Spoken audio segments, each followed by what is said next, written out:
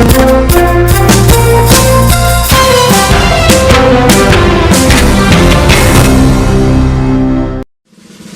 kababayan, ang pambansang awit ng Pilipinas. Kayang magiliw, kaya sa sinakanan, alam ng puso, sa titik mo'y buhay. Upang hinirang, kuya ka ng magiting, sa mandulupin, di ka pasisigil, sa nagatak tulog sa simoy at sa langit mo bangaw, ay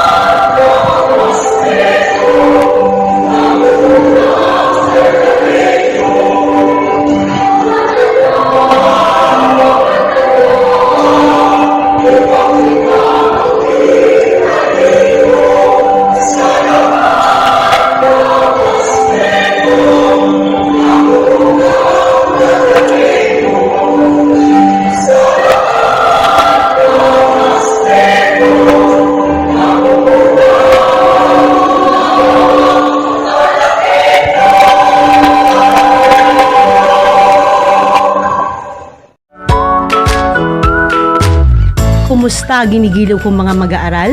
Muling sumasa inyo ang Aral TarlakHenyo Mula sa RTV Tarlac, Channel 26 at DZTC. 828 Radyo Pilipino. Ako ang inyong guro. Ginoong Orlando Santos Alejo Jr. sa sining pang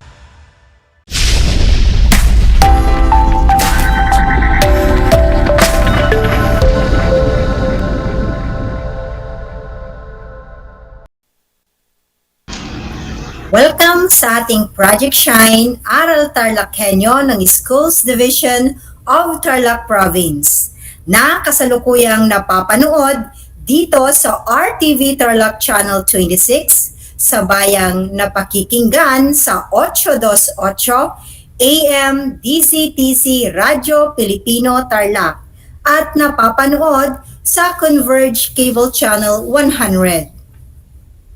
Magandang umaga, mabuting tao. Kumusta kayo mga giliw naming tagapakinig? Ang aking pagbati at paghanga sa inyong pagpapahalaga sa edukasyon at pagpupursiging matapos ito ng nagtatagumpay sa kabila ng hamon ng pandemya. Ako ang inyong guro sa edukasyon sa pagpapakatao, Baitang 4, Ginang Tessie P. Urbano, sumasahing papawid mula sa Kamiling Tarlac. Nasasamahan at gagabayan ka sa Most Essential Learning Competency na napahahalagahan ang lahat ng likha sa pagpapakilala ng iba't ibang uri ng halaman. Natitiyak kong kayo ay handang-handa na mga anak sa ating pagpapatuloy sa ating araling sa araw na ito. Maging alerto at listo sa anumang impormasyong magbibigay sa atin ng inspirasyon, pag-asa at aral sa buhay na makatutulong sa pagiging mabuting tao. Bago natin simulan ang bago nating leksyon, nais ko munang ipaalala kung natatandaan niyo pa ang inyong tinalakay noong nakaraan. Tungkol saan ang inyong inaral noong nakaraang linggo? Kung ang sagot ninyo ay napahahalagahan ang lahat ng mga likha gaya ng pangangalaga sa mga halaman gamit ang iba't ibang kagamitan, kayo ay tama. Mga anak, may inihanda akong maikling gawain. Isulat ang masayang mukha kung tama ang ipinahahayag ng pangungusap at malungkot naman kung mali ito. Unang bilang, kailangang linisan at hugasang mabuti ang mga kagamitang ginamit sa paghahalaman upang hindi ito kalawangin. Kung ang sagot ninyo ay masayang mukha, kayo ay tama. Ikalawang bilang, laging hasain ang talim ng mga kasangkapan upang hindi ito pumurol at masira. Kung ang sagot ninyo ay masayang mukha, tumpak kayo mga anak. Ikatlong bilang, iwasang paglaruan ang mga kagamitan sa pangangalaga ng halaman upang maiwasan ang aksidente. Kung ang sagot ninyo ay masayang mukha, kayo ay tama. Ika-4, ilagay kahit saan na lang ang mga kagamitang ginamit sa paghahalaman pagkatapos gamitin. Kung ang sagot ninyo ay malungkot na mukha, kayo ay tama. At panghuling bilang, ang wastong pag-aalaga sa mga kagamitan ay nangangahulugang wasto din ang pangangalaga natin sa ating mga halaman. Kung ang sagot ninyo ay masayang mukha, kayo ay tama. Napatunayan kong alam na ninyo ang inyong nakaraang aralin mga anak. Ngayon ay humanda na tayo para sa panibagong aralin. Ang ating leksyon ngayong araw ay tungkol sa pagpapahalaga sa lahat ng likha sa pagpapakilala ng iba't ibang uri ng halaman. May ipapakita akong larawan, mga anak. Ano kaya ang masasabi ninyo sa larawang ito? Maaari kayong sumagot sa pamamagitan ng ating comment box sa mga nanonood ng FB Live. Ang sagot ni Natalie ay, ang larawan ay tungkol sa iba't ibang uri ng mga halaman sa ating paligid. Tama, Natalie, ang iyong kasagutan. Sa kasalukuyan ay naging abala ang mga tao sa pagtatanim mula noong nagkapandemya.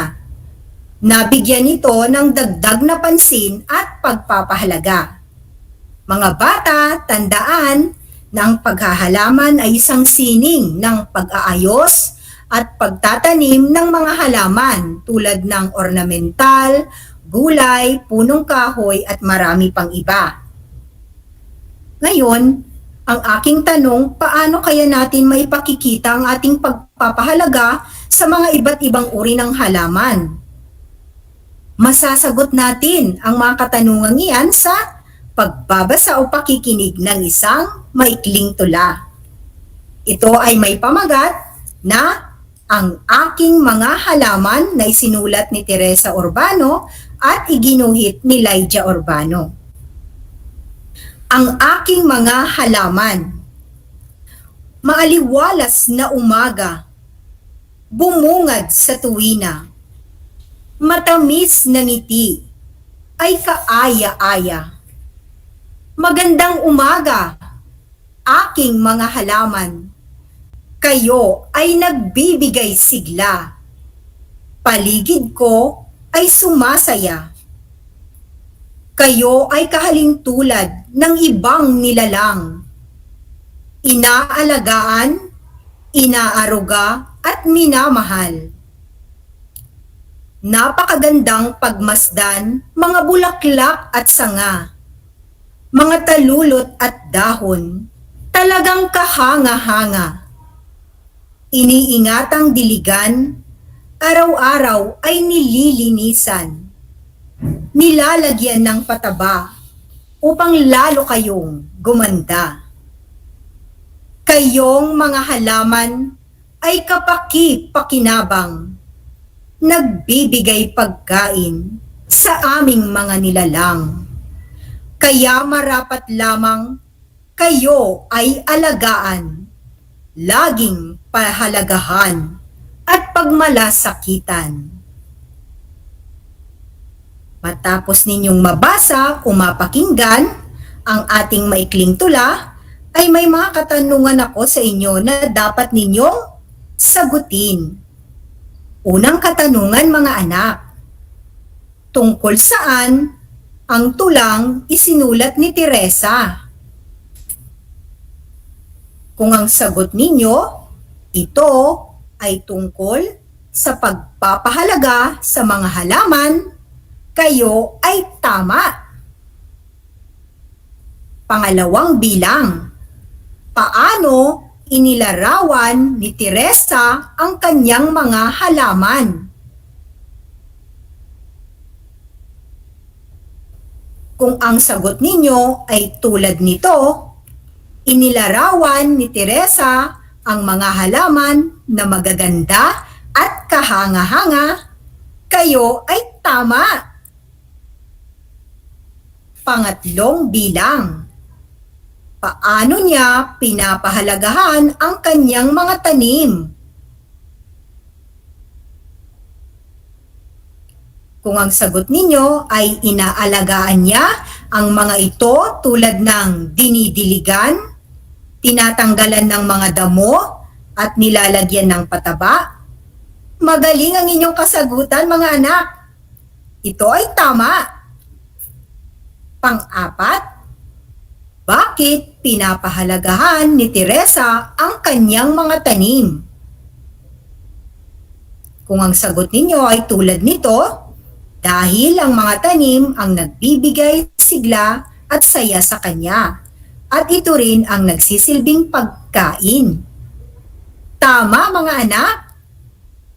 Panglima, bilang mag-aaral, paano ninyo maipakikita ang pagpapahalaga sa mga iba't ibang uri ng halaman?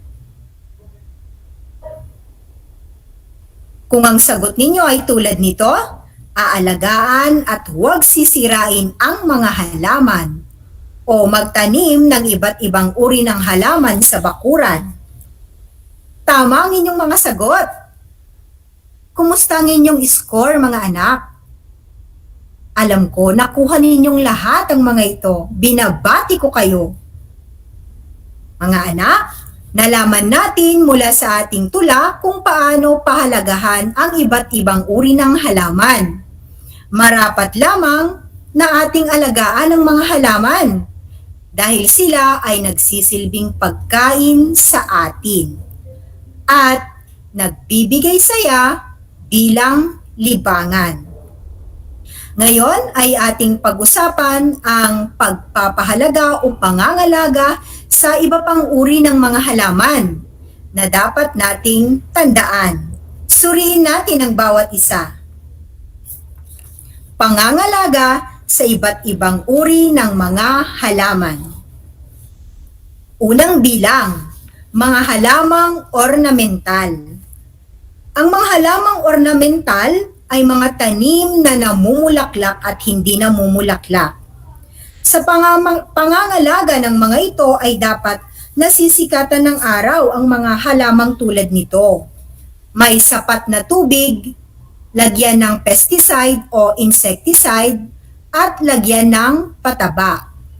Huwag din nating pitasin ang mga bulaklak ng mga halaman dahil kadalasan sa mga bulaklak nagmumula ang mga bunga at buto ng mga ito. Pangalawa, mga halamang baging o vines. Ito ang mga halamang gumagapang tulad ng ampalaya. Paano natin pahahalagahan ang mga halamang baging? Kailangang lagyan ng balag o poste upang magsilbing gapangan at gabay ng halaman o talian kung kinakailangan upang suporta ng halaman. Pangatlo, halamang palumpon o shrub. Ito ay mga halamang hindi gaanong lumalaki ang taas, pero may matitigas na sanga, tulad ng rosas. Sa pag-aalaga ng halamang palumpon ay dapat laging putulan o itrim ang mga sanga nito. Gumamit ng matalim na gulok sa pagputol ng mga sanga.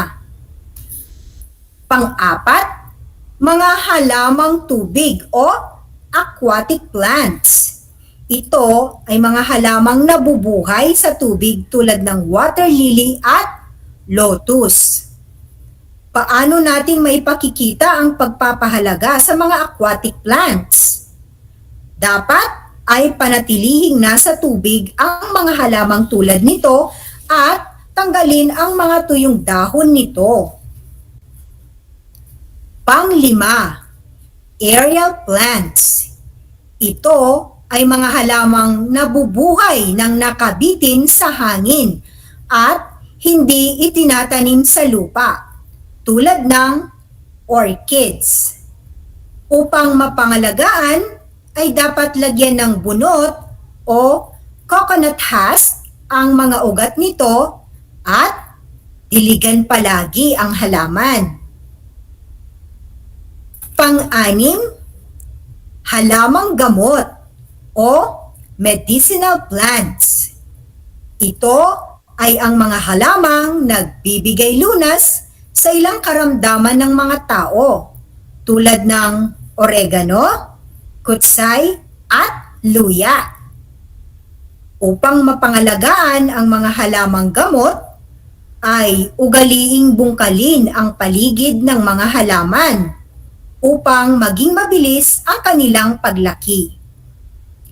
Iwasang mabungkal ang mga ugat nito upang hindi mamatay ang halaman.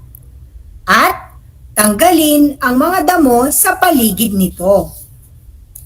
Pang-pito, mga punong kahoy. Ito ay mga halamang tumutubo bilang puno at maaaring namumunga at mayroon ding hindi namumunga. Halimbawa ay mangga, bayabas, nara, akasya at iba pa. Sa paanong paraan may pakikita ang pagpapahalaga sa mga punong kahoy? Kailangan ay sapat ang sikat ng araw sa mga halamang ito. Sapat na patubig, lagyan ng pesticide o insecticide, at sapat na espasyo ang bawat puno upang lumaki at maging mayabong. Naintindihan niyo ba ang ating tinalakay, mga anak? Sana ay nagbigay sa inyo ng linaw ang mga nabanggit na iba't ibang uri ng mga halaman. Gayun din ang mga pagpapahalaga nito sa kanila. Ngayon ay humanda na kayo para sa mga katanungan. Alam ko na kayang-kaya ninyong sagutan ang mga ito. Para sa unang tanong, anong karaniwang namamasdan o nakikita sa kapaligiran ang nabanggit sa talakayan?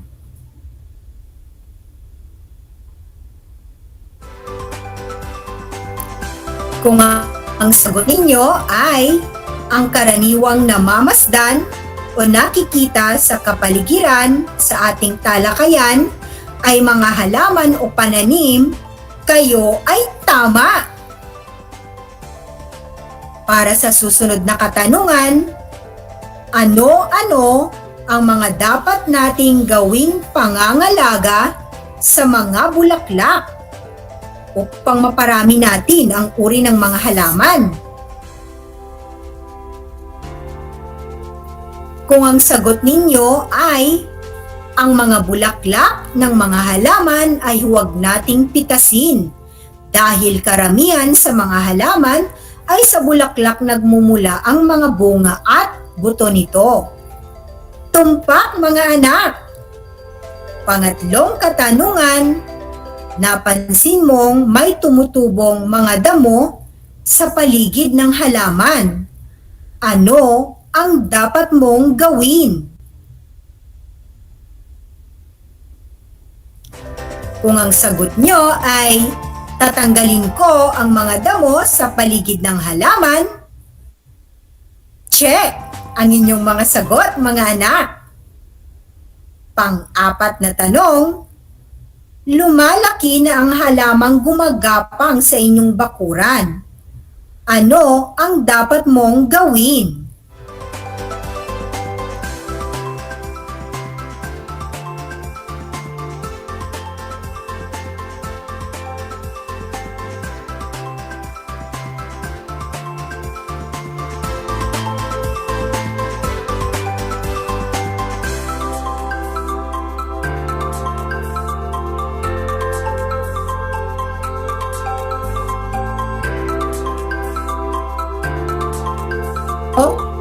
Aalagaan ang mga halamang nabubuhay sa mga sanga, nakabitin at hindi itinatanim sa lupa. Ang tamang kasagutan ay lalagyan ko ng bunot o coconut husk ang halaman at palagi ko itong didiligan. Tama ang inyong mga kasagutan, mga anak. Alam ko, nakuha ninyo ang tamang mga sagot mula sa aking mga tanong. Mahalagang tandaan, mga anak, na ang sumusunod na konsepto mula sa ating aralin ngayong araw ay dapat ninyong isaalang-alang. Una, ang mga halaman ay biyayang ibinibigay sa atin ng ating Panginoon na dapat nating alagaan. Pahalagahan ang mga nilalang tulad ng mga halaman dahil ito ang nagbibigay sa atin ng mga pangangailangan natin sa araw-araw. Pangalawa, ang mga iba't ibang uri ng mga halaman gaya ng ornamental, palumpon, baging at iba pa ay katulad nating mahalaga sa mundong ito. Ating silang alagaan at protektahan dahil ang mga ito ay ating likas na yaman. Pangatlo, sa pagpapahalaga ng mga halaman ay kailangang itanim ang mga ito sa nasisikatan ng araw. May sapat na tubig o dilig, nabubungkal at natatanggalan ng mga damo, at dapat ay nalalagyan ng balag, pesticide o insecticide, at pataba upang maging malusog ang mga ito. Ayan! Tiyak kong naintindihan ninyo ang ating leksyon dahil kayong mabuti sa akin. Isang talakayan na naman ang malapit nang matapos.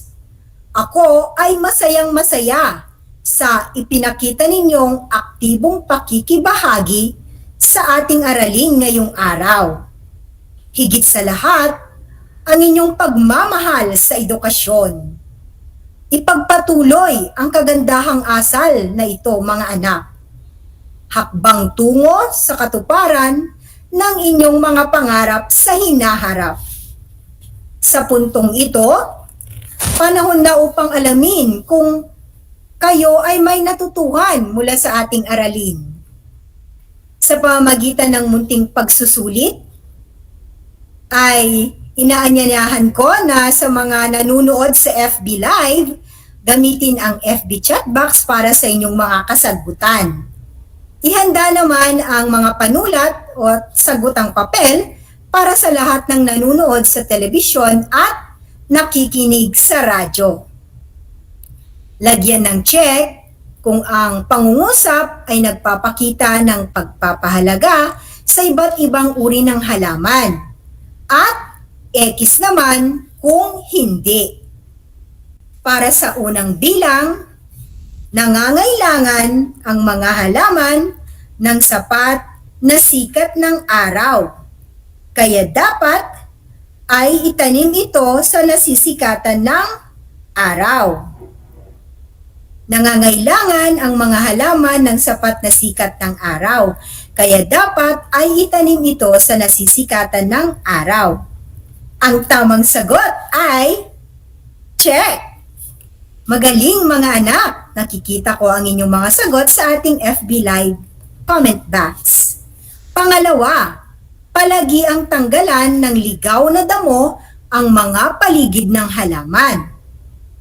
Palagi ang tanggalan ng ligaw na damo ang mga paligid ng halaman. Ang tamang sagot ay check! Magaling! Pangatlo, nakatutulong ang paglalagay ng pataba sa mga halaman upang lalo itong lumago at maging malusog. Nakatutulong ang paglalagay ng pataba sa mga halaman upang lalo itong lumago at maging malusog. Ang tamang sagot ay check! Mahusay! Pang-apat, may mga butas ang mga dahon ng halaman mo. Hindi mo ito nilagyan ng insecticide o pesticide. May mga butas ang mga dahon ng halaman mo. Hindi mo ito nilagyan ng insecticide o pesticide. Ang tamang sagot, mga anak, ay X. Dahil kailangan mong lagyan ng insecticide o pesticide upang hindi maubos ang mga dahon ng iyong mga halaman. Panghuling bilang, inaalagaan mong mabuti ang mga aerial plants na tanim mo sa pamagitan ng palagiang pagdidilig at paglalagay ng coconut husk o bunot sa mga ugat nito. Inaalagaan mong mabuti ang mga aerial plants na tanim mo sa pamagitan ng palagiang pagdidilig at paglalagay ng coconut husk o bunot sa mga ugat nito. Ang tamang sagot ay Check! Ngayon, ay nasisiguro kong naintindihan na ninyong mabuti ang ating talakayan. Binabati ko kayong lahat mga anak sapagkat natitiyak kong nakuha ninyong lahat ang tamang mga sagot sa ating mga pagsusulit. Mula sa akin, tanggapin ang mga salitang magaling at mahusay, mabuting tao. Mga bata, ako ay naghanda ng mga gawain at refleksyon sa inyong learning activity sheets.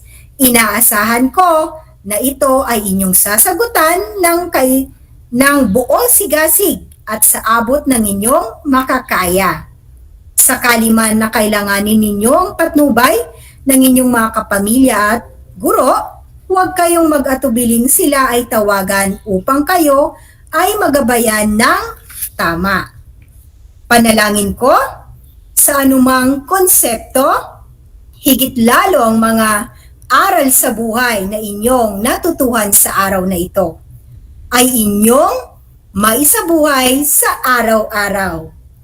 Muli, ako ang inyong guro sa edukasyon sa pagpapakatao, Baitang 4, Ginang Tessie P. Urbano mula sa bayan ng Kamiling, Tarlac na nagpapaalala na piliing maging mabuting tao sa lahat ng panahon at pagkakataon. Hanggang sa muli!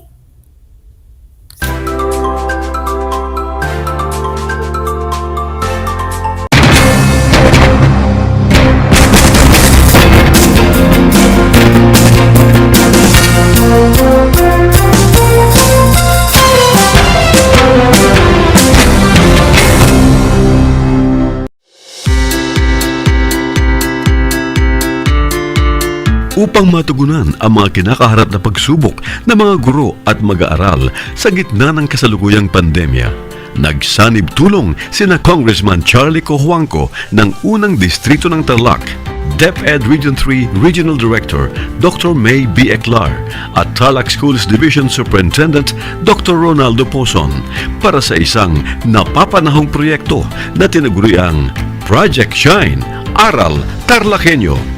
Ang mga mag-aaral ng Grade 4 at Grade 5, ganun din ang Grades 8 and 9 sa buong probinsya ng Tarlac, kasalukuyang sumasailalim sa radio-based instruction. Katuwang ang himpilang DZTZ 828 kHz AM at RTV Tarlac, Channel 26. Ang Tarlac po nangunguna po ngayon pagdating po sa radio-based instruction. Marami pong humahanga sa atin. I'm very happy this station, itong DCTC, could reach the whole of Region 3. Hindi natin alam, we are contributing, we are creating a very big dent in the history of Philippine education. And I am proud, I am here in Tarlac. This is the noble cause of education in which you and I, without you knowing it, we are bound to do.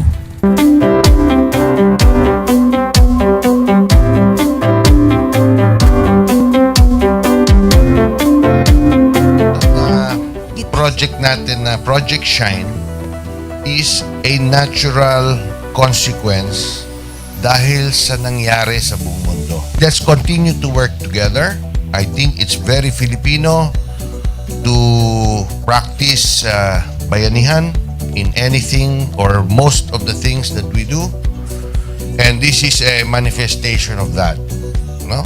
We have private sector, we have DEPED, we have local government, all working together. And I hope the parents of some of these children, especially the parents that did not graduate from school or hindi nakapag-aral nung sila ay bata, sana naman gamitin na nila itong opportunity na mag-schooling na rin sila kasama ng mga anak nila para mag-bonding pati ang mga magulang sa mga bata. I look at this as doing God's work. Diba? So if you do God's work, it feels right. It's righteous. It's for good, not for evil. Good morning and happy learning, Grade 4. Welcome to Aral TarlakHenyo here on RTV Tarlac, Channel 26. simulcast over DZTZ 828, Radio Filipino Tarlac. I am Teacher Mercy Pacheco Bognot. This is Alistair Aidatu. I am Marie Josephine B. Andrade. I am Teacher Princess Marie M. Dueñas, and I will be your teacher broadcaster for today.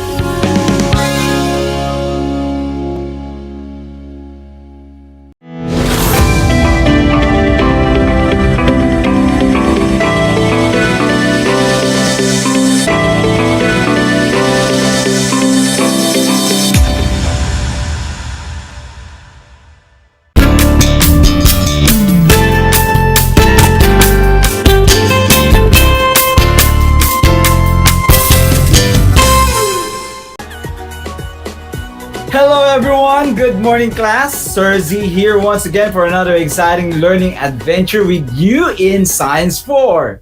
I'm your host, your teacher broadcaster for the day, and always of course your explorer buddy in this amazing world of science, the world of exploration, discovery, invention, and technology.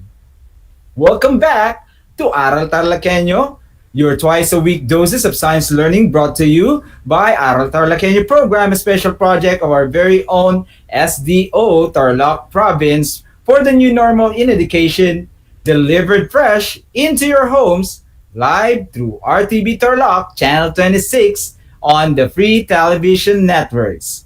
Simulcast over DCTC, Radio Filipino Tarlac, 828 AM station.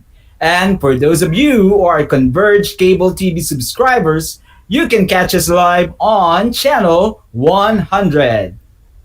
So, to throw in your comments, reactions, answers, and even shoutouts, let's get connected using the comment section of this episode, live also on the official Facebook page of RTV Tarlac Channel 26 for the Aral TarlakHenyo program.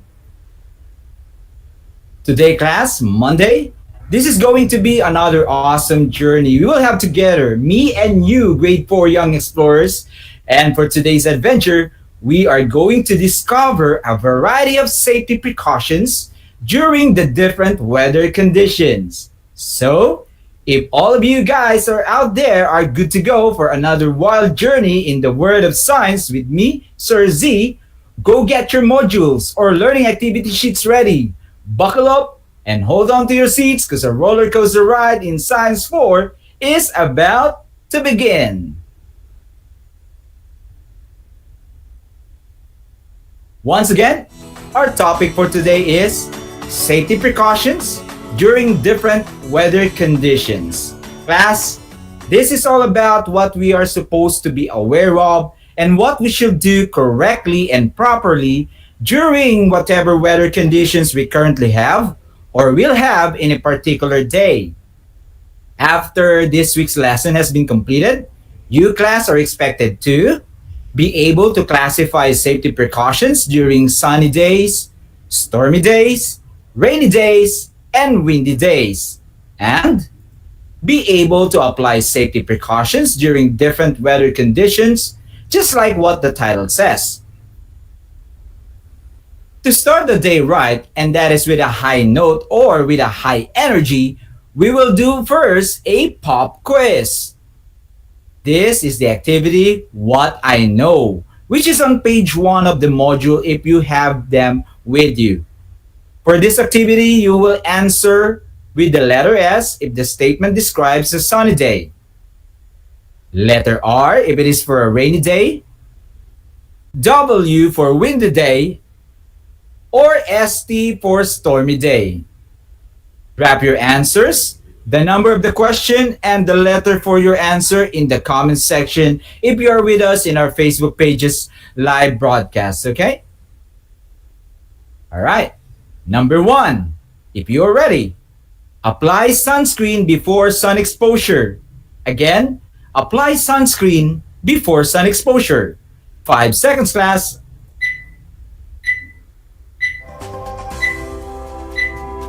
Time's up. The correct answer is letter S. Very good, guys. Very good. Let's go now to number 2. Do not go under a tree nor to an open area. Again, do not go under a tree nor to an open area. What weather condition could be happening during this situation? 5 seconds.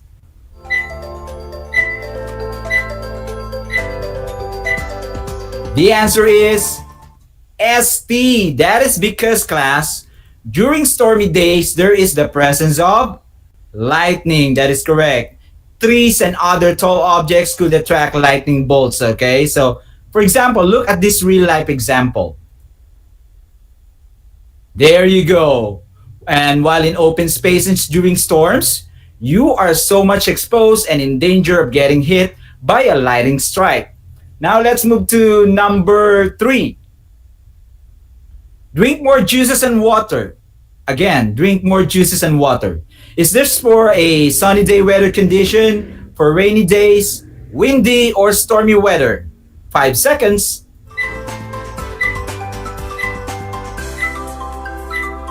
It is sunny day. So the answer is letter S. Awesome. So now it's for number 4. Keep away or stay away from places where debris may fall. To help you out, class, okay? The word debris, and take note, it is pronounced with a silent S, okay? Debris means scattered pieces of waste or broken objects or loose materials. Let's go back to the question. Again, for number 4, keep away from places where debris may fall. 5 seconds.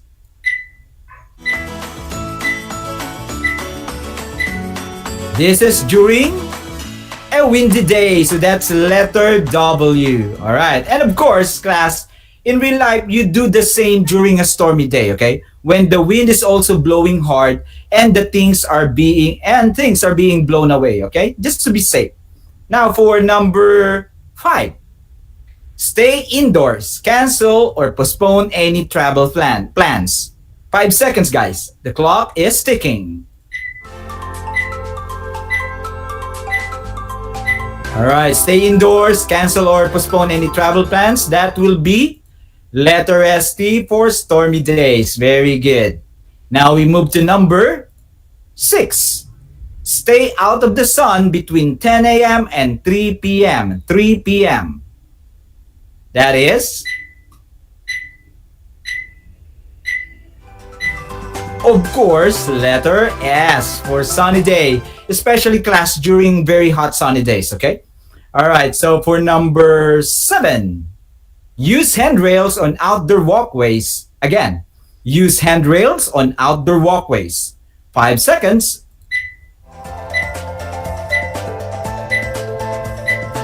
Okay, so that will be for number 7.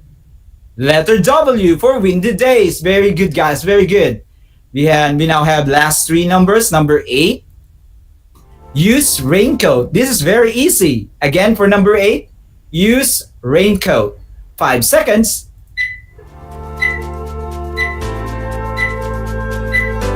All right, this one is obviously letter R. Rainy days when we use raincoats and umbrellas to keep us getting wet from the rainwater, right? Okay, so that's number 8. We go now to number 9. Wear lightweight clothes. Wear lightweight clothes. 5 seconds, guys. This one is S for sunny days. Wear lightweight clothes to avoid feeling too hot and getting sweaty, okay? And for the last number, number 10. Wear sweater or jacket. This is again another easy question. 5 seconds.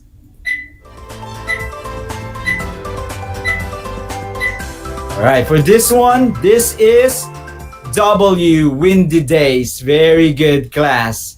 All right, so very good, class. We all did great on this one. Good job. Now, let's talk about our topic for today, okay? So we will have safety precautions during different weather conditions, okay? All right.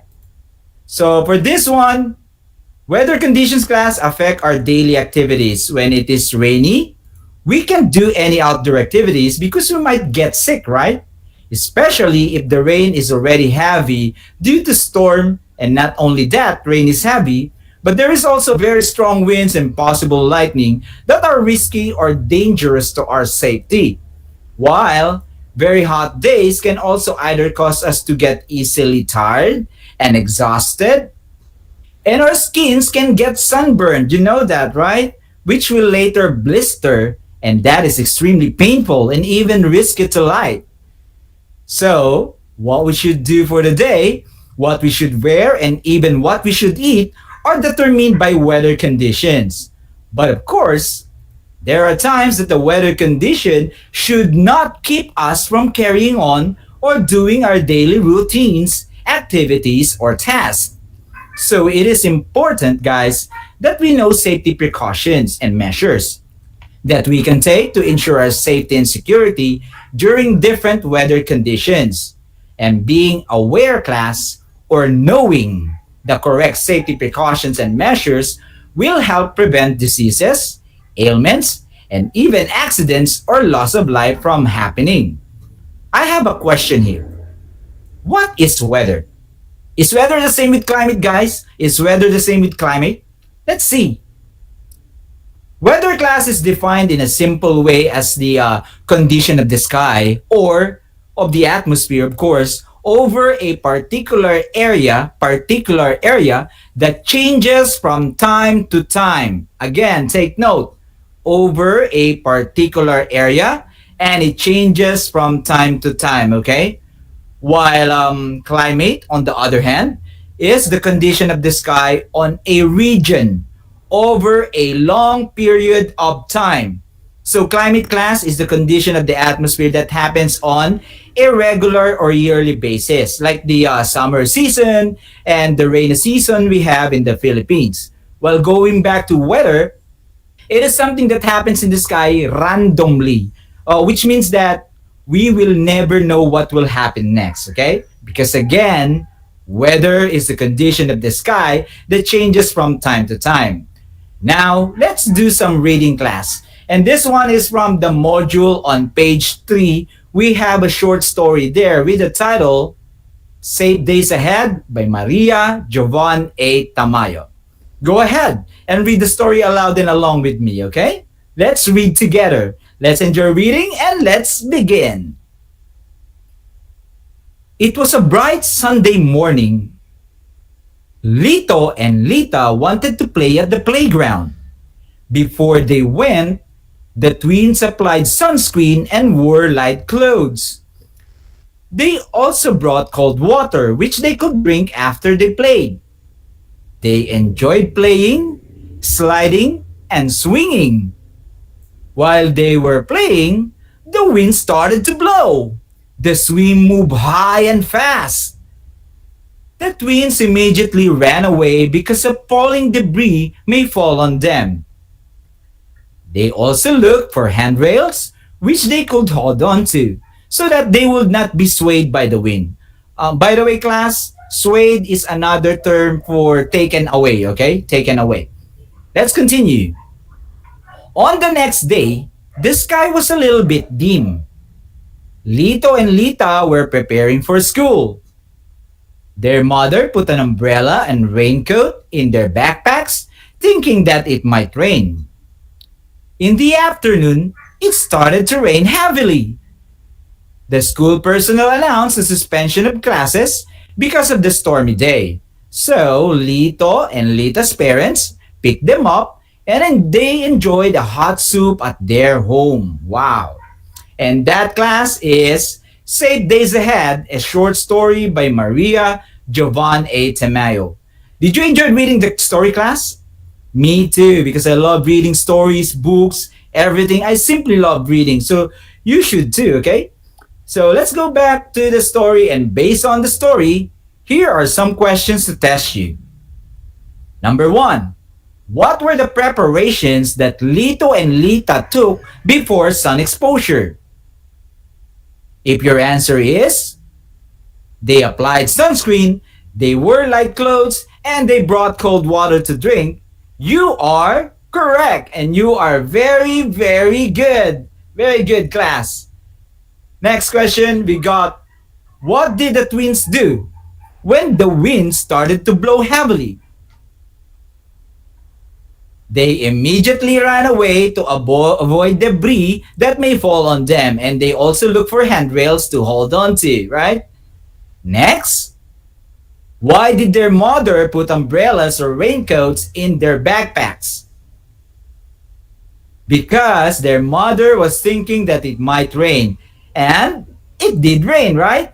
So class, love and appreciate your mothers. Never forget, ever forget the sacrifices they did for you since you were still a baby and even up to now, okay? Love your mothers. For the last question from the story, why was there a suspension of classes? Do you still remember from the story why Lito and Lita's class was suspended? It was because of the stormy day, right? Very good. And take note, class. If we receive a public storm warning signal number 2, okay, number 2 from Pagasa, the government agency in charge of monitoring the weather in and out of the Philippines, signal number 2 means an automatic cancellation of elementary classes, okay? That is even if the sky outside is still bright and clear, okay? Very good. Now, that's it for the story. Very good, class. Continue reading and improving your reading skills, okay? Awesome. So now, let's continue with identifying the different weather conditions, and then after that, let's discover why is it necessary to identify the safety precautions during different weather conditions. So class, what are the different weather conditions? Do you have any idea? So for the meantime, class, for you grade 4 learners, for now, we will only have 4 on the list, okay? To keep things simple. We have sunny days, rainy days, stormy days, and windy days. It is important that we are aware, or we should know, the safety measures during various weather conditions to keep you, your families, and your community safe and sound, okay? Let's talk about sunny days. If the day is sunny, the sky is bright, class, and there are very little or no clouds at all in the sky, okay? So things to remember for sunny days: on sunny or warm days, wear thin and light clothes, preferably clothes that are made from cotton fabric or cotton material, which is cooler to the skin because air can easily pass through the fabric.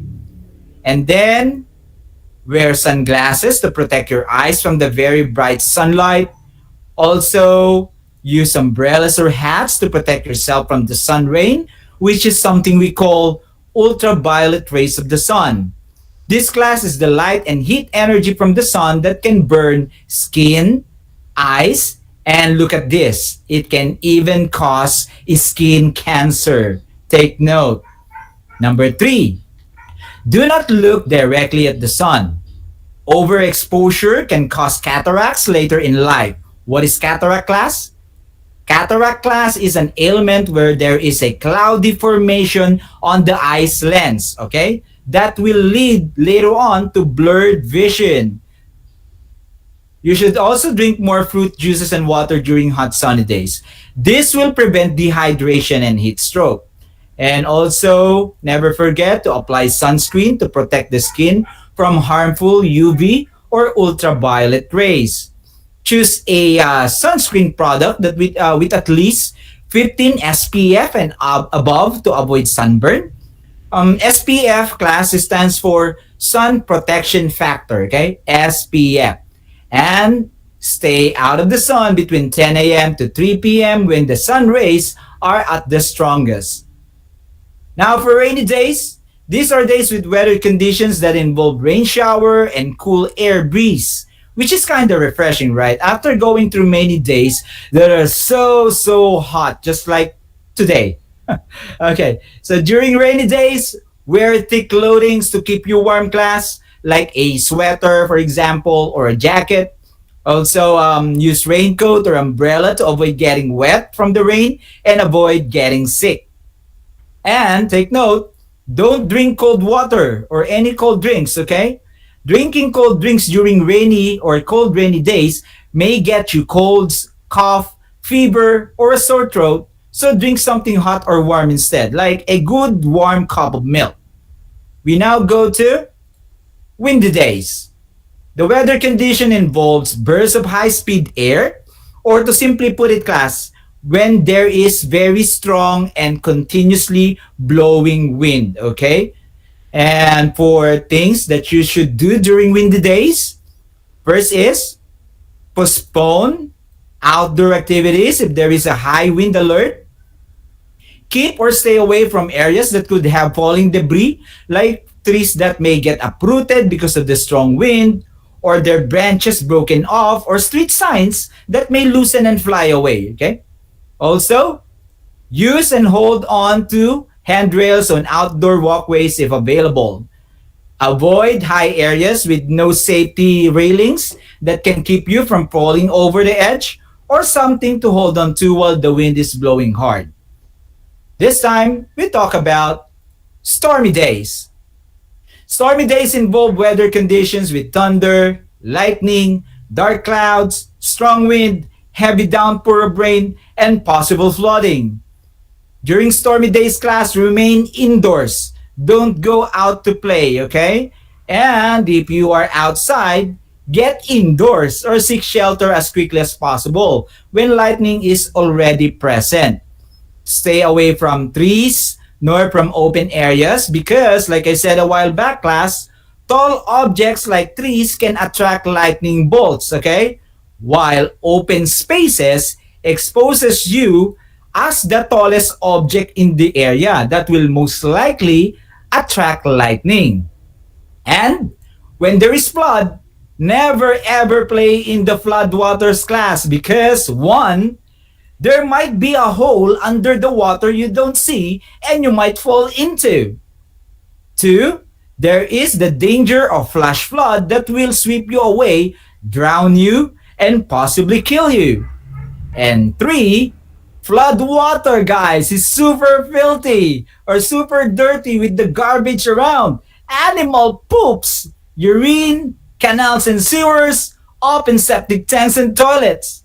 Now, class, look at this picture, class, and tell me, will you ever play in the flood again if you now know that your free swimming pool is mixed with yucky water and terrible substances? Ew! Very, very wrong. Okay? So don't play with in the flood, especially swim in the flood. Those, class, are just some of the simple precautionary measures you can follow during whatever weather conditions you will have on a particular day. Now, it's another pop quiz time. If you got your modules with you, this is activity number 2 on page 8, class, okay? And to answer, it says here, write the letter T if the statement is correct. Letter T if the statement is correct, okay? Or write letter F if the statement is false or incorrect. So you only got letter T or letter F for your options. Okay, just like what we do always with me, Sir Z, 1 minute to show you numbers 1 to 5, and another 1 minute for numbers 6 to 10. If you guys are all set and good to go, and with some good background music from the studio, timer starts. Let the answering begin.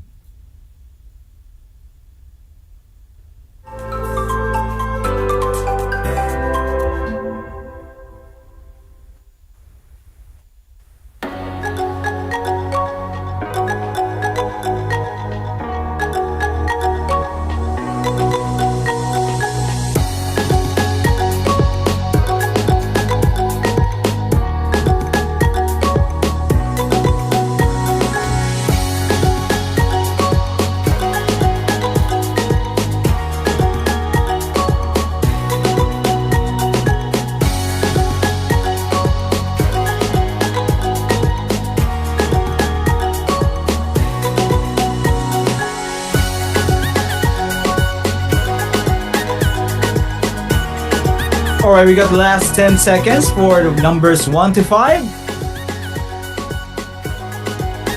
And on 3 seconds, we're gonna have numbers 6 to 10. There you go.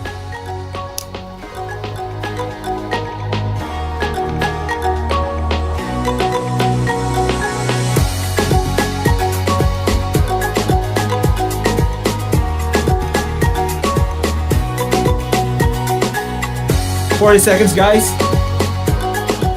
Read very carefully. and consider this as your practice time for your reading. Reading is important, guys, so you need to learn how to read, okay? Life is all about reading and understanding. Almost there. We only got now about 15 seconds.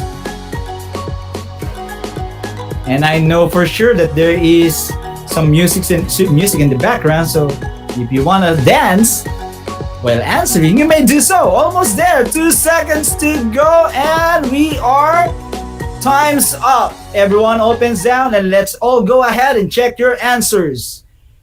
And the correct answers are 1F, 2T, number 3 is letter T, number 4 another letter T, and for number 5 letter F. Next we have for number 6 letter T, 7F, 8 is letter T, letter F is for number 9, and letter T for the last number 10. Few seconds to take a look on the correct answers. And there you go. Great job, everyone. Another amazing work you did today. I am proud of you. Kudos to all, okay? Now, that's all about what we have for today. Another fantastic learning adventure again. This has been you guys. As always, rock. Be sure to tune in again next week. No, not next week. This Wednesday, same time, same channel for Science 4 on TV at 9 a.m. only here on our very own Aral TarlakHenyo by SDO Tarlac Province. Brought to you live by our awesome partner, RTV Tarlac Channel 26 and DCTC Radio Filipino Tarlac 828 AM station. And through Converge Cable Television Channel 100, like and follow the official Facebook page of RTV Tarlac Channel 26. And if you have any questions, comments, or suggestions, feel free to get in touch with us through this same social media account, okay? So, once again, this is Sir Z, your teacher broadcaster from Aral TarlakHenyo and your explorer buddy in this amazing world of science, the world of exploration, discovery, invention, and technology. Wishing you all the best. Enjoy the rest of the day. Have fun, but stay safe, guys. Stay safe. And for the meantime, everyone, class dismissed.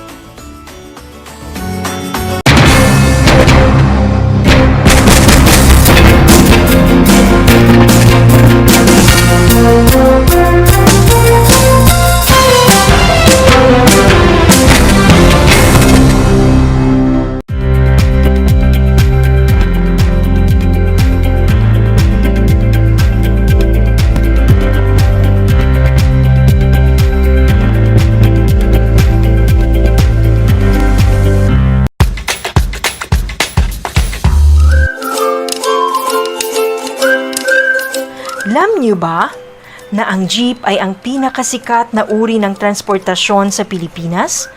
May nagsasabi na ang pangalang jeep ay hango sa salitang jeepy na ang ibig sabihin ay general purpose or government purpose na naglalarawan ng military jeep na ginamit noong World War II. Pagkatapos ng digmaan, iniwan na ng mga sundalong Amerikano ang libu-libong jeep sa kalsada ng Maynila. Ang matibay at makulay na jeepney nga raw ay truly mestizo dahil sa half local at half foreign na katangian nito. Alam nyo na, yan ang jeepney!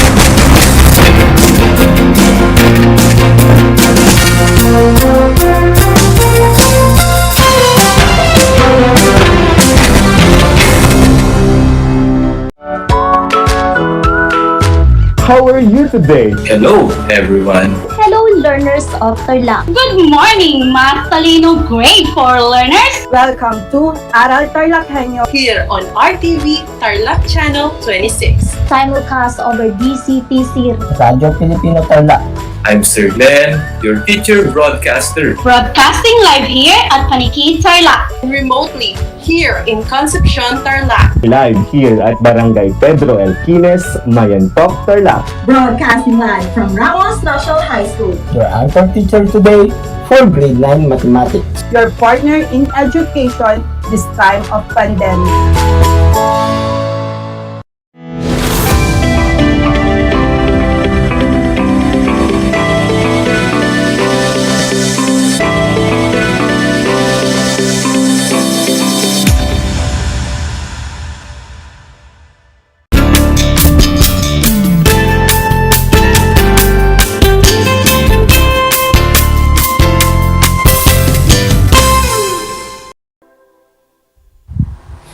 Good morning! Welcome to Aral TarlakHenyo here on RTV Tarlac, Channel 26. Simulcast over DCTC, Radyo Pilipino Tarlac, and also seen in Converged Cable Channel 100. I am Teacher Mario Dinool Jr., your teacher broadcaster for today's mathematics lesson for grade 4 learners. Broadcasting live here from Hirona, Tarlac. Get ready to listen and try to be focused and be at its best. And remember, ang batang matalino sa math, laging handang matuto.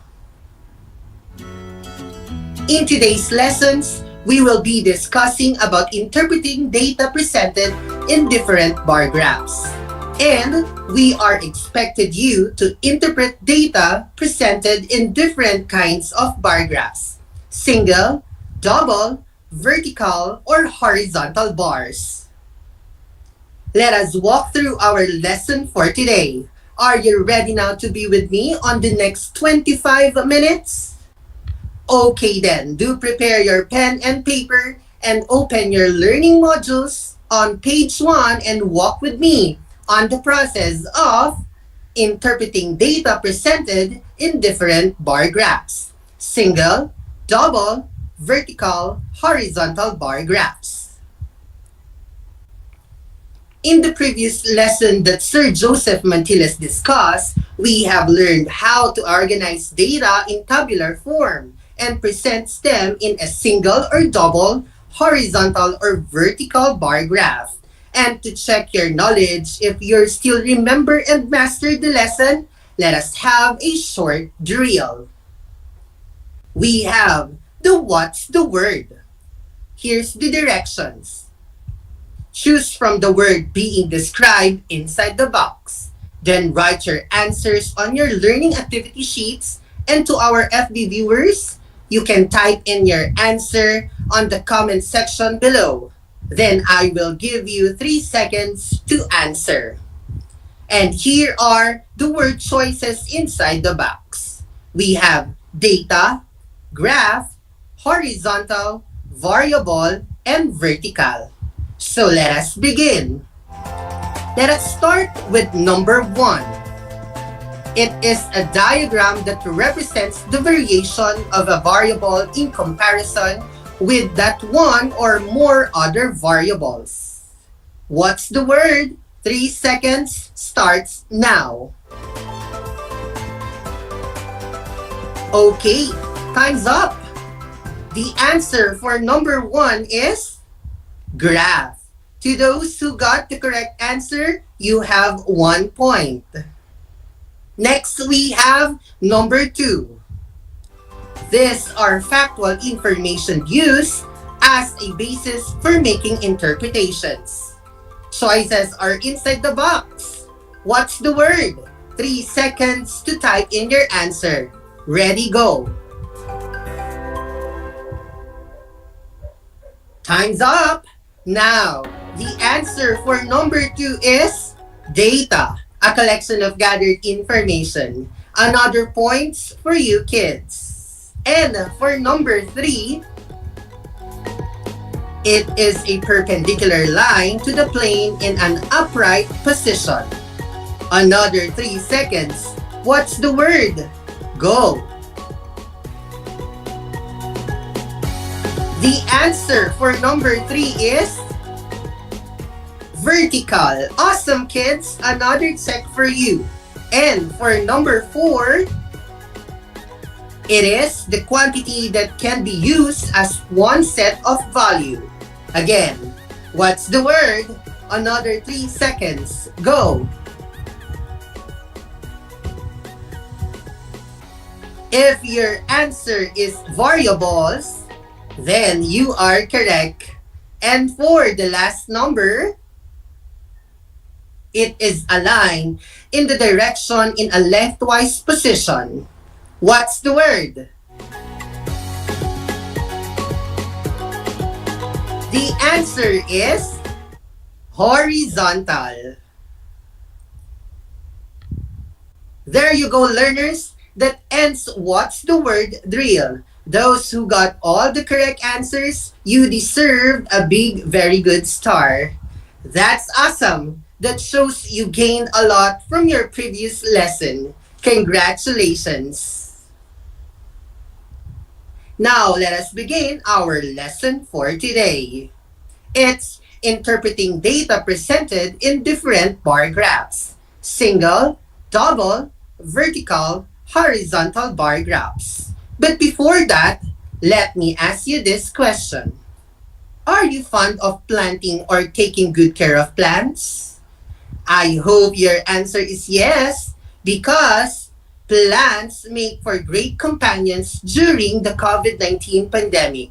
Why? Because they offer many social, emotional, and physical health benefits. Yet, plants cannot contract nor spread COVID-19. So kids, start planting and taking good care of your plants. Be a plant kid. And did you know that the number of plants you planted in this time of pandemic can be identified through a bar graph? Let us have this example. The Cardinal family planted different vegetables during the Enhanced Community Quarantine or ECQ in their backyard. After 3 months, they harvested 15 kilograms of pechay, 18 kilograms of eggplants, 12 kilograms of tomatoes, 6 kilograms of squash, and 9 kilograms of ampalaya. They decided to make a graph for the harvested vegetables to know the total amount harvested in kilograms. Now, one way of making sense of a given data is to make a graph. And these are the 2 kinds of bar graphs presented by the Carbonell's family with their harvested vegetables. This is a vertical bar graph because its bars are drawn vertically.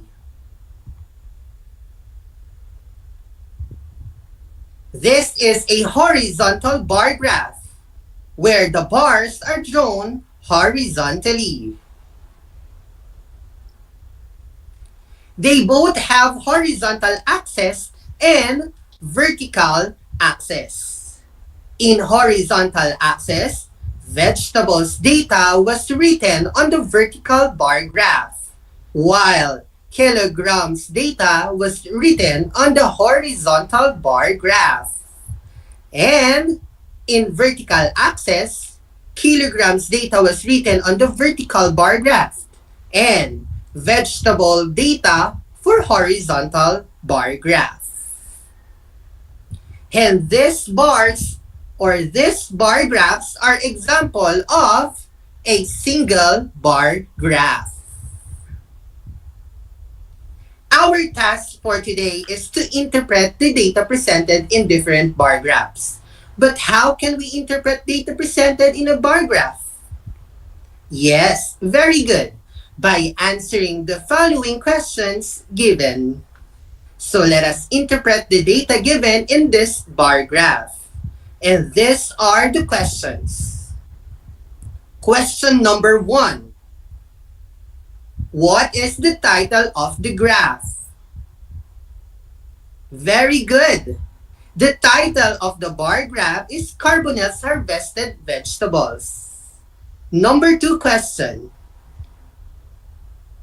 What vegetable has the highest harvest and lowest harvest. Now, looking at our bar graph, which among the vegetables has the highest bar graph? Good. It is eggplants. Therefore, the vegetables that has the highest harvest is eggplant. But how about for the lowest harvest? Which among the bars is the lowest?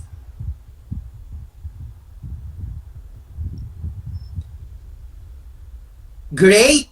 That is squash. Number 3 question. How many kilograms of ampalaya did they harvest? And for us to see the number of kilograms of ampalaya, we are going to look for the top of the bar of ampalaya. And we have 9 kilograms. So therefore, 9 kilograms of ampalaya were harvested. Very good, kids. And for the last question, what is the total kilograms of harvested vegetables? So for us to solve, we will add all the kilograms of vegetables they had.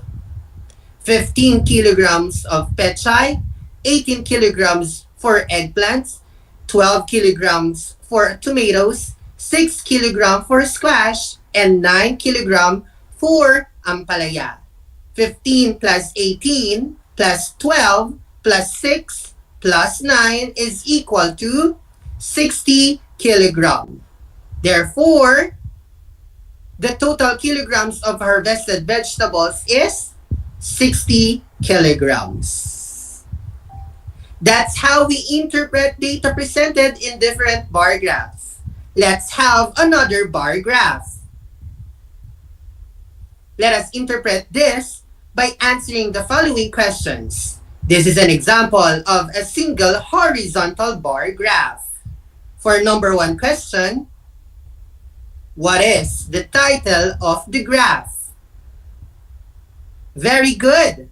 The title of the bar graph is Robert's Weekly Savings. For number 2 question, on what week does Robert have the biggest amount of savings? Looking at the bar graph, the longest bar among them is this, with 100 pesos. And that week is 3rd week. Therefore, the week that Robert has the biggest amount of savings is on the 3rd week. Very good, kids. And now, for number 3 questions. On what week does he have the smallest amount of savings? So since we are looking for the smallest, we will find the shortest bar. This is the shortest bar with 75 pesos. And that is 4th week. Therefore, the week that has the smallest amount of savings is 4th week. Awesome, kids. Let us continue with number 4 question. What was his total amount of savings? In getting the total, we will add all his saving for 4 weeks. So 90 plus 87 plus 100 plus 75 is equal to 352 pesos. Therefore, the total amount of Robert's weekly savings is 352 pesos. Very good, kids. And for the last question, is it important to be thrifty? Yes, of course. Saving money is very important, especially in this time of pandemic, so that when we need to buy some important things such as vitamins, food, face masks, and alcohol, we have the money that we have or that we can use in buying all of this. So kids, let's start saving money, okay? And for the third given example, what can you say with our bar graph? Very good observation. Notice that in each subject in horizontal axis, we have two bars with different colors. The bars colored with gray represents the pre-test, while the blue represents the post-test. And if you have this kind of bar graph, then this bar graph is a double bar graphs. In interpreting the double bar graph, we need to become more observant and analyze very well the question before we give our answer. So let us try to interpret by answering the following questions. Number 1. What is the title of the graph? The title of the graph is Abby's score on pre-test and post-test. Number 2 question. What subject has the highest score during the pre-test and the post-test? In this question, we are going to find the highest scores of Abby on the pre-test as well as in her post-test. Now, for the pre-test, what color of bar do you think are we going to consider? Very good. We can only consider the bars with gray color. So kids, among the gray bars, which subject have the highest score she got? Very good. The highest bar with a score of 35 points is ESP or Edukasyon sa Pagpapakatao. Therefore, the subject with a highest score in pre-test is ESP. But how about in her post-test? This time, we can only rely on the blue bars. And the subject with the highest score in her post-test is again ESP with a score of 50 points. Therefore, the subject with the highest score in pre-test or post-test is ESP. Doing good, kids? Let us continue. Number 3 question. What subject did she find difficult at first? Why do you think so? Since we are looking for the subject that she finds difficult at first, we are talking about the pretest with the gray bars. Now, which subject has the lowest score? Good. It's mathematics. So why do you think so?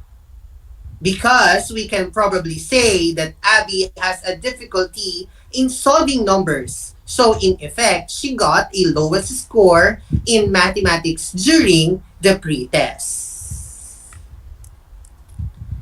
And for number 4 question, are study habits important?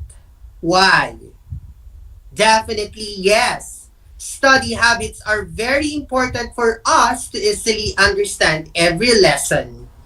Consistency is the key when it comes to studying. So do your best to make a habit of it. And in mathematics, diligence is the best practice to learn from it. And for the last question, as a learner, how are you going to show diligence in your work? Correct. By giving all your best in everything that you do. Keep on practicing, keep on creating, and read more to become more knowledgeable and skillful. I hope you are enjoying what we are doing and see it without difficulty. And to test if you can now interpret the data presented in different bar graphs, let us answer your what I can do on your learning modules at page 12, and here's the directions. Read and study the graph, then answer the questions that follow. Write the letter of your answers on your last or learning activity sheet, and to our FB Live viewers, you may type in your answer. So grade 4 learners, are you ready? And if you are ready, let us start.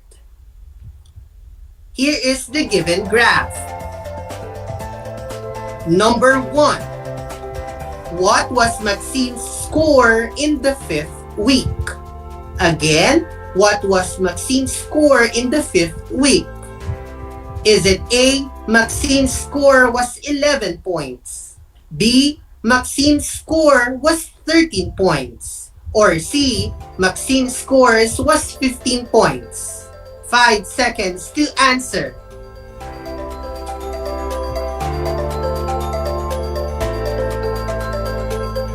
Time's up.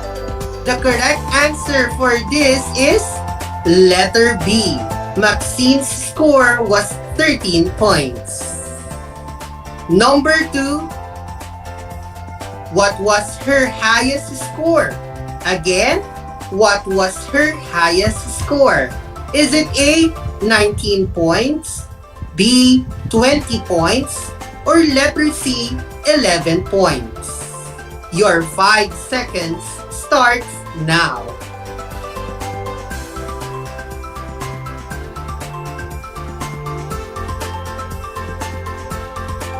And the correct answer for number 2 is letter A, 19 points. And for number 3, what was her score in the 7th week? Again, what was her score in the 7th week?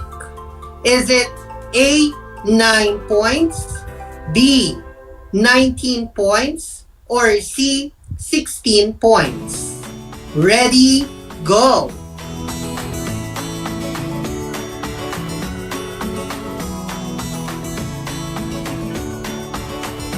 So, her score in the 7th week is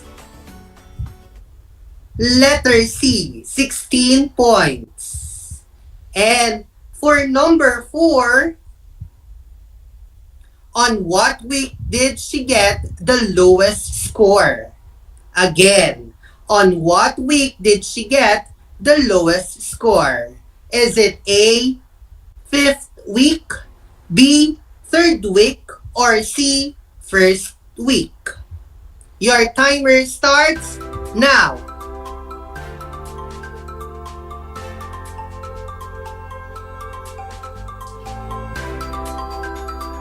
And the answer is letter C, 1st week. She got the lowest score during the 1st week. And for the last number, number 5, on what week did she get the same score? Again, on what week did she get the same score? Is it A, 4th and 5th week, B, 3rd and 4th week, or C, 5th and 6th week? Ready, go!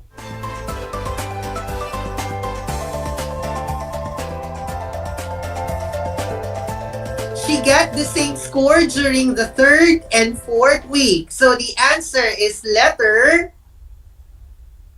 B, 3rd and 4th week. That's it, grade 4 learners. You have learned how to interpret data presented in different bar graphs. You can also check your mathematics textbook for more examples about this lesson.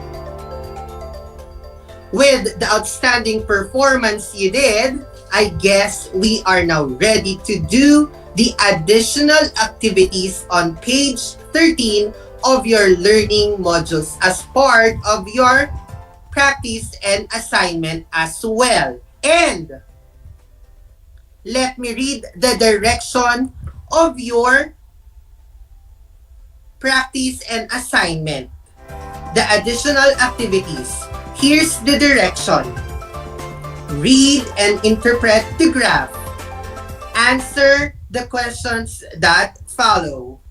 Write your answer on a sheet of paper. Again, read and interpret the graph.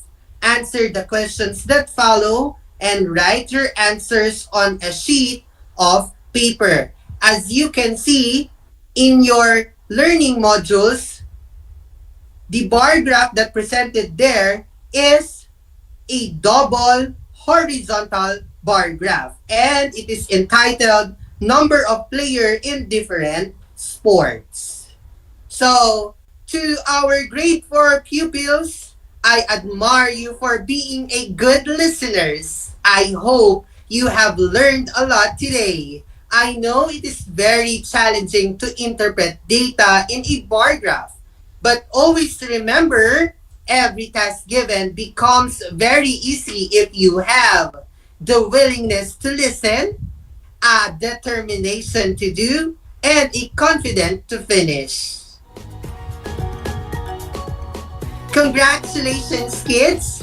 You did a great job today. Once again, this is Teacher Mario D. Nool Jr., your mathematics anchor teacher for today. Till next time, stay safe and God bless everyone.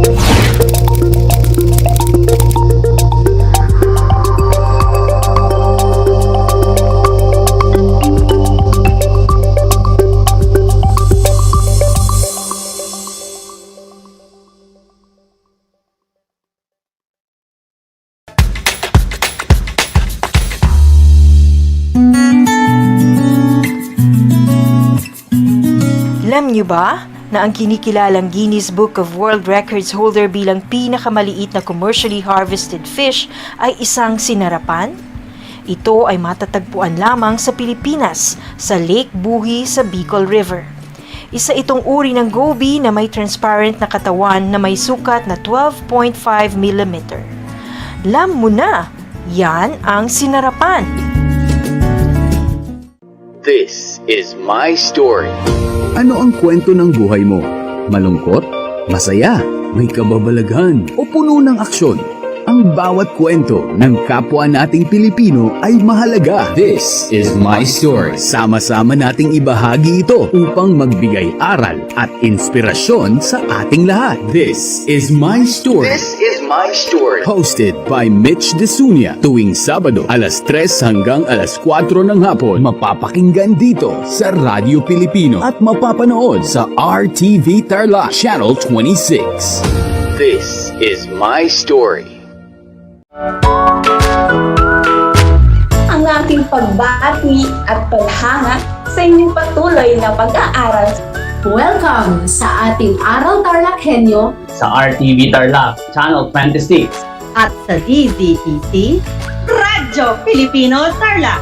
Narito na ang paaralang walang sawang naglilingkod Mula dito sa Villa Aldipay, mula dito sa bayan ng San Manuel, Mula sa bayan ng San Clemente. mula sa Santa Ignacio, Mula sa bayan ng Victoria. mula sa lungsod ng Tarlac. Teacher Jury Andres Madriaga, ang inyong teacher broadcaster para sa ika-4 na baitang ng PE.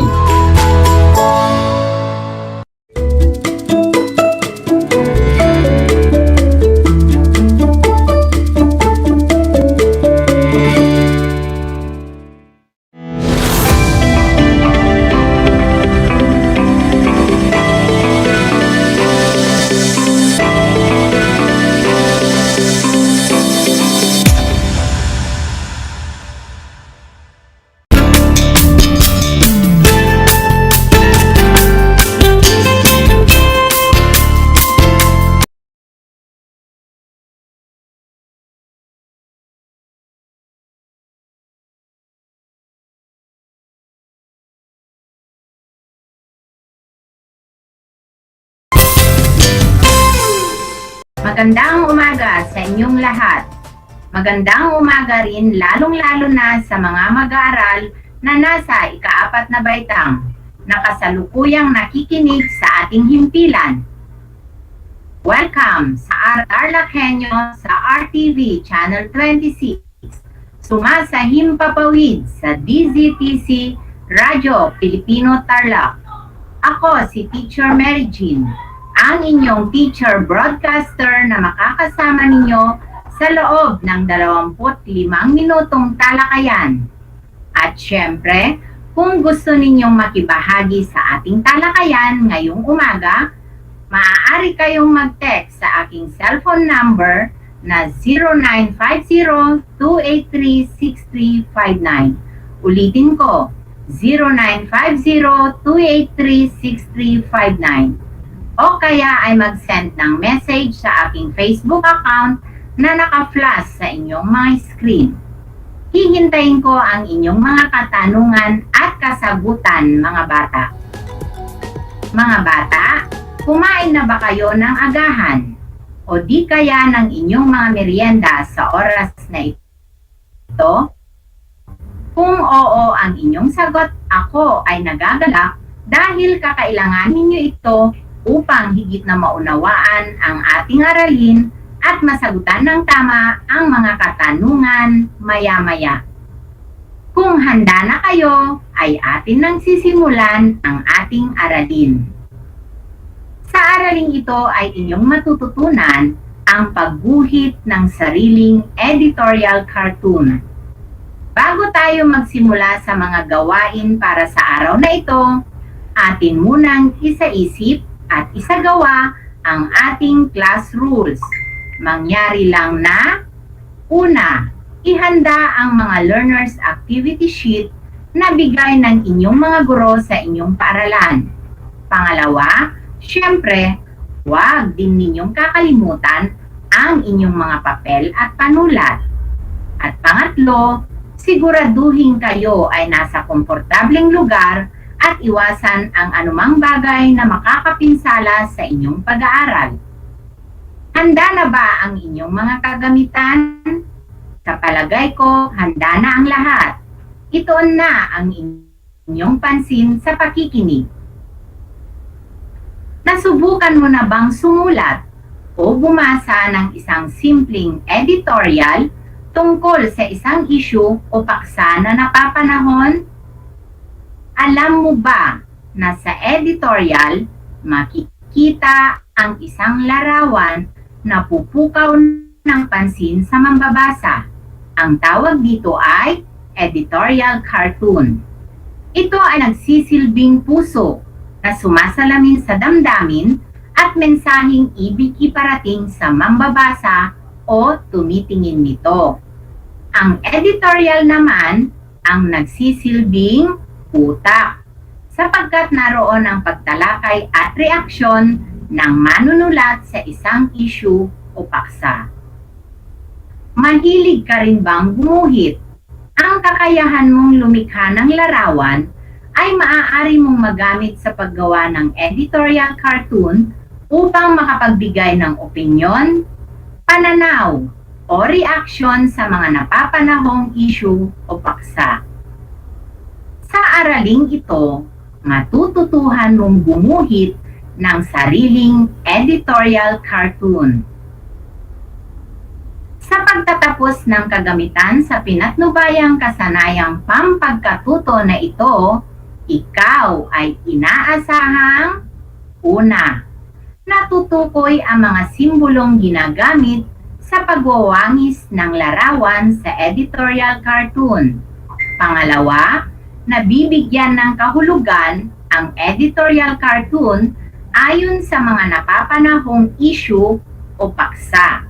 At panghuli, na iguguhit ang sariling editorial cartoon batay sa binasang editorial. Tingnan mabuti ang larawan ng editorial cartoon na nagbibigay pansin sa pagbabayanihan sa panahon ng pandemya.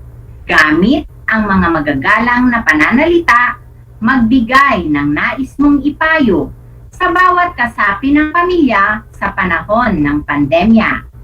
I-comment na sa ating chat box ang inyong mga sagot. Hayan, may mga nag-comment na ng kanilang mga kasagutan. Mula sa paaralan ng Matapitap, mula kay Kevin. Sabi niya, kailangan pong magsuot tayo lagi ng face mask. Mahusay. Mula naman kay James na nagsabing, isagawa po lagi ang pagpapanatili ng social distancing. Magaling! At may isa pang kasagutan mula kay Krisha. Maging malinis po tayo, kaya ugaliin po natin ang paghuhugas ng kamay. Tama! Ang kalinisan ang maglalayo sa atin sa anumang karamdaman. Handa na ba kayo na atin nang tatalakayin ang tungkol sa pagguhit ng sariling editorial cartoon? Para lubos ninyong maunawaan ang ating aralin ngayon, halina at ating basahin ang akda o editorial na makikita sa inyong mga screen. Basahin ng tahimik ang editorial at sagutin ang mga sumusunod na tanong. Isulat ito sa inyong sagutang papel at mag-comment din sa ating chat box. Ang paksa, pag-angat ng bigas, itigil. Kilala ang Pilipinas bilang isang bansang agrikultural. Palay ang pangunahing tanim sa mga malalawak na lupain at pagsasaka ang isa sa pangunahing hanap buhay ng mamamayang Pilipino. Kanin naman ang kinakain ng nakararami. Ang kanin ay mula sa palay na tanim ng ating masisipag na magsasaka. Nakadidismayang isipin na ang Pilipinas ay patuloy pa rin sa pag-angkat ng bigas mula sa ibang bansa. Paano na ang mga palay na itinanim ng mga magsasaka sa mga malalawak na lupain? Paano pakikita ang mga manggagawang magsasaka kung patuloy itong mangyayari? Apektado na ang kita at kabuhayan ng milyong-milyong magsasaka. Ang presyo ng mga bigas ay bumaba ng husto. Sobra ang pagkalugi at ang ilan pa sa kanila ay nabaon na sa pagkakautang. Tama ba na ang ating bansa na may mayamang lupain ay aasa na lamang sa pag-angkat ng bigas mula sa ibang bansa? Karapatan ng mamamayan ang kasapatan sa pagkain. Sana simulan ito sa pagbibigay suporta sa mga magsasaka upang mapalakas pa ang produksyon ng bigas.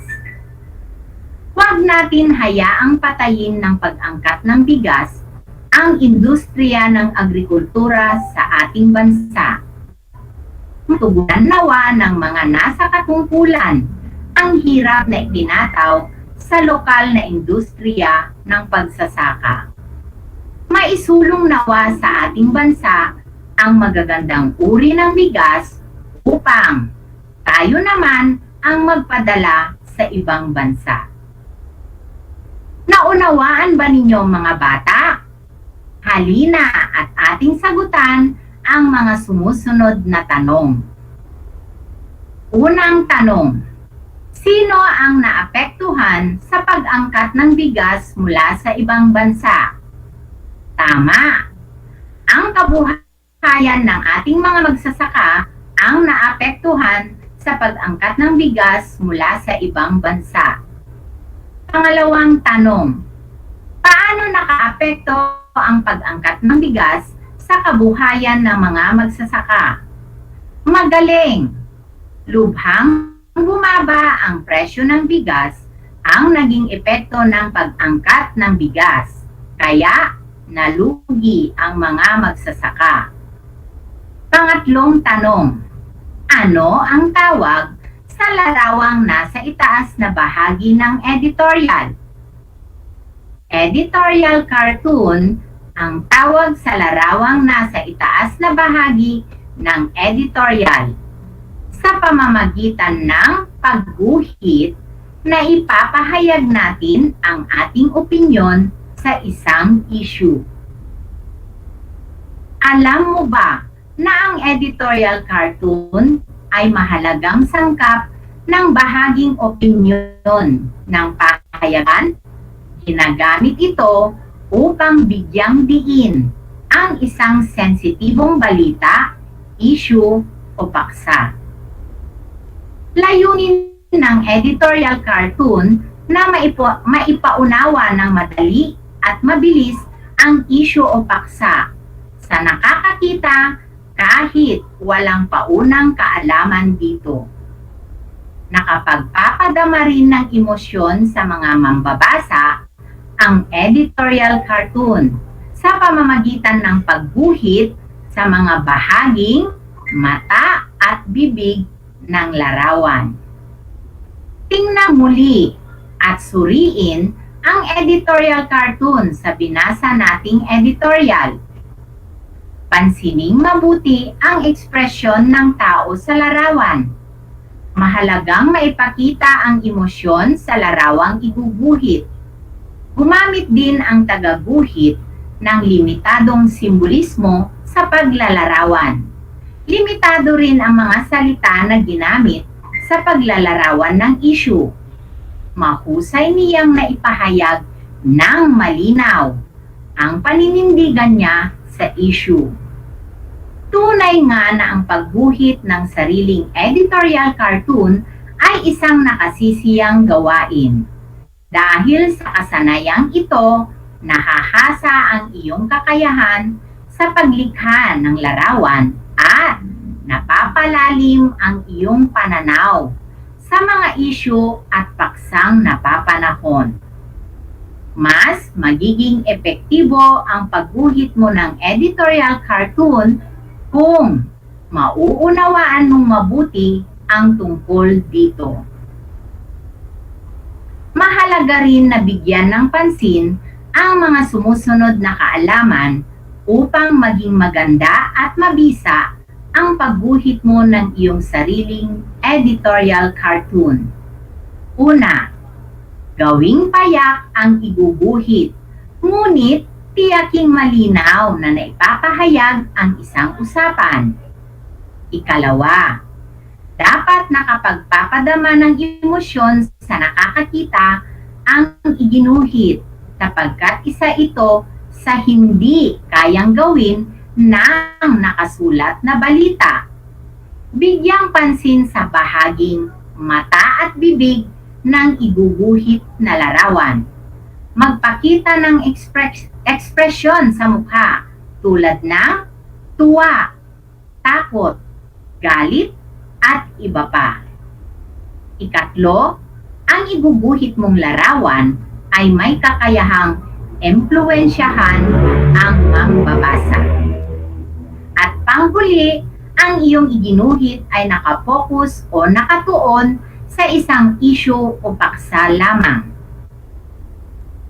Alam mo ba na isa pa sa mahalagang elemento ng editorial cartoon ay ang pagwawangis o ang paggamit ng simbolismo. Ang iba't ibang simbolismo na ginagamit sa pagguhit ng editorial cartoon ay may mga nakaakibat na kahulugan upang maging mas makabuluhan ang paglikha nito. Narito ang mga karaniwang simbolo sa pagguhit ng editorial cartoon.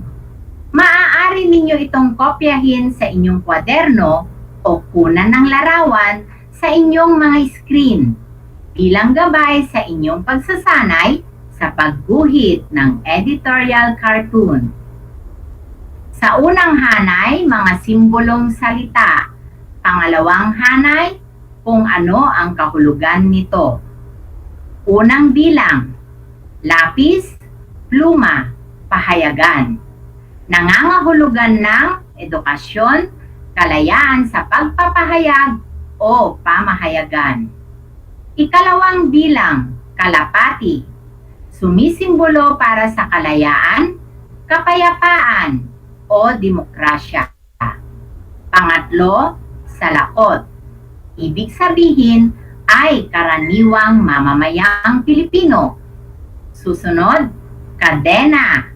Sumisimbolo ng pang-aalipin, paninikil, kawalan ng kalayaan, pangmamaltrato o pang-aapi. Sunod naman ang kamatayan at karit. Nangangahulugan ng panganib, kamalasan o kapahamakan.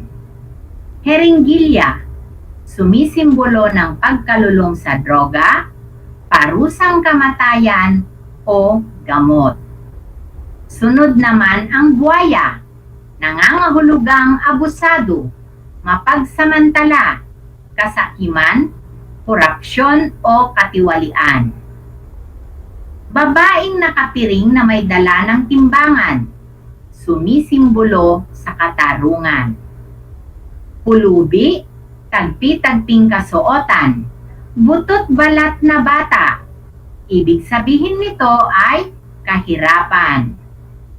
Meron namang malalaking alon o malalaking bato, nangangahulugang balakid sa buhay, mga hadlang o pagsubok. Maskara, nangangahulugang may itinatagong emosyon. Mayroon din tayong agila, kumakatawan sa katapangan.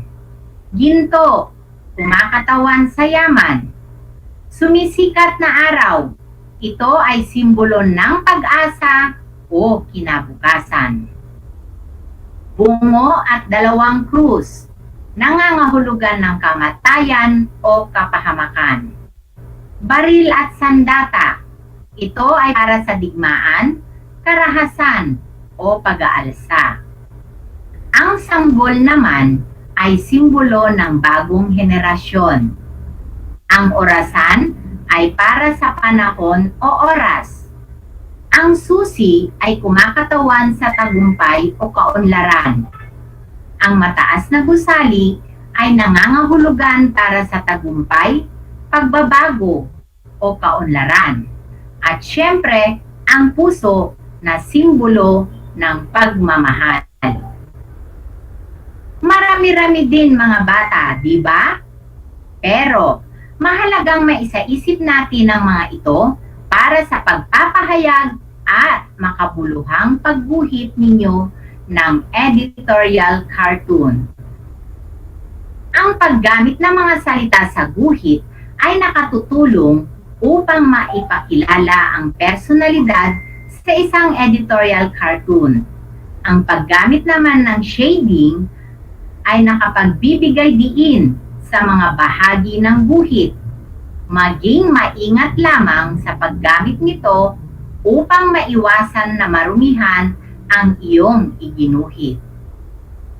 Mahalaga rin ang pagkilala sa mga uri ng mensahe na maaaring maipahayag ng iguguhit mong editorial cartoon.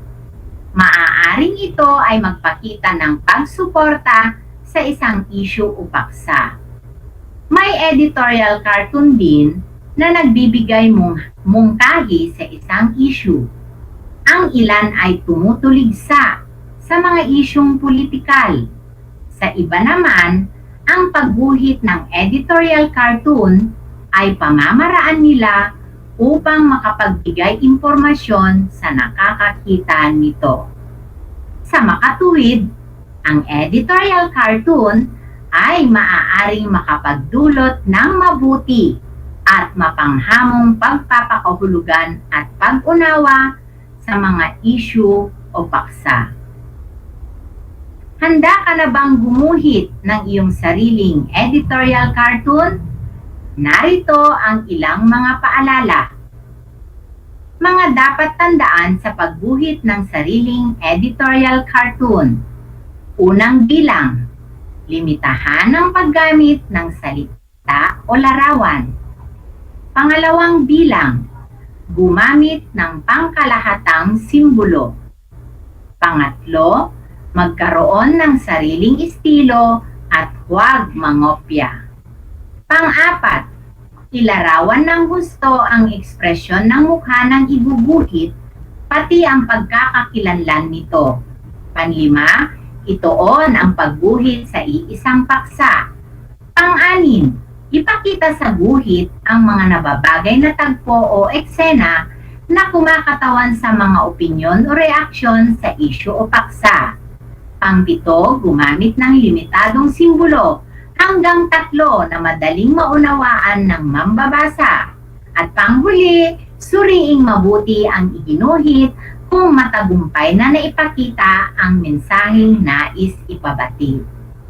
Inaasahan ko na marami kayong natutunan sa ating aralin at handang-handa na para sa mga sumusunod na gawain. Simulan na! Tukuyin ang kahulugan ng mga simbolo na makikita sa inyong screen sa bawat bilang. I-comment na ang letra ng inyong sagot. Unang larawan. A. Kalayaan. B. Kahirapan. C. Katarungan. D. Kinabukasan. Tama! Letrang B. Kahirapan. Dumako tayo sa pangalawang larawan. Ano ang sinisimbolo nito? A. Kalayaan. B. Kamatayan. C. Pag-aaruga or D. Pangaalipin. Mahusay. Ang sagot ay letrang A. Kalayaan. Pangatlo. A. Kamatayan. B. Katarungan. C. Mabagal. D. Mapagsamantala. Magaling. Letrang D. Mapagsamantala. Pang-apat. A. Kahirapan. B. Kayamanan. C. Pag-asa. D. Pagsubok. Magaling. Ang tamang sagot ay letrang C.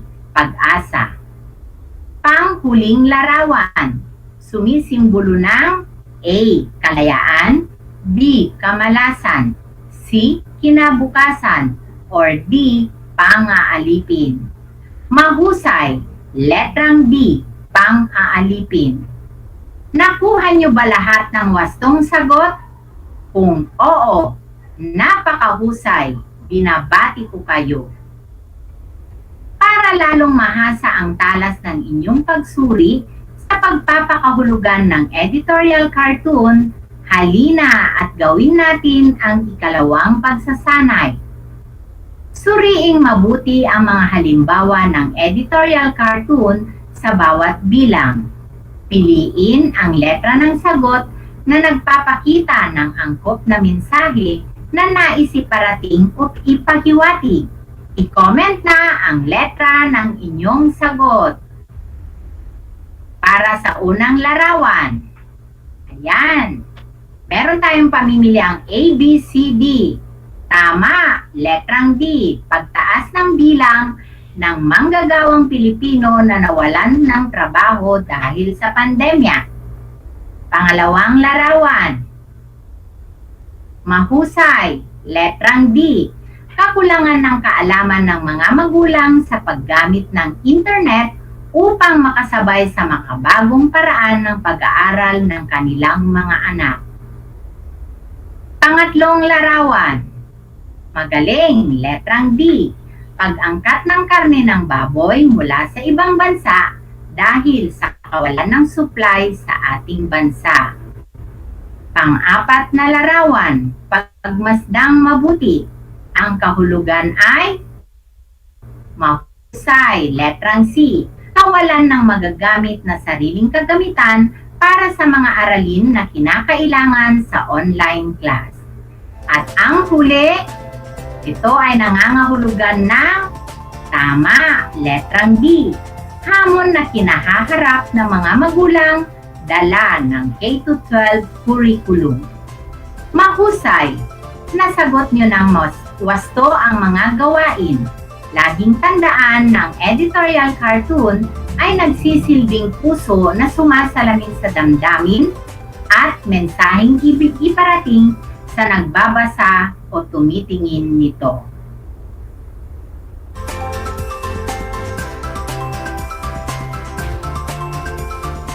Mabilis na lumipas ang 25 minuto ng ating makabuluhang talakayan sa Filipino Grade 4. Abangan pa ninyo ang mga susunod na episodes ng ating mga aralin sa ating asignatura. Kung kayo pa ay may karagdagang katanungan tungkol sa ating aralin, maaari kayong magpadala ng mensahe sa aking messenger o kaya ay i-text ninyo ako sa aking cellphone number na ibinigay ko kanina. Ang inyong mga tanong ay ating sasagutin sa abot ng aming makakaya. Patuloy pa rin kayong tumutok sa ating RTV Tarlac Channel 26. Tumasahimpapawid sa DZTC Radyo Pilipino Tarlac. Ito ang inyong teacher broadcaster para sa oras na ito, Teacher Mary Jean, na nagsasabing ang editorial cartoon ay replika ng saloobin, mabuting hangarin, sa puso at ngiti, sumasalamin. Paalam!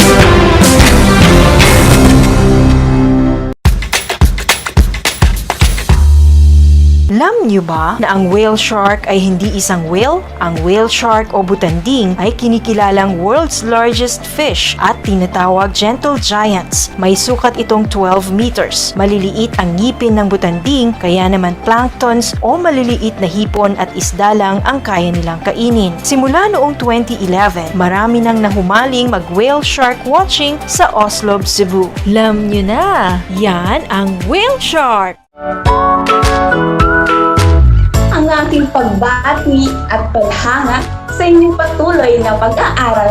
Welcome sa ating Aral TarlakHenyo Sa RTV Tarlac, Channel 26. At sa DZTC, Radyo Pilipino Tarlac. Narito na ang paaralang walang sawang naglilingkod Mula dito sa Villa Aldipay. Mula dito sa bayan ng San Manuel. mula sa bayan ng San Clemente, mula sa Santa Ignacio, Mula sa bayan ng Victoria. Mula sa lungsod ng Tarlac. Teacher Jury Andres Madriaga, ang inyong teacher broadcaster para sa ika-4 na baitang ng PE.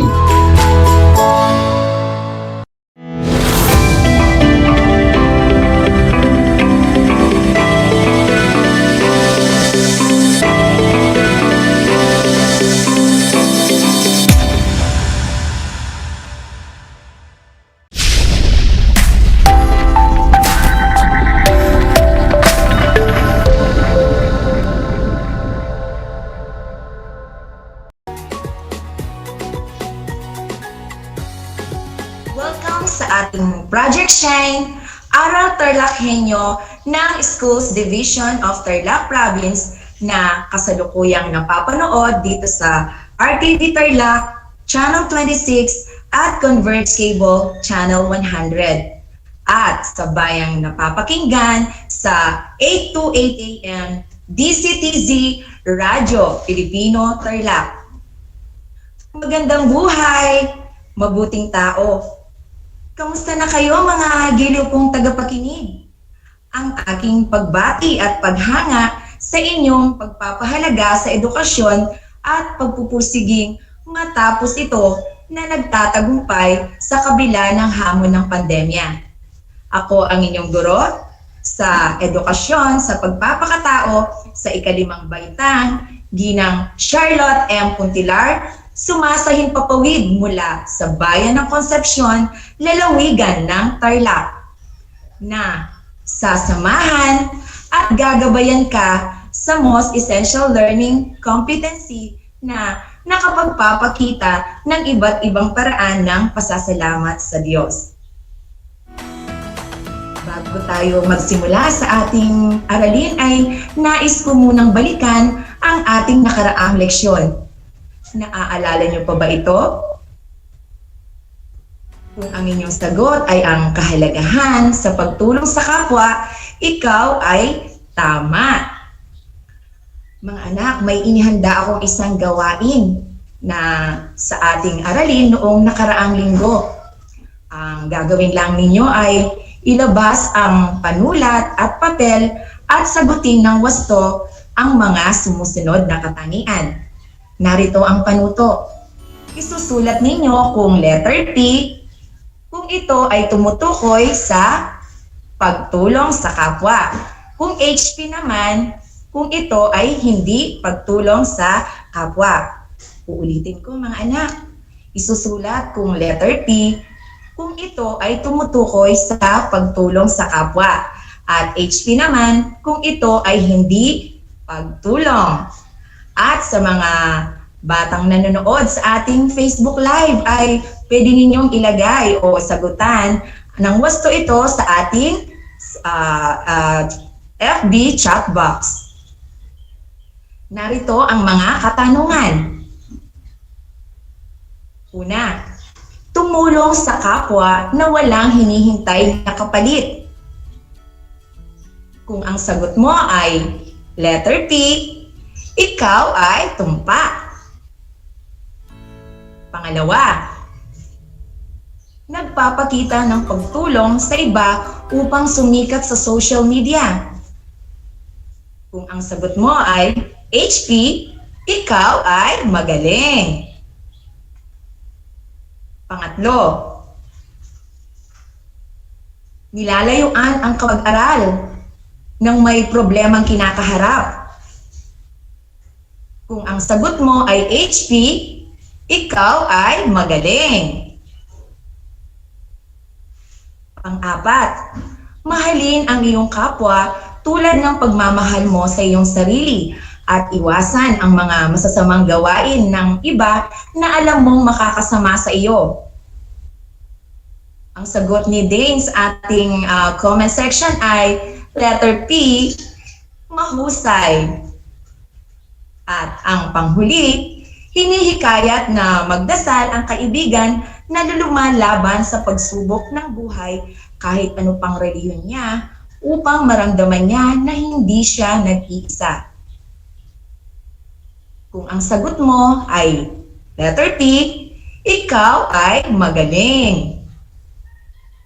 Mahusay mga anak, tiyak na marami kayong natutunan noong nakaraang linggo.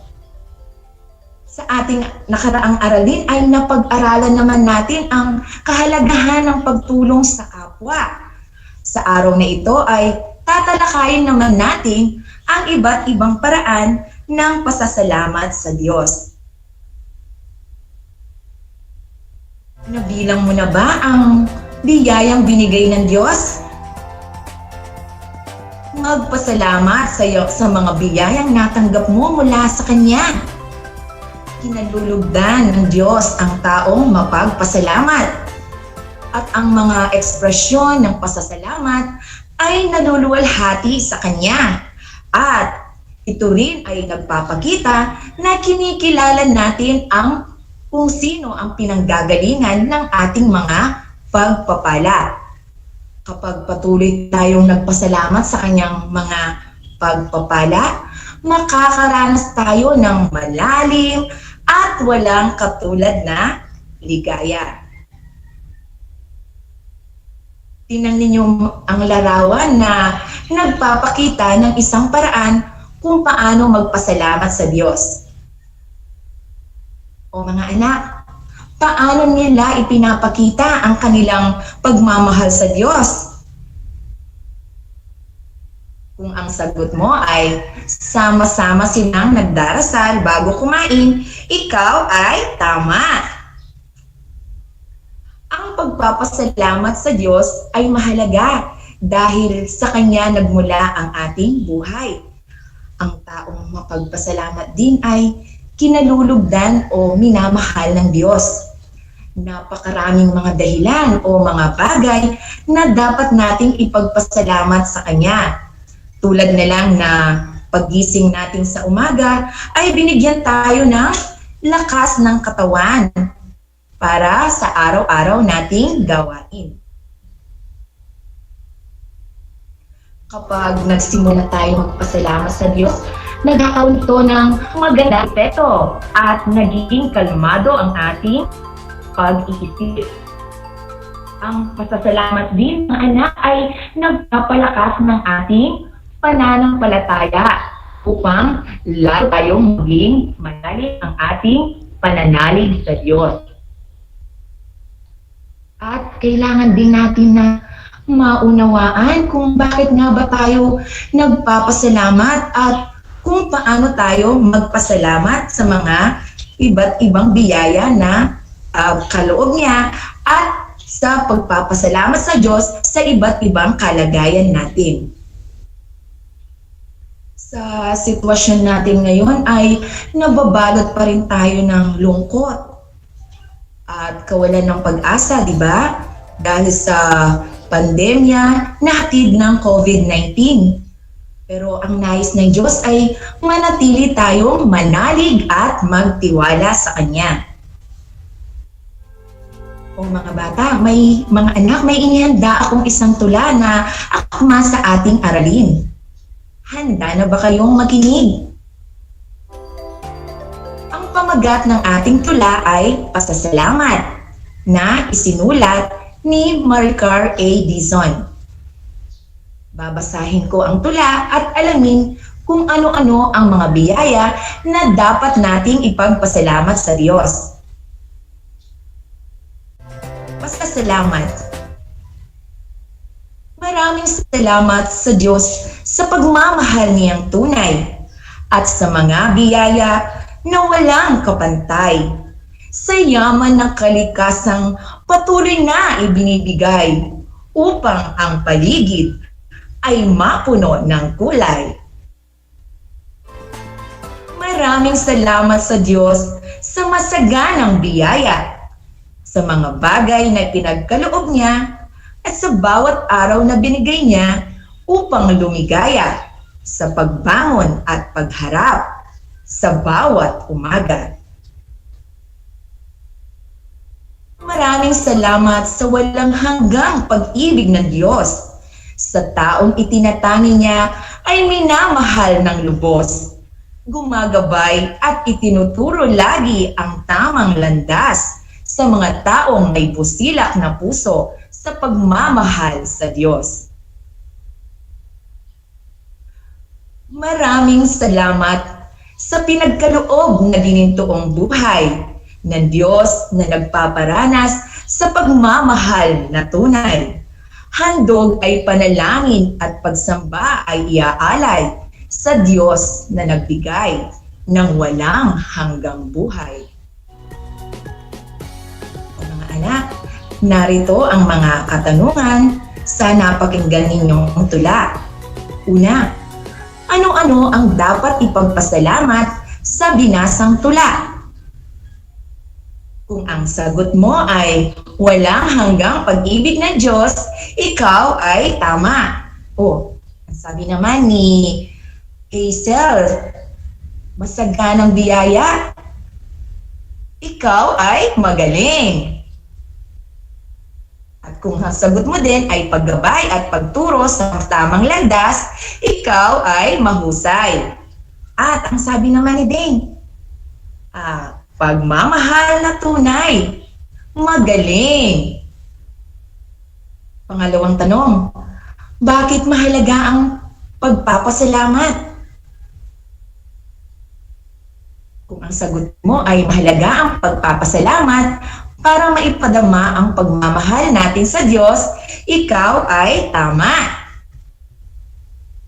At narito naman ang kasagutan ni Yao sa kung pagpapakita ng pagpapahalaga sa biyayang bigay niya sa atin, ikaw ay tama. Pangatlo, bilang mga bata, sino-sino daw ang ibig mong pasalamatan? Uulitin ko, bilang mga bata, sino-sino ang ibig mong pasalamatan? Kung ang sagot mo ay una sa lahat ang Panginoon na siyang nagbigay buhay sa atin, ikaw ay magaling. Ano pa?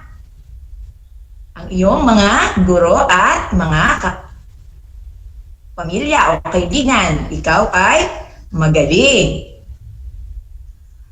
Ano ang aral naman ang nakuha natin sa tulang napakinggan?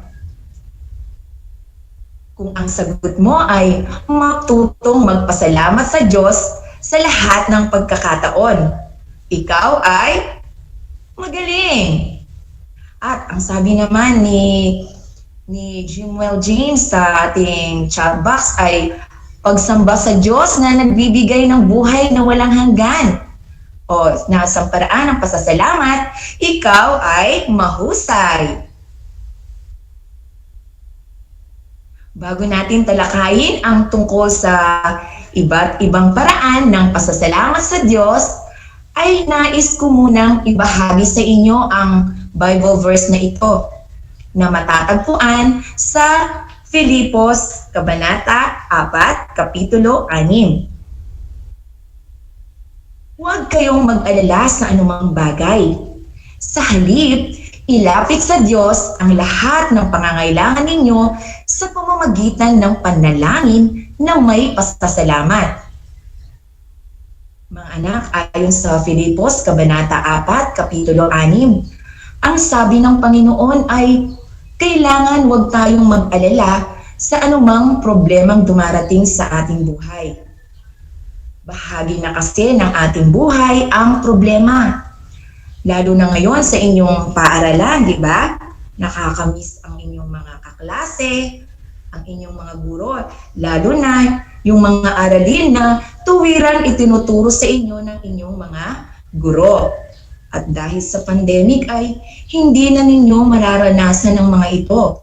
Subalit sa kabila ng mga bagay na ito, gumagawa pa rin ng paraan ng Diyos upang kayo ay matuto at gumanda at maging maunlad ang inyong kinabukasan. Kaya dapat pa rin tayong magpasalamat sa Diyos sa kanyang kabutihan. Di ba mga anak? Ano man ang pangangailangan natin sa araw-araw, manalangin.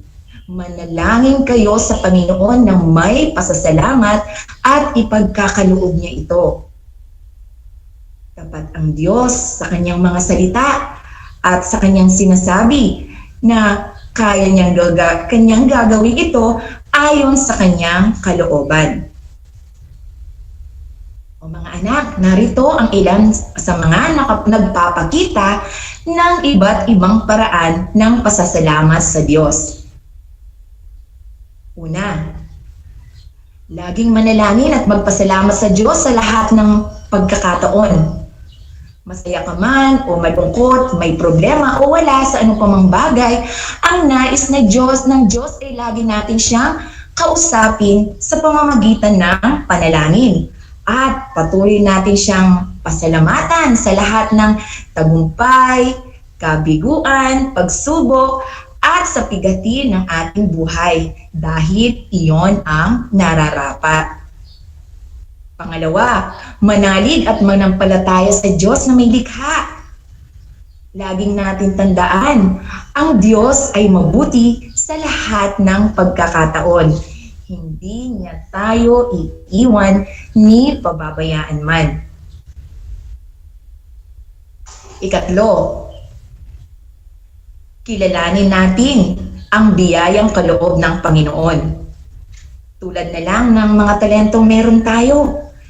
Kung ikaw ay magaling sumayaw, tumugtog ng gitara, magpinta, at marami pang iba.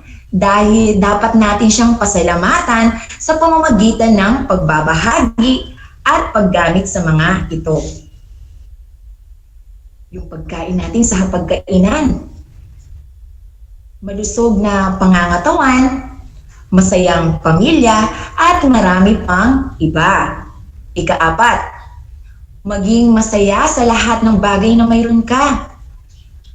Matutong magpasalamat sa Diyos sa biyayang binigay niya, malaki man ito o maliit. At ang panghuli, pagtulong sa kapwa nang walang hinihintay na kapalit. Sa ating panahon ngayon ay marami ng mga taong nangangailangan, di ba? Kapag tayo ay tumulong na walang kapalit, ay maliban sa kasiyahang na ibibigay natin sa ating sarili at sa ibang tao, nabibigyan din natin ng kasiyahan ang ating Diyos. Lahat tayo ay may kakayahang tumulong, mahirap ka man o mayaman. Ang paggawa ng mabuti ay ikatutuwa ng Diyos. Nais niyang gawin din natin ang mga kabutihang ginagawa niya para sa atin. Ilan lamang yan sa mga ito ang nagpapakita ng iba't ibang paraan ng pasasalamat sa Diyos. Kung kaya, marapat nating ibigay ang ating papuri at pasasalamat sa Kanya. Isang talakayan na naman ang malapit na nating matapos. Ako ay masayang-masaya sa ipinapakita ninyong aktibo at alisto sa pakikibahagi sa ating aralin. At higit sa lahat ang inyong pagmamahal at pagpapahalaga sa edukasyon. Ipagpatuloy mga anak ang kagandahang asal. Ito ay hakbang tungo sa katuparan ng inyong pangarap sa hinaharap. Narito ang mahalagang tandaan mga bata. Ang mga sumusunod na konsepto mula sa ating aralin ngayong araw. Una, kilalanin ang mga biyayang kaloob ng Panginoon. Pangalawa, ipakita ang pasasalamat sa mga nilikha ng Panginoon. Pangatlo, makiisa sa pagdarasal para magpasalamat sa mga biyaya ng Panginoon at para sa kabutihan ng lahat. Sana ay naunawaan ninyo ang konsepto ng ating aralin na tungkol sa iba't ibang paraan ng pasasalamat sa Diyos. Sa puntong ito ay panahon na para alamin natin kung may natutunan kayo sa ating aralin sa pamamagitan ng munting pagsusulit. O sa lahat ng nanonood sa ating Facebook Live, gamitin ang ating Facebook chat box para sa inyong mga kasagutan. At ihanda naman ang inyong panulat at papel sa lahat ng mga nanonood sa telebisyon at nakikinig sa radyo. Mga anak, narito ang panuto. Basahing mabuti ang bawat pangungusap na nasa talaan. Pag-isipang mabuti ha, lagyan ng check ang hanay ng iyong sagot kung wasto ang pangungusap na ipinapahayag tungkol sa paraan ng pasasalamat sa Diyos at X naman kung mali. Uulitin ko, lagyan ng check ang hanay ng iyong sagot kung wasto ang pangungusap na ipinapahayag tungkol sa paraan ng pasasalamat sa Diyos at X naman kung mali.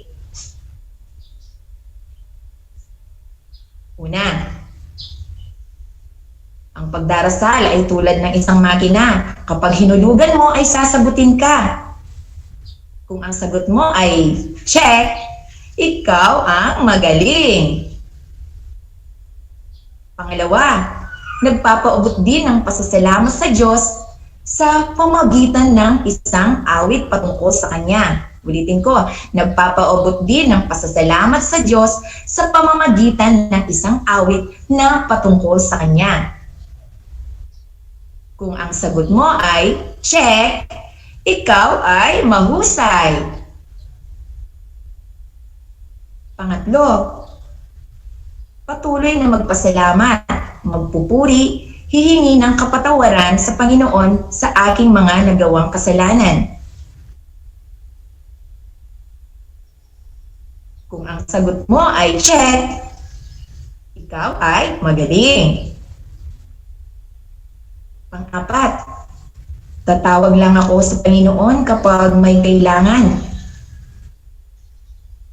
At dito may sagot si Angel, sabi niya, X daw.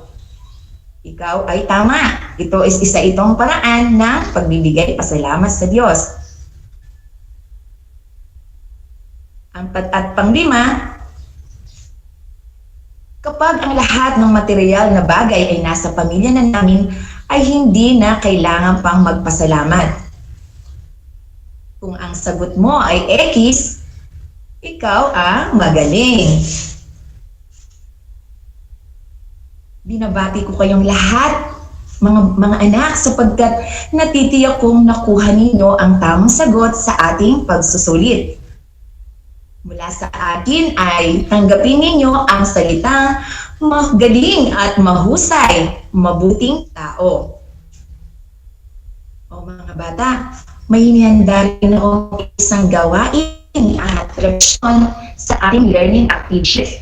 At inaasahan ko na sagutan ninyo ito ng buong sigasig at sa abot ng inyong makakaya. At sakali man na kailangan ninyo ang tulong ng inyong pamilya o guro, huwag kayong mag-atubiling tawagan sila upang kayo ay magabayan ng tama. O mga bata,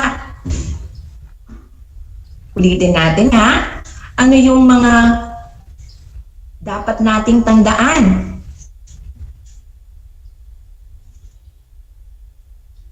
Ano yung mga dapat nating tandaan na paraan ng pagpapasalamat sa Diyos?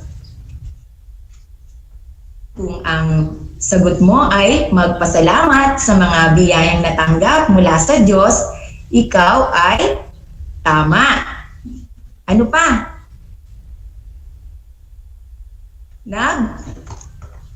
nagpapaabot na patuloy tayong manalangin at magpasalamat sa ating Panginoong Diyos.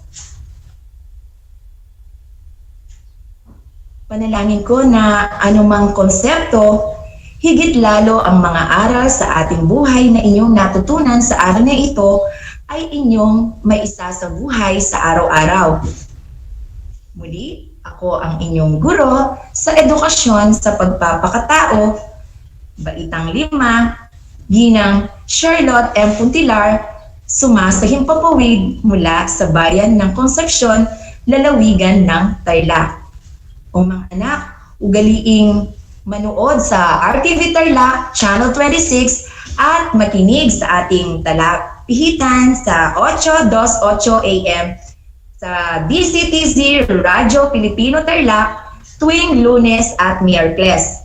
At sa ganap ng 10:30 ng gabi ng umaga para sa ating aralin sa edukasyon sa pagpapakatao sa Baitang 5. Nagpapaalala sa inyo na piliing maging mabuting tao sa lahat ng panahon at pagkakataon. Hanggang sa muli!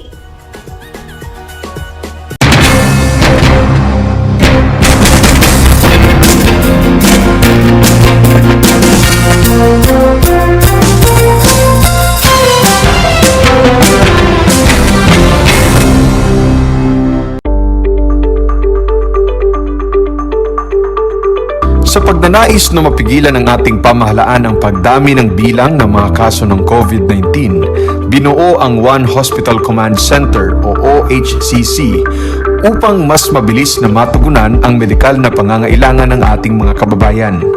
Bukas ang OHCC 24 oras araw-araw. Tumawag lamang sa mga hotline nito sa 0919-977-3333 o 0915-777-7777 o 02-886-50500. Maaari ring i-download ang Pure Force Citizens app sa Android o iOS upang mabilis na matugunan ang sinumang nangangailangan. Layon din ng OHCC na maiwasang mapuno ang kapasidad ng bawat ospital. Kaya't kung ikaw ay kinakailangang tumawag sa OHCC, mabibigyan ka ng libreng preliminary consultation. Para sa mga nangangailangan ng emergency quick response, makikipag-ugnayan ang OHCC sa DOH Bed Tracker at sa mga ospital upang makahanap agad ng pinakamalapit na bakanteng ospital. Ang transportasyon o ambulansya naman ng ospital na inirefer ng OHCC sa pasyente ang siyang susundo sa bahay nito. Kaya't kapag ikaw ay nakakaranas ng anumang sintomas ng COVID-19 o nangangailangan ng agarang tulong medikal, tumawag lamang sa OHCC at handa silang tumulong sa lahat ng oras.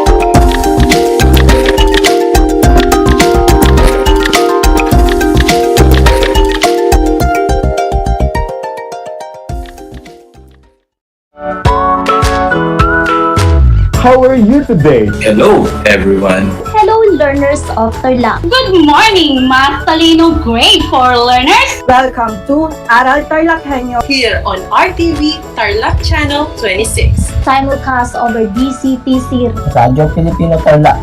I'm Sir Glenn, your teacher broadcaster. Broadcasting live here at Paniki Tarlac. Remotely here in Concepcion, Tarlac. Live here at Barangay Pedro Elquines, Mayantok, Tarlac. Broadcasting live from Ramos National High School. Your anchor teacher today for grade 9 mathematics. your partner in education this time of pandemic.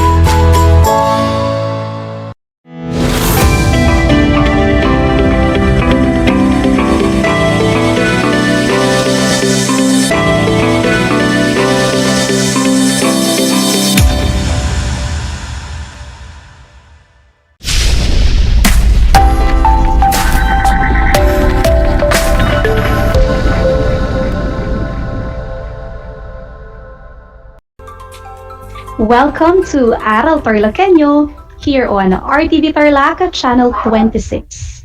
Simulcast over DZTC Radyo Pilipino Tarlac. Aral TarlakHenyo can also be viewed via Channel 100 on Converge Cable TV. I am Maureen Garcia, your teacher broadcaster for Science Grade 5. Broadcasting live all the way from the municipality of Capas. Hello and good morning, Grade 5 learners. Today is June 21, Monday, a day of discovering of new learning. Hang around with me as we discuss another fun and exciting lesson for this morning. For science is the world of exploration, discovery, invention, and technology. To start today's discussion, please have with you your Module 4 in Science 5, Quarter 4. The title is Phases of the Moon. Again, kids, get your modules ready with you. Science 5, Quarter 4, Module 4, Phases of the Moon. Now, we are all set and ready to go to learn another learning journey in a Science Grade 5. Previously, you learned that in the Philippines, we usually experience different weather disturbances. Philippines experiences an average of 20 typhoons every year, making it one of the countries that stands out for having the greatest number of typhoons annually. The harmful effects of these weather disturbances greatly affect us. It's important that we should know the precautionary measures so that we should know how to prepare in times of disaster. Furthermore, we have to take good care of our environment to prevent massive harmful effects of weather disturbances. And with that, let's have a reassessment of what you have learned on your last week's lesson. This is what you are going to do. Find out how people could avoid the harmful effects of weather disturbances such as typhoons. Write like if the practice is desirable or unlike if it is undesirable.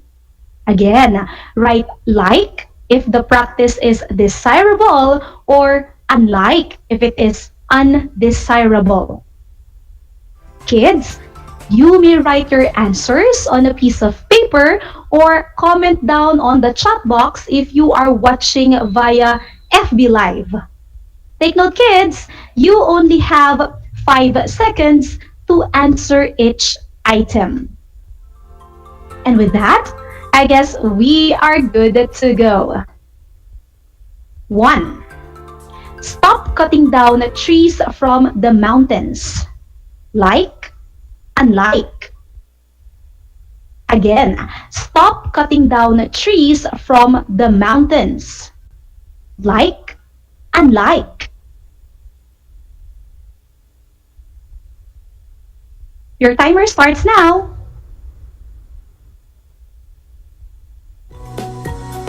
Time is up. Answer is like. Number 2. See to it that there is enough supply of food and water.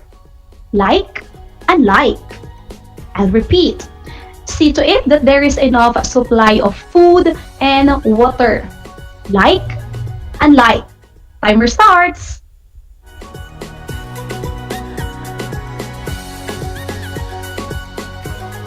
Time is up. Answer is like. Number 3. Travel by sea even when there is an upcoming bad weather. Like and like. I'll repeat. Travel by sea even when there is an upcoming bad weather. Like and like. Timer starts.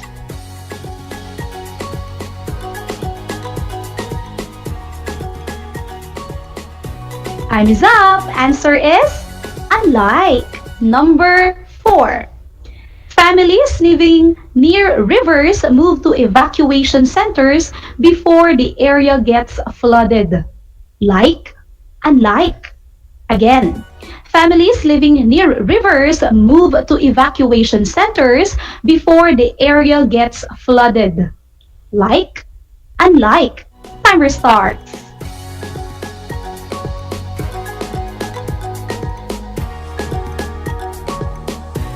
Time is up. Answer is like. And for our last number, number 5, children enjoy swimming with friends and neighbors when the streets get flooded. Like and like. Let me repeat. Children enjoy swimming with friends and neighbors when the streets get flooded. Like and like. Timer starts.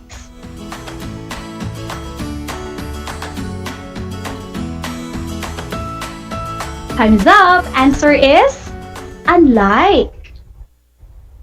That's it, my dear grade 5 learners. Were you able to get the correct answers? I hope you did. I am hoping that you should be more mindful with your actions in regards to how you treat our environment, especially now that rainy season has started. Let's avoid the harmful effects of weather disturbances as much as we can. Our lesson is about the phases of the moon. And after this 1-week lesson, you are expected to infer the pattern in the changes in the appearance of the moon. Identify and describe the changes of the moon's light as seen from night to night. And draw the different pattern in the changes in the appearance of the moon.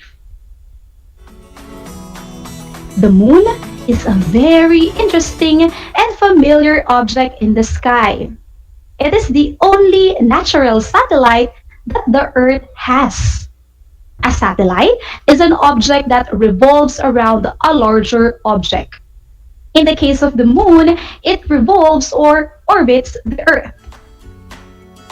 Moon's size has a diameter of 3,476 kilometers, which is about 1/4 the diameter of the Earth. It is made of rocks and soil, but no water. Its gravity is 6 times less than the Earth's gravity. You would feel like floating on the surface of the moon because of its weaker gravity compared to Earth. The moon's surface has mountains and craters. Astronomers believed that the moon had been formed about 4.6 billion years ago, just like Earth. Kids, have you ever looked at the moon at night? Have you ever wondered why there are nights when the moon is in its C-shaped? Then, on the next night, it will get bigger until you see a half moon. Several nights after that, you can see a full round moon. Moreover, there are nights when moon is nowhere to be found, as if hiding somewhere in the night sky. From our view on Earth, the moon changes in shape, appearance, and positions in the sky. Are you curious as to how the moon changes its appearances and positions in the sky? I know you are. That's why you have to be attentive as to our lesson for this week is quite interesting.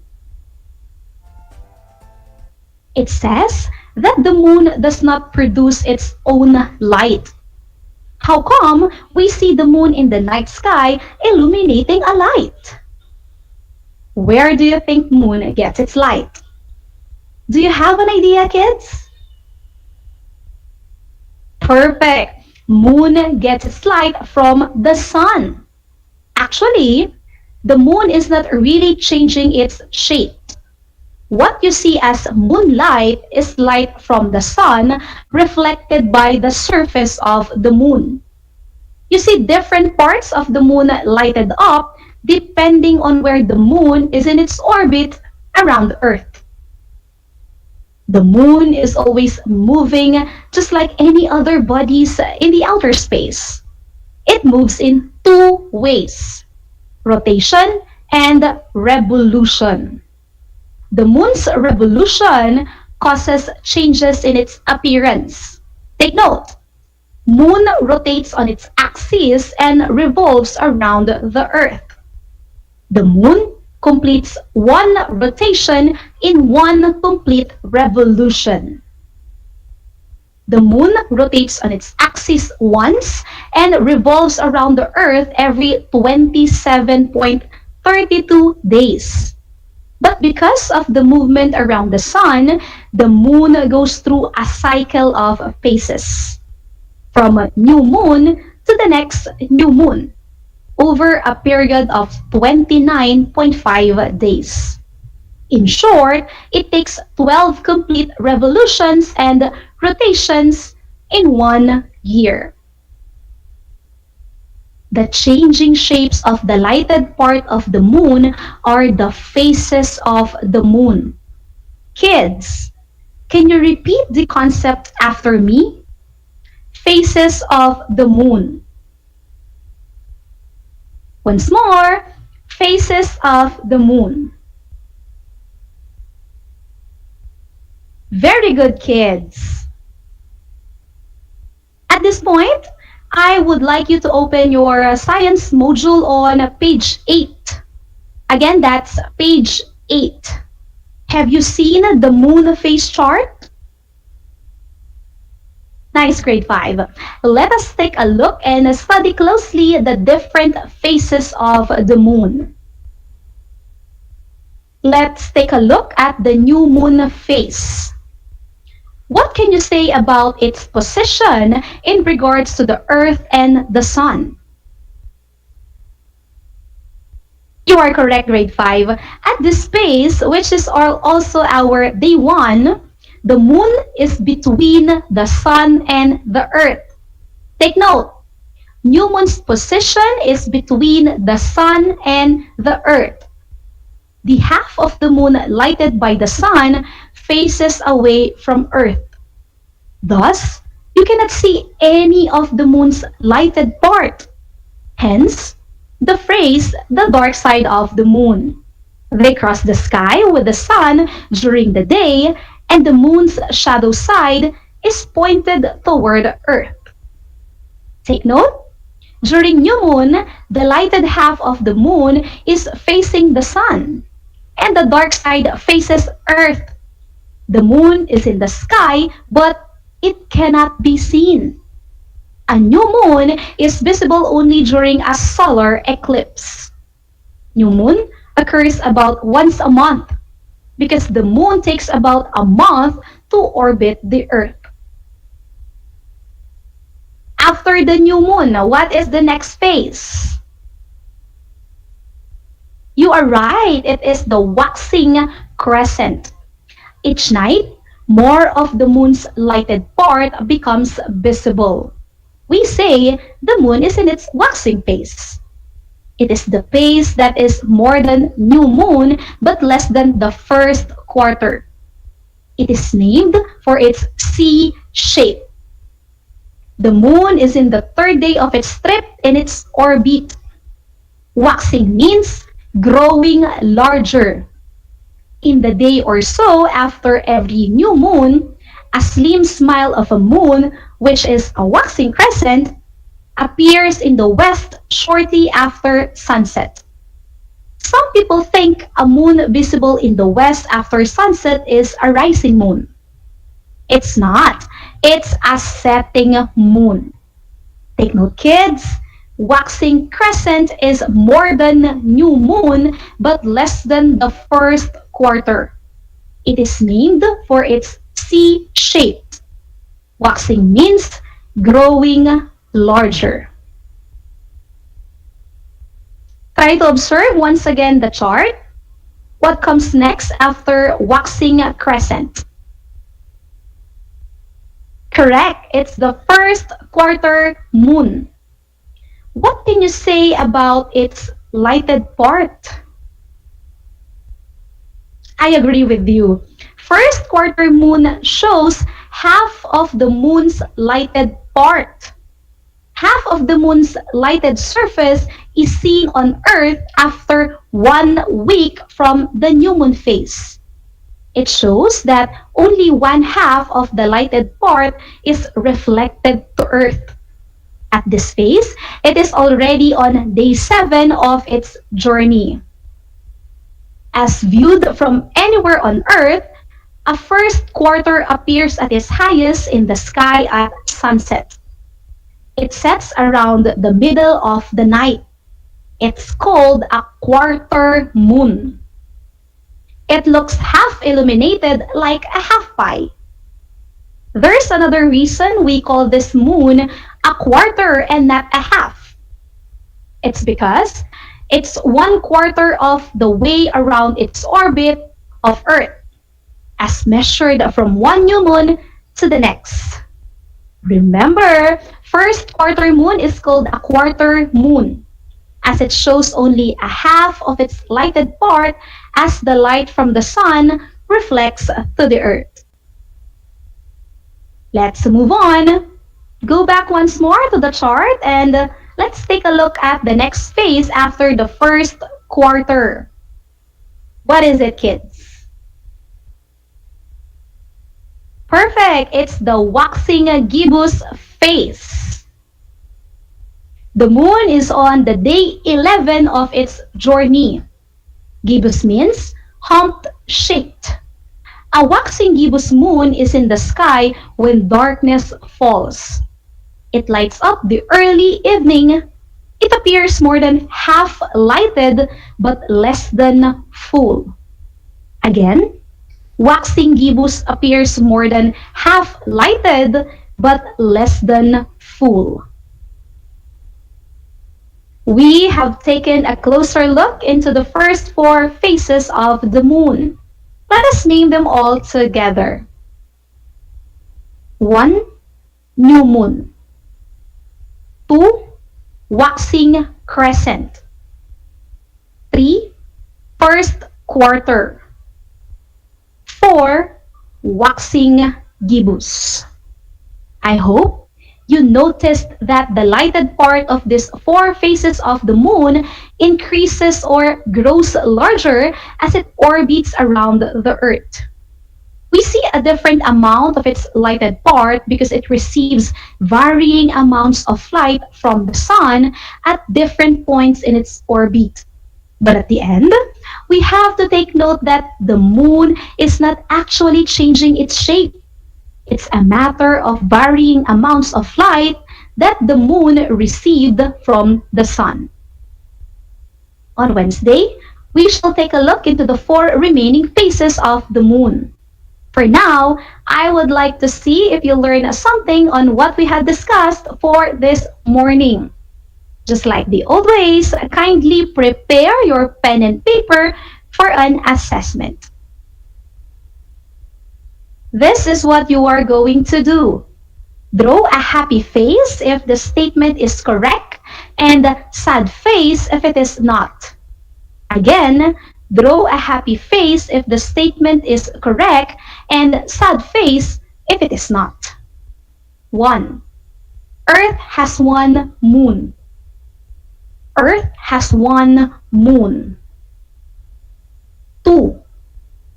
When the people on Earth cannot see a moon, it is on a waxing crescent face. When the people on Earth cannot see a moon, it is on a waxing crescent face. Number 3, a quarter moon is also referred as a first quarter moon. A quarter moon is also referred as a first quarter moon. Number 4, the moon rotates on its axis once and revolves around the Earth every 26.32 days. The moon rotates on its axis once and revolves around the Earth every 26.32 days. Number 5. A waxing crescent face is more than the new moon but less than the first quarter. It is named for its C-shaped. A waxing crescent face is more than the new moon but less than the first quarter. It is named for its C-shaped. 6. The moon illuminates and reflects its own light to planet Earth. The moon illuminates and reflects its own light to planet Earth. 7. In the new moon phase, the moon lies between Earth and Sun. In the new moon phase, the moon lies between the Earth and the Sun. Number 8. The moon revolves around the Sun. The moon revolves around the Sun. Number 9. Waxing means growing smaller. Waxing means growing smaller. And number 10. The dark side of the moon is also known as the new moon phase. The dark side of the moon is also known as the new moon phase. Now, let us see the correct answers. Number 1, happy face. Number 2, sad face. When people on Earth cannot see a moon, it should be on a new moon phase. Number 3, happy face. 4, sad face. It is because the moon rotates on its axis once and revolves around the Earth every 27.32 days. 5, happy face. 6, sad face. It's because moon gets its light from the sun. 7, happy face. 8, sad face. The moon revolves around the Earth. 9, sad face, because waxing means growing larger. And number 10, happy face. There you have it, kids. What are your scores? I hope you did great. And I want you to remember this concept. The moon holds a significant relationship with the Earth. If there's no moon, our daily lives as humans would significantly change. The moon influences life as we know it on Earth. It influences our oceans, weather, and the hours in our days. Without the moon, tides would fall, nights would be darker, seasons would change, and the length of our days would alter. For your take-home work, I would like you to have a direct observation of the moon. Go outdoors on a clear night and observe its appearance. You may include a sketch of what you will see. You may start doing this observation tonight until tomorrow evening. I hope you'll do this as your answers will be very essential on Wednesday for the continuation of our lesson. Don't forget to tune in to RTV Tarlac Channel 26 for your daily dose of school-home integration in the new normal education. This is simulcast over DZTC 828 Radyo Pilipino Tarlac. Remember, Aral TarlakHenyo can also be viewed via Channel 100 on Converge Cable TV. Like and follow the official Facebook page of RTV Tarlac Channel 26. For our next discussion, that will be on Wednesday, June 23. We will focus by then on the remaining 4 phases of the moon. So there you have it, my dear grade 5 learners. I hope you learned a lot today. I am Maureen Ferrer Garcia, your grade 5 anchor teacher for this morning, saying science is fun and exciting. Until next time, happy learning, kids!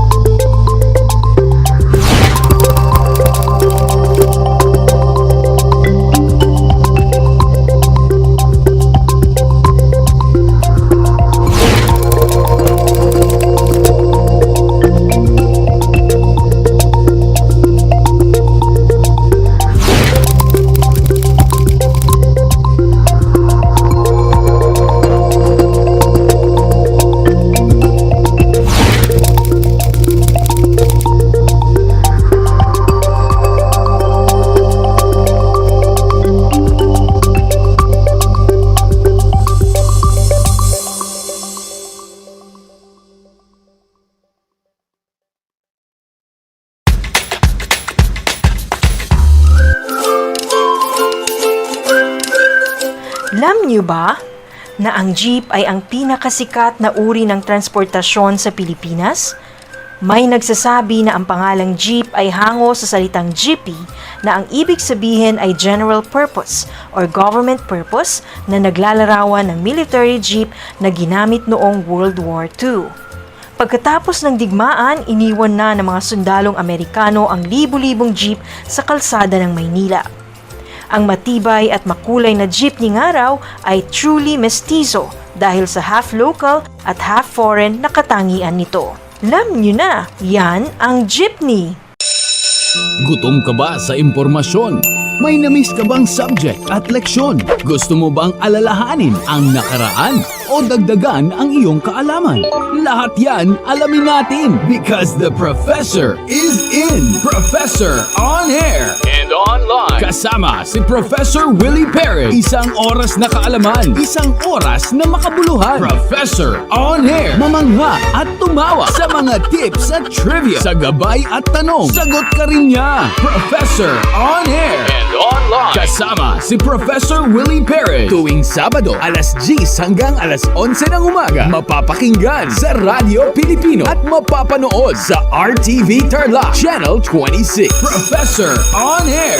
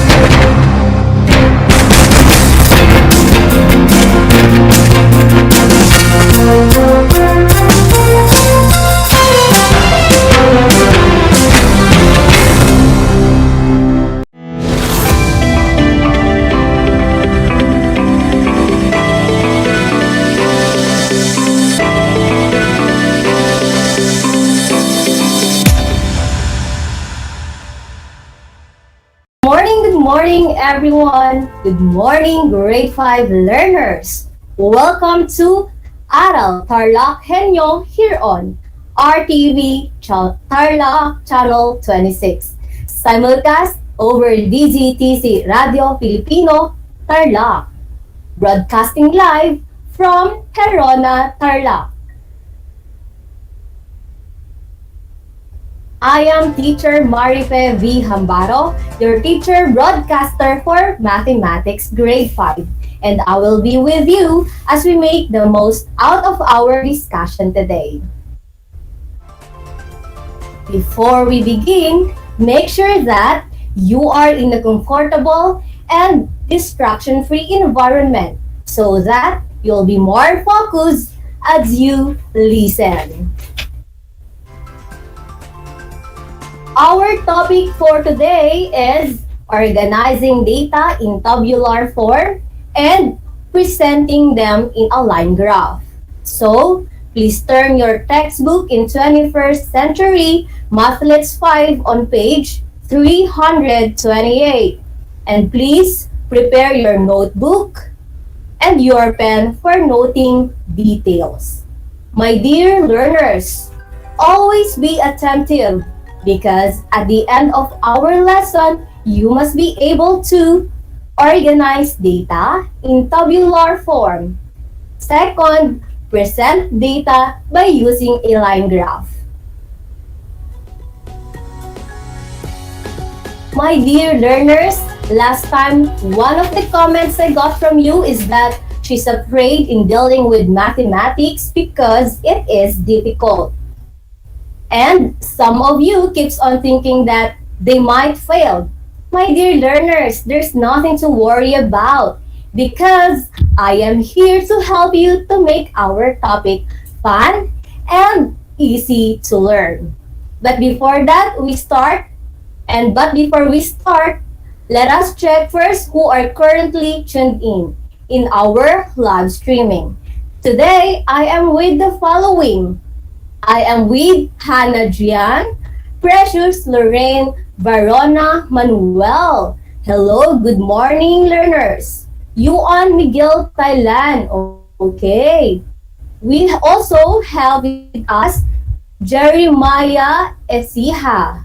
Okay, good morning to Jenny Lehiro Lagunero. Good morning, grade 5 learners. I am happy to be with you in our lesson. And I am hoping that you will learn a lot. Okay, last week, you talked all about temperature with Mom Mercy and Sir Michael. So last Saturday, June 19, the date of birth of our very own national hero, Dr. Jose P. Rizal. I listed the temperature of Tarlac, our province, as well the other provinces. And I found out that the temperature in Tarlac was 32 degrees Celsius. In Calamba, Laguna, where Jose Rizal was born, was 30 degrees Celsius. In Baguio was 29 degrees Celsius. In Tugigaraw was 30 degrees Celsius. Now, let's plot them in a graph. As what I had mentioned earlier, in Tarlac, the temperature was 32 degrees Celsius. So, we will place a dot aligned to 32 in the y-axis and also aligned to Tarlac in the x-axis. Then, we will do the same way in other provinces. Next is Laguna, 30 degrees Celsius. Third, Baguio, 20 degrees Celsius. Lastly, Tugigaraw, 33 degrees Celsius. We are done, my dear learners. The question is, based on our graph, which of these four provinces had the hottest temperature? Let's find out. Based on our graph, the highest dot is Tugigaraw, which means it has the highest temperature. Therefore, the hottest province among the four is Tugigaraw. Our next question is, which of these four provinces had the coldest temperature? Okay, let's see. Based on our graph, the lowest dot is Baguio, which means it has the lowest temperature. Therefore, the coldest among the four provinces is Baguio. Okay, Raven Julia is correct. Francesca Valdez got the correct answer also. Okay. Now, if you are to ask which place you prefer to stay in hotter or colder temperature. If you stay in a place without trees, expectedly, your place will become hotter and hotter and hotter. But if you stay in a place with trees, expectedly, your environment is colder and you will enjoy the fresh air. Therefore, my dear learners, let us start planting trees now before it's too late if you want to stay in a colder place. My dear grade 5 learners, earlier we used a graph in presenting a data, right? Do you know what kind of graph is it? Oh, yes! Yes, you got it right. This graph is called a line graph. Take note, class, a line graph has a vertical line called the y-axis, which contains the dependent variable in the collected data. As we go up through the y-axis, increasing values must be presented. And this may represent almost any type of numerical data such as pesos, scores, number of people, temperature, or grades. A line graph also has a horizontal line called y or called x-axis, which contains the independent variable that relates to the dependent variable in the collected data. Take note, class, as we go up through the x-axis, increasing values must be presented. And based on our line graph in y-axis, we have temperature as our dependent variable. While in x-axis, we have the four provinces as our independent variable. Okay, class, in completing such kind of a line graph, you will be dealing with statistics. Yes, statistics. Oops! Like what I've told you earlier that there's nothing to worry. Statistics is not that difficult here. We will make it fun and easy.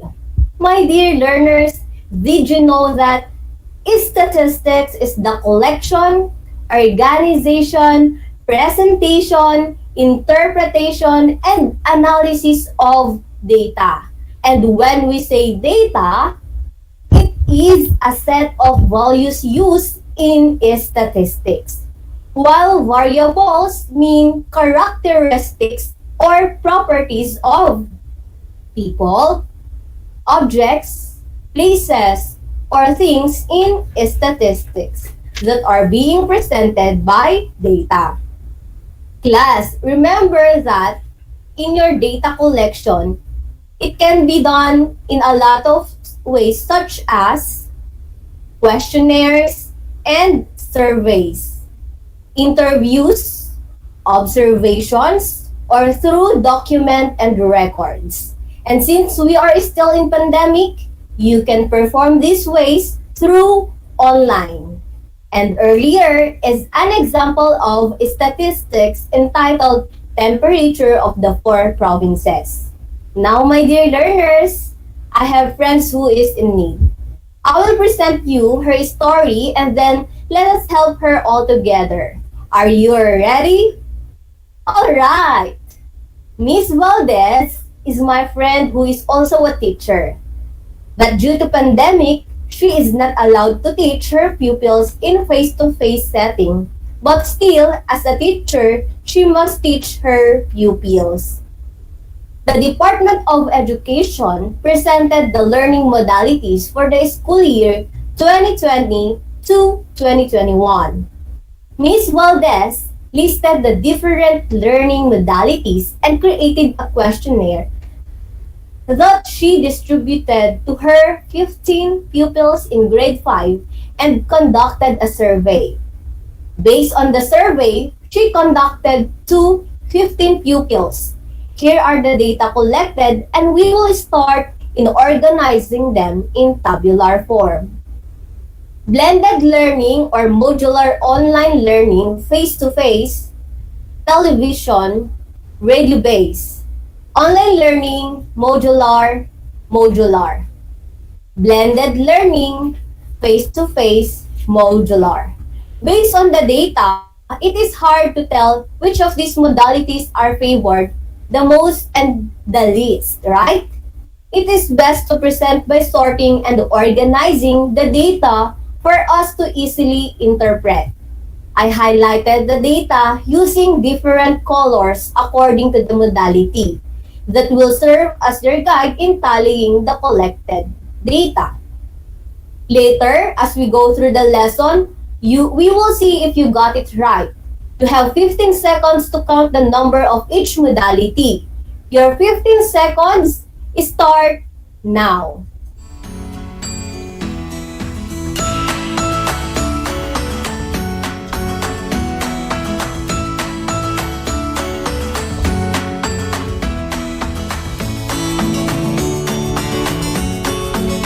Okay, are we good? Oh, very good. Now, let's move on to the following steps in organizing data in tabular form. Step 1. Group the data accordingly. Okay? Group the data accordingly by learning modality. This step has 6 learning modalities, right?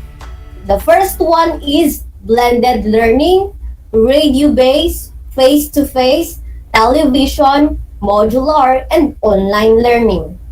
Each of them has different number of responses. Step 2.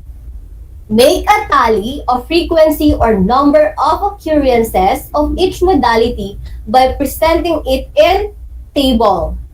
Let us entitle the table Learning Modalities of 15 Pupils of Ms. Valdez. Let us create 3 columns. The first column is the learning modality. The second column is the tally. The third column is the frequency or the total of the tally. And then, let us add 6 rows in our table since we have 6 modalities. Can you follow, my dear learners? Okay, that's good. Under the learning modality, place all the different modalities and let us begin with blended learning. Second, radio-based. Third, face-to-face. Fourth, television. Fifth, modular. Sixth, online learning. Next is to tally the data collected. Place 1 in every response under the column of tally. Okay. Write 1 in blended learning. Modular, 1.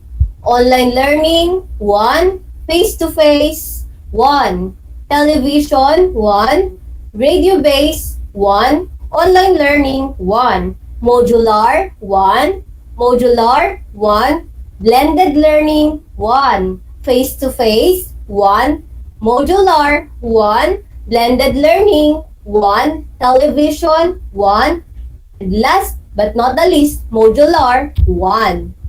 Next is the frequency by adding the total in tally by learning modality. Again, let's begin with blended learning. Based on our tally, we have, let's count, 1, 2, 3. So we have 3. In radio-based, we have only 1. In face-to-face, we have 1, 2. Okay, 2. In television, we have how many? 1, 2. So, television, 2. Next, in modular, we have 1, 2, 3, 4, 5. Okay, in online learning, we have 1, 2. Okay, we have 2. Let us check the total if we tallied it right. At the tally, we got the total of 15. Therefore, we got it right. Step 3. Present the data using a line graph. In using a line graph, first, draw the y and x axis. Okay, y-axis, vertical line. For x-axis, horizontal line. Second, use the data from the table to label the axes. Next. Okay, so in axis, in y-axis, we have 0, 1, 2, 3, 4, and 5. In x-axis, we have the blended learning, radio-based, face-to-face, television, modular, and online learning. Next, third.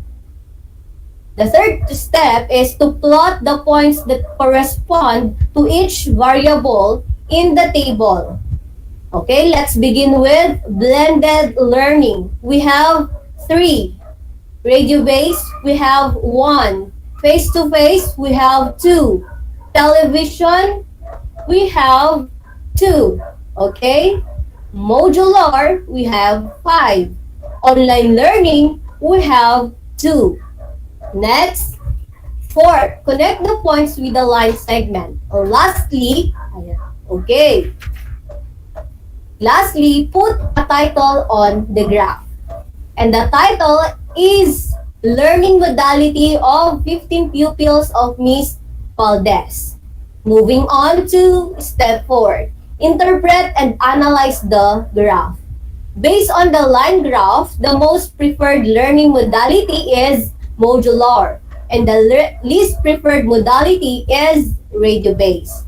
It is evident that majority of the pupils, 5 out of 15, chose modular instruction as their learning modality, and only 1 pupil wants radio-based. The data is now organized and presented in a graph. Ms. Valdez and the school administration can decide already what learning modality to be used and other way of reaching out her pupils. Can you follow, my dear learners? Are we good? That's great! Now, it is our activity time. Make sure that you have your pen and paper with you.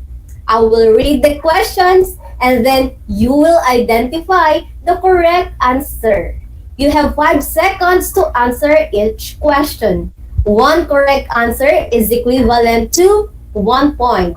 You might type your answer on the comment section of our Facebook live streaming.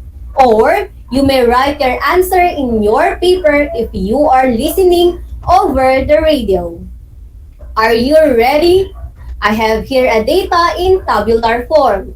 This is going to be your basis in answering questions. Our data is all about Ellie's daily expenses in school. In our first column, we have the day from Monday to Friday. While in the second column, we have the expenses of Ellie in peso. On Monday, Ellie spent 25 pesos. On Tuesday, he spent 30 pesos. On Wednesday, he spent 10 pesos. On Thursday, he spent 60 pesos. On Friday, he spent 30 pesos. Here is our first question. What is the correct formation of the axis in making the line graph of the given data? A. The x-axis is the horizontal line and the y-axis is in the vertical line. B. The y-axis is in the horizontal line and the x-axis is in the vertical line. Your 5 seconds start now.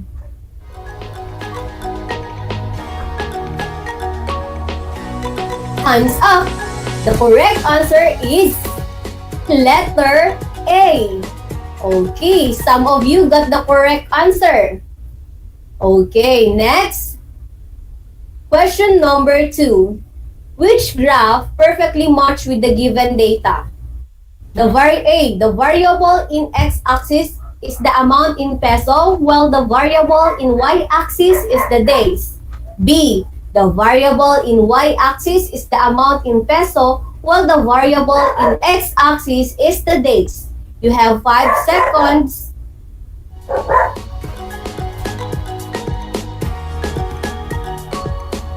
Time's up. The correct answer is letter A. I see some of you answered letter A. Okay, that's great. Next is question number 3. Based on our graph, on what day does Ellie spend the highest amount? A. Wednesday. B. Thursday. Your 5 seconds start now.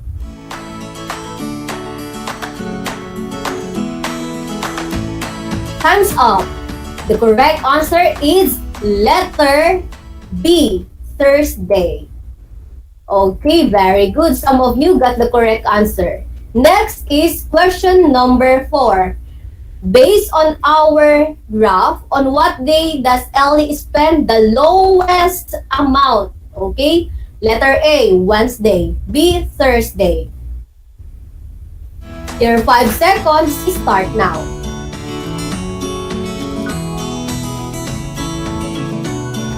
Time's up. The correct answer is letter A, Wednesday. Again, my dear learners, you got it right. Carlos Jose Basilio got it correct. Jenny Gabanya got it correct. And of course, who else? Erica Santos got it correct also. Last question, number 5. What is the appropriate title for the graph? A. Ellie's daily expenses in school. B. Weekly expenses of Ellie in school. Your 5 seconds start now.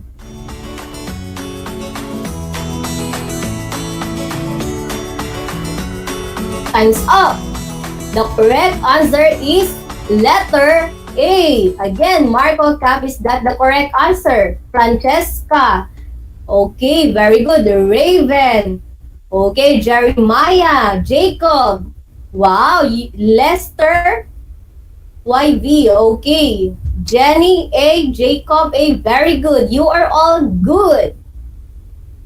Okay, great job, my dear grade 5 learners. I appreciate your participation for today's lesson. But if something is still bothering you about our lesson, feel free to answer on the comment section. Now, let's have a recap.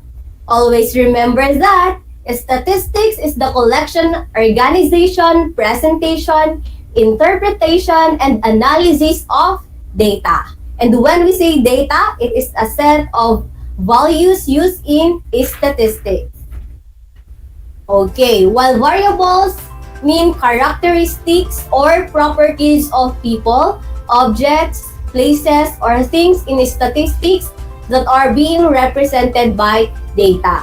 Class, remember that in your data collection, it can be done in a lot of ways such as questionnaires and surveys, interviews, observation, or through document and records. And don't forget also the things about line graph. Take note class, a line graph has a vertical line called the y-axis, which contains the first variable in the collected data.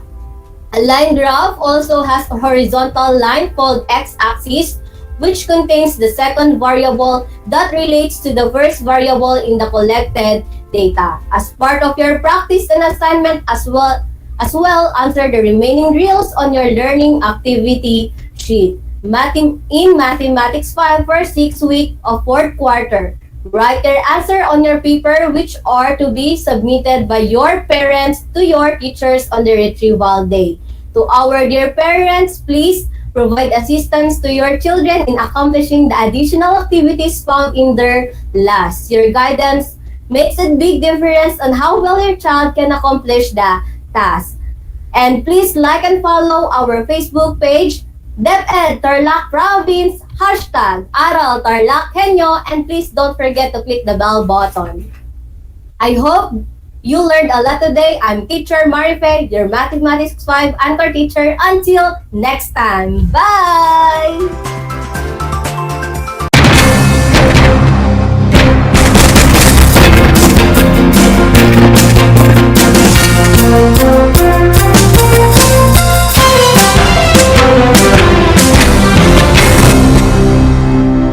This is my story. Ano ang kwento ng buhay mo? Malungkot? Masaya? May kababalaghan? O puno ng aksyon? Ang bawat kwento ng kapwa nating Pilipino ay mahalaga. This is my story. Sama-sama nating ibahagi ito upang magbigay aral at inspirasyon sa ating lahat. This is my story. This is my story. Hosted by Mitch Desunia. Tuwing Sabado, alas 3 hanggang alas 4 ng hapon. Mapapakinggan dito sa Radio Pilipino at mapapanood sa RTV Tarlac Channel 26. This is my story.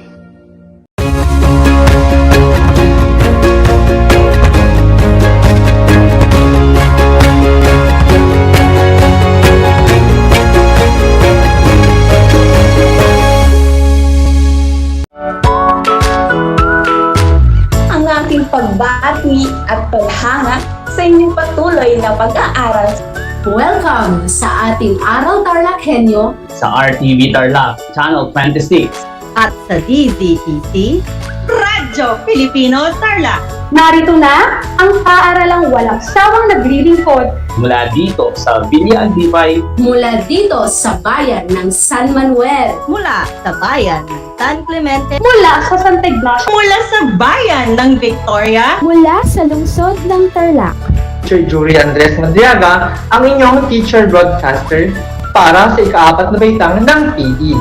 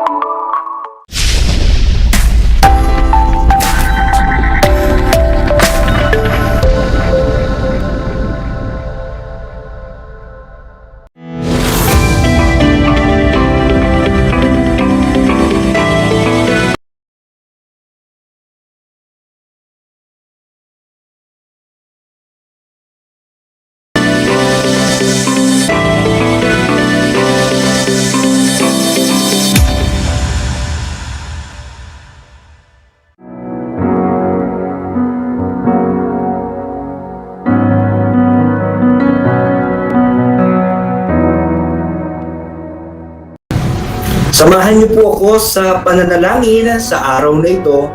Maniwala na sa kung anuman ang ating pinagdaraanan sa kasalukuyan, mayroon tayong tapat at makapangyarihang Diyos na sasaklolo at tutulong sa ating paglalakbay sa buhay. Manalangin po tayo. Aming Diyos na makapangyarihan sa lahat, amin pong ibinibigay at inaalayan ka ng papuri, pasasalamat at pagsamba na sa kabila ng lahat, maging sa amin po mga pinagdaraanan sa buhay, ikaw ay tapat, ikaw ay hindi nagbabago at lagi mong ipinaparanas sa amin ang iyong pagpapala at habag. Sa sandaling ito, O Diyos, sama-sama po kaming dumudulog sa inyong harapan at humihingi ng kapatawaran sa lahat po ng aming mga nagawang kasalanan sa isip, sa salita at sa gawa. Panginoong Diyos, amin pong inilalapit ang bawat nakikinig at nanunood sa kasalukuyan sa kung anuman po ang aming pinagdaraanan patungkol sa aming mga kalusugan. Amin pong idinudlog na kami po ay inyong ilayo sa anumang uri ng sakit, karamdaman, maging sa COVID-19, sa dengue, sa anumang uri ng karahasan, kasamaan, at maging sa tukso, Panginoong Diyos. Basbasan niyo po kami ng kaalaman, ng karunungan at ng lakas ng loob upang sa amin pong pagpapatuloy kami po ay makakita ng pag-asa at maunawaan ang dakila mong plano sa amin pong mga buhay, O Diyos. Ganun din po, Panginoong Diyos, ang amin pong panalangin na anuman ang amin pong mga sitwasyon at mga panalangin sa iyo, O Diyos, tulungan niyo po kami, Panginoong Diyos, na maunawaan at malakaran ng may kaligayahan at galak sa aming mga puso ang iyong kalooban sa aming mga buhay. Naniniwala po kami, Panginoon, na lahat ng nagtitiwala sa iyo kailanman ay hindi niyo po binibigo, Panginoon Diyos. Cover us with your most precious blood, Jesus. Pahilumin, pagalingin niyo po ang bawat isa sa amin. At sa amin pong mga leader sa bansang Pilipinas, maging sa SDO Tarlac Province, ang mga school head, teachers, mga magulang, at mga learners, O Diyos, ang panalangin po namin na sa lahat ng ginagawa namin mga orders, memorandum, mga polisiya, lahat ng ito naway makapagbigay ng kaluwalhatian para sa iyong pangalan at para sa kapakinabangan ng bawat isa sa amin, Panginoon. Sa lahat, Panginoong Diyos, ng aming mga ginagawang preparasyon, paghahanda, lahat ng ito, Panginoong Diyos, ay amin pong ibinababa at idinudulog sa iyo, O Diyos.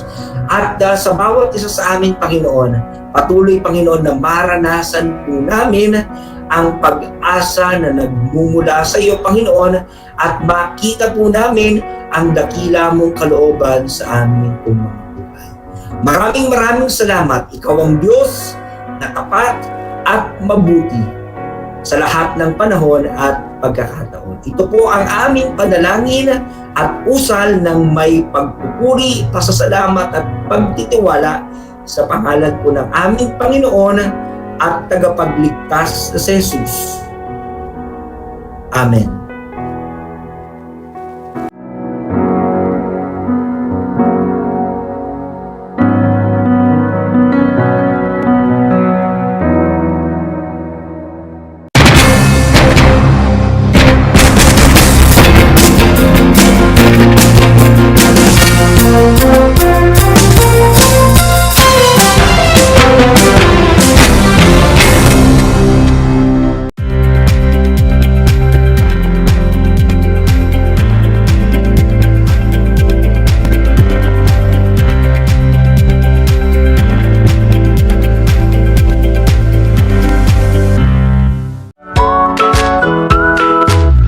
Kumusta ginigiliw kong mga mag-aaral?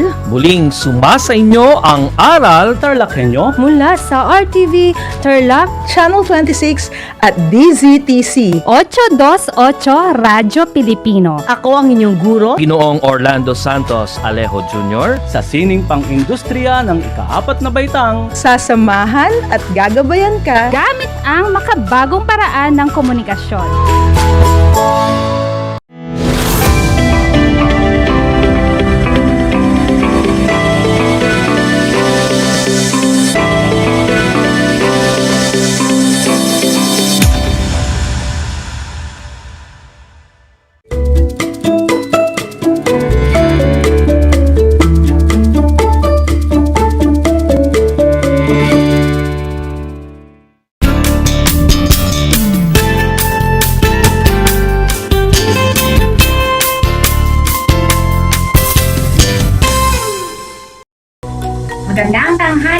inyong lahat.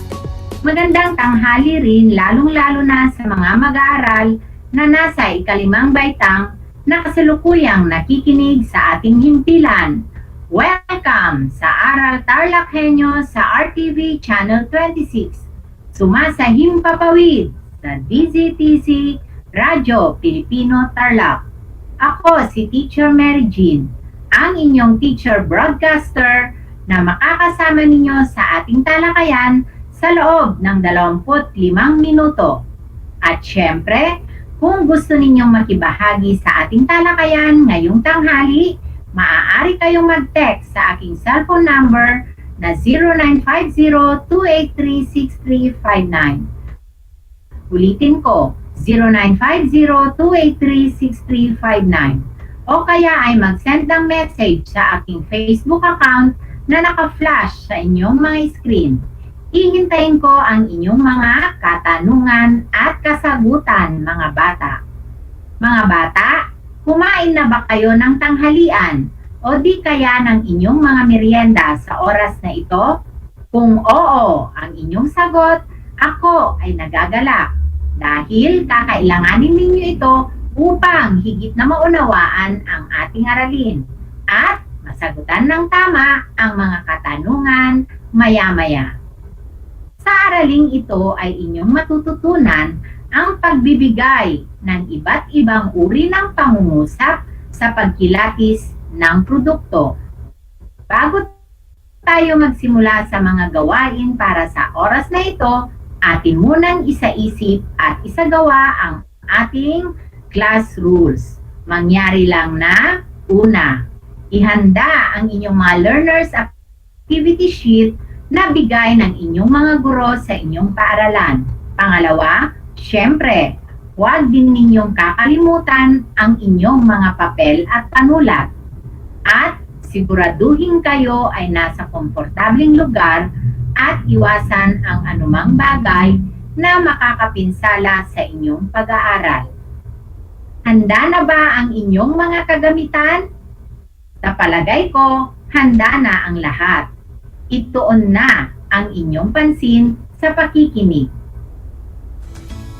Gaano ka ba kasigurado na ang iyong mga binibili ay ligtas kainin? Walang halong chemical na nakakaapekto sa kalusugan ng tao. Kung ang materyales ba na ginamit ay matibay at higit sa lahat, masusulit ang bawat sentimong iyong gagastusin. Ang pagiging matalinong mamimili ay magandang katangian ng isang tao. Hindi ka madaling malilinlang ng kahit na sino dahil alam mong pumilatis ng produktong bibilhin. Ito ay napapanahon ngayon dahil patuloy ang pagtaas ng presyo ng mga bilihin. Kailangan mong maging matalino sa pagpili upang masulit ang mga produktong binibili. Sa araling ito, mapag-aaralan mo ang paggamit ng iba't ibang uri ng pangungusap kung saan matututuhan mong pumilatis ng bibilhing produkto. Sa pagtatapos ng kagamitan sa pinatnubayang kasanayang pampagkatuto ito, ikaw ay inasahang una, natutukoy ang wastong pangungusap na nagpapahayag ng pagkilatis ng produkto. Pangalawa, nakabubuo ng pangungusap batay sa sitwasyon. At pangatlo, nagagamit ang iba't ibang uri ng pangungusap sa pagkilatis ng produkto sa pamamagitan ng pagbuo ng talata. Bago tayo dumako sa ating aralin, nais kong tayo'y magbalik-aral tungkol sa mga uri ng pangungusap. Babasahin natin ang isang interview tungkol sa isang guro. Tukuyin kung anong uri ng pangungusap ang may salungguhit. I-comment na ang inyong mga sagot sa ating chat box. Tara na! Ang mga guro na nagsisilbing pangalawang magulang natin ay humaharap sa mabigat na pagsubok.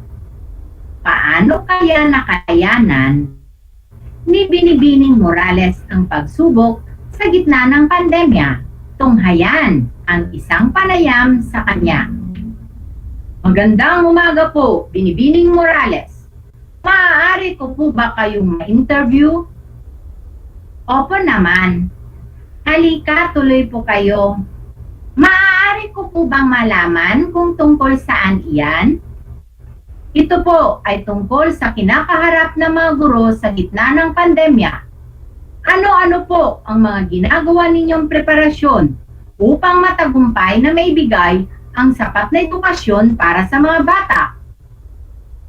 Bukod sa paggawa ng mga module, ay sinisikap naming maibigay ang nararapat na edukasyon para sa kanila. Naku, para sa mga bata, walang imposibleng gawin ang mga kagaya kong guro. Saludo po ako sa inyong mga guro. Ang mga ginagawa ninyo para sa mga bata ay walang katumbas. Naunawaan niyo ba mga bata? Ngayon, balikan natin ang mga pangungusap na nakasalungguhit sa dialogo. Una, maaari ko po ba kayong ma-interview? Ito ay halimbawa ng anong pangungusap? Kung ang sagot ninyo ay patanong, tama. Pangalawa, halika, tuloy po kayo. Ito ay pangungusap na pautos. Pangatlong pangungusap. Ito po ay tungkol sa kinakaharap ng mga guro sa gitna ng pandemya. Kung ang sagot mo ay pasalaysay, tama. Pang-apat, ano-ano po ang mga ginagawang preparasyon ninyo upang matagumpay na maibigay ang sapat na edukasyon para sa mga bata? Tumpak, patanong, at panlima, naku, para sa mga bata, walang imposibleng gawin ang mga kagaya mong guro. Tama, ito ay uri ng pangusap na padamdam. Mahusay, sa lahat ng nag-try na sumagot mga bata, maraming salamat mga anak sa inyong pakikibahagi sa ating pagbabalik-aral. Mga bata, lagi nating tandaan at huwag kalimutan na mahalaga at mabisang sandata ang paggamit ng iba't ibang uri ng pangungusap para maipahayag ang ating ideya, kaisipan, at saloobin para sa mabisang pakikipagtalastasan. Handa na ba kayo na atin nang tatalakayin ang tungkol sa pagbibigay ng iba't ibang uri ng pangungusap sa pagkilatis ng produkto? Para lubos ninyong maunawaan ang ating aralin ngayon, halina at ating basahin ang usapan sa isang tagpo sa palengke. Basahin natin ang isang dialogo tungkol sa pagkilatis ng isang produkto. Araw ng palengke. At ito rin ang araw kung saan mamamalengke sina Aling Esther at ang kanyang anak ni Sacardo. Tunghayan kung paano nila kinilatis ang binibiling produkto. Manong, magkano po ang 1 kilo ng karning baboy? Nagkakahalaga po ito ng 305 piso bawat kilo. Sobra namang mataas ang presyo ng karning baboy ngayon. Manong, pwede po bang 330 piso na lang? Aba, wala na po sa puhunan iyan. Malulugi po kami. Naku, hindi na nagkakasya ang 500 pisong budget ko sa pamamalengke. Bagong katay ba ang mga ito? Saan nanggaling ang mga karning baboy na ito? Sigurado po na bagong katay ang mga karning baboy na paninda namin. Sa katunayan nga po, ay sariling alaga namin ang mga ito. Inay, bakit po ninyo inaamoy ang karning baboy para malaman ko kung sariwa pa ang karning baboy, anak. Ano po ba ang dapat isaalang-alang kapag namimili ng karning baboy? Katulad nito, malarosas ang kulay ng laman ng karning baboy. Hindi mabaho ang amoy at mahalagang may tatak na nagpapatunay na nasuri ito. Bigyan mo po ako ng 1 kilong karning baboy. Okay po, sige po. Tingnan ko nga po kung tama ang pagkakatimbang ng karning baboy. Aba, puro taba naman ang nilagay ninyo sa timbangan. Ano po ba ang hanap ninyo? Pakipilian po ako ng kakaunti lamang ang taba. Ito na po ang 1 kilong karneng baboy ninyo. Maraming salamat po. Ano po ba ang iluluto mo, inay? Magluluto ako ng sinigang na karneng baboy. Wow! Paborito ko pong ulam iyan. Tiyak, mapaparami ang kain ko mamaya, inay. Masayang umuwi ang mag-ina, bit-bit ang kanilang mga pinamili na may ngiti sa mga labi.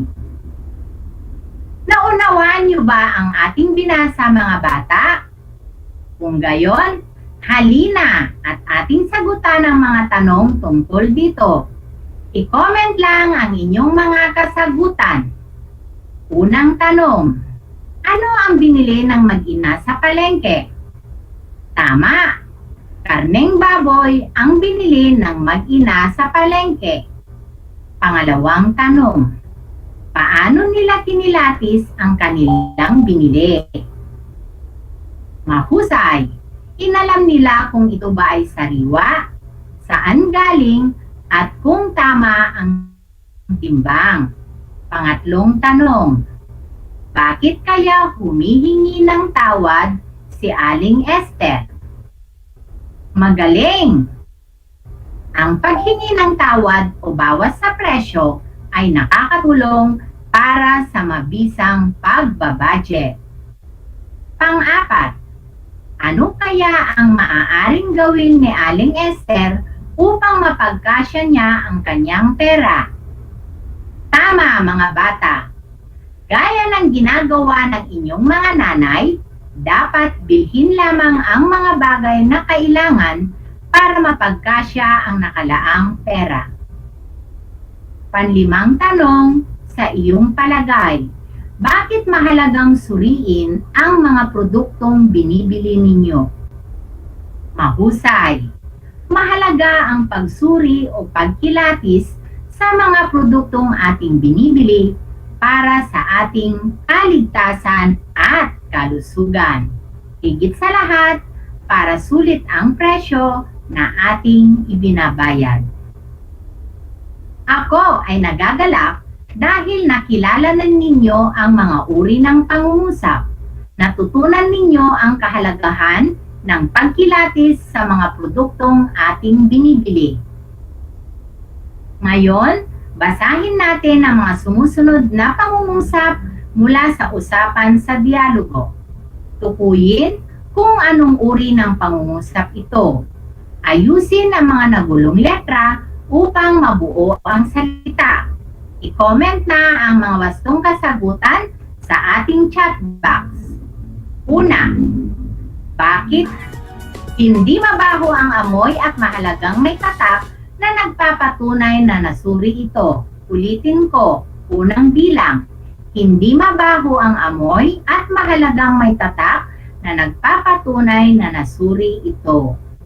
Pangalawang bilang, bakit po ninyo inaamoy ang karning baboy? Pangatlo, tingnan ko nga po kung tama ang pagkakatimbang ng karning baboy. Pang-apat, pakipilian mo ako ng kakaunti lamang ang taba. At panlima, Sobra namang mataas ang presyo ng karning baboy ngayon. Ano-ano ang mga salitang nabuo ninyo? Napansin nyo ba ang pagkakaiba ng mga pangungusap? Nakita nyo ba ang mga bantas na ginamit dito? Halina at tingnan natin ang mga wastong kasagutan. Unang bilang, pasalaysay. Pangalawa, ito ay pangungusap na patanong. Pangatlo, pautos. Pang-apat na pangungusap, pakiusap. At ang panlimang pangungusap ay padamdam. Nasa iba't ibang uri ng pangungusap ang pagkakagamit dito. Ang bantas na ginamit sa bawat pangungusap ay akma o wasto ayon sa gamit nito. Sa araling ito, magagamit natin ang iba't ibang uri ng pangungusap sa pagkilatis ng produkto. Narito ang mga pamantayan sa pagpili ng produkto. Una, tama ang pagkakatimbang o bilang ng produkto. Pangalawa, matibay ang pagkakagawa na maaaring pangmatagalan ang paggamit. Pangatlo, dapat epektibo at hindi ito nakaaapekto sa kalusugan ng tao. Pang-apat, tingnan kung anong petsa ito ginawa at petsa ng pagkawalang bisa ng isang produkto tulad ng dilata at gamot. Nabubulok kung ito ay katulad ng prutas at gulay. Panlima, hindi tinipid ang mga ginamit na materyales. Pang-anim, alamin kung anong sangkap o materyales ang gawa ang isang produkto. Pang-pito, nararapat ding malaman kung saan nanggaling ang produkto. Pang-walo, tiyakin ang presyo ng produktong bibilhin ayon sa itinakda ng Department of Trade and Industry o DTI. At ang huli, huwag magpapadala sa mga nababasa o naririnig na anunsyo sa telebisyon at social media.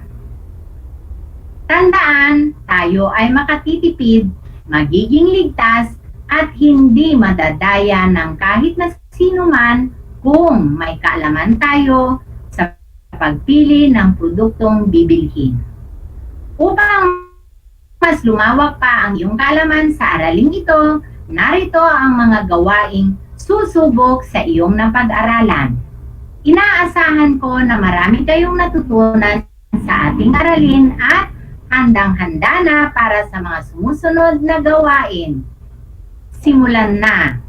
Para sa unang pagsasanay, tukuyin ang wastong pangungusap na nagpapahayag ng pagkilatis ng produkto. Isulat ang letra ng tamang sagot sa ating chat box. Una, sa pagbabakasyon mo sa lalawigan ng Quezon, pumukaw sa iyong atensyon ang banig na mayroong makukulay na disenyo. Binalak mo itong bilhin bilang pasalubong mo sa iyong ina. Ano ang maaari mong sabihin sa tindera upang masiguro na matibay ang banig na ito? A. Magkano ang halaga ng isang banig? B. Gaano katagal ang paggawa ng banig? C. Saan nanggaling ang mga banig na paninda ninyo? Or D. Anong materyales ang ginamit sa paggawa ng banig na ito? Pangalawa, si Helena ay nagpagawa ng barot saya. Maganda ang pagkakaburda nito, ngunit maluwag pa ito sa kanya. Paano niya ito sasabihin sa mananahi ng maayos? A. Wow! Napakaganda ng pagkakaburda ng baro at saya. B. Ano pong materyales ang ginamit ninyo sa paggawa ng tela? C. Ang telang ginamit sa baro at saya ay gawa sa hibla ng pinya. Or D. Pakiayos po muli ang baro at saya sapagkat maluwag ito sa akin. Pangatlo, si Jose ay magpapagawa ng bagong kabinet. Nais niya na ang kahoy na nara ang gamitin para bukod sa matibay, ay magandang klase rin ito. Paano niya sasabihin sa mga manggagawa na iyon ang nais niya? A. Naku, maling kahoy po ang ginamit ninyo sa paggawa ng cabinet. B. Anong kahoy po ang gagamitin ninyo sa paggawa ng aking cabinet? C. Ang kahoy na nara ay isa sa mga tinatangkilik dahil sa angking tibay nito. Or D. Gusto ko po na ang kahoy na nara ang gamiting materyales sa ipapagawa kong cabinet. Pang-apat, buwan pa lamang ng Setyembre, tayong mga Pilipino ay nag-aayos na ng mga dekorasyon para sa nalalapit na Pasko. Isa sa mga tinatangkilik ay ang parol na yari sa Pampanga. Alin sa mga sumusunod na pahayag ang hindi nararapat na sabihin tuwing kumikilatis ng isang produkto? A. Ito ba ay magastos sa kuryente? B. Ilang buwan ang ginugol ninyo sa paggawa ng mga parol? C. Ano-anong materyales ang ginamit ninyo sa paggawa ng parol? Or D. Pwede bang pailawin upang malaman kung gumagana lahat ang ilaw na ito? Panlima, gusto mong bumili ng pastillas ngunit hindi mo alam kung masarap ito. Paano mo sasabihin sa tindera upang pahintulutan kanyang tikman ng pastillas na kanyang paninda? A. Saan nagmula ang paninda ninyong pastillas? B. Pwedeng matikman ang paninda ninyong pastillas? C. Wow, napakatamis po ng paninda ninyong pastillas? Or D. Ang aming panindang pastillas ay galing sa probinsya ng Zambales. Tapos na ba kayo? Tingnan nga natin kung tama ang inyong mga kasagutan. Narito ang mga tamang sagot sa unang pagsasanay. Number 1. D. Anong materyales ang ginamit sa paggawa ng banig na ito? Pangalawa, D. Pakiayos pong muli ang baro at saya sapagkat maluwag ito sa akin. 3. Letrang D. Gusto ko po na ang kahoy na nara ang gamiting materyales sa ipaggagawa kong cabinet. Number 4. Letrang B. Ilang buwan ang ginugol ninyo sa paggawa ng mga parol? At ang huli, letrang B.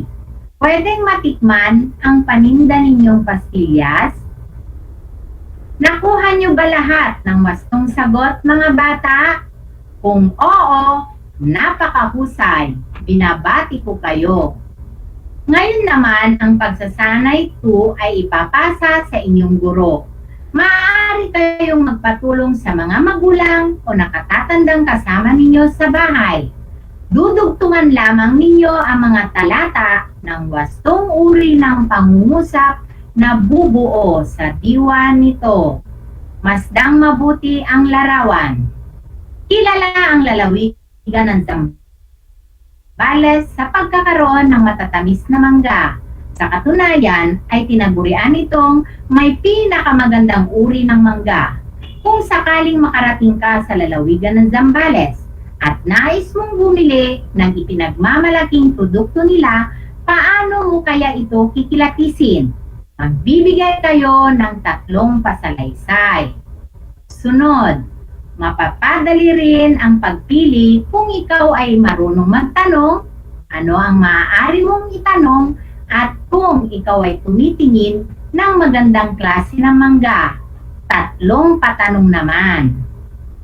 Karapatan ng mamimili ang makapili ng magandang klase ng produktong bibilhin.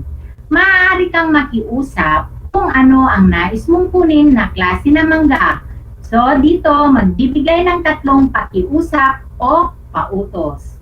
At huli, magbibigay ng 1 padamdam. Ang masasambit mo dahil sa angking tamis at sarap ng manggang galing sa Zambales. Mabilis na lumipas ang 25 minuto ng ating makabuluhang talakayan sa Filipino Grade 5. Abangan pa ninyo ang mga susunod na episodes ng ating mga aralin sa ating asignatura. Patuloy pa rin kayong tumutok sa ating RTV Tarlac Channel 26. Sumasahim papawid sa DZTC Radyo Pilipino Tarlac. Ito ang inyong teacher broadcaster para sa oras na ito, Teacher Mary Jean, na nagsasabing, pagiging smart buyer ay ugaliin. Kaligtasan, kalusugan, at kagandahan, iyong angkinin. Paalam!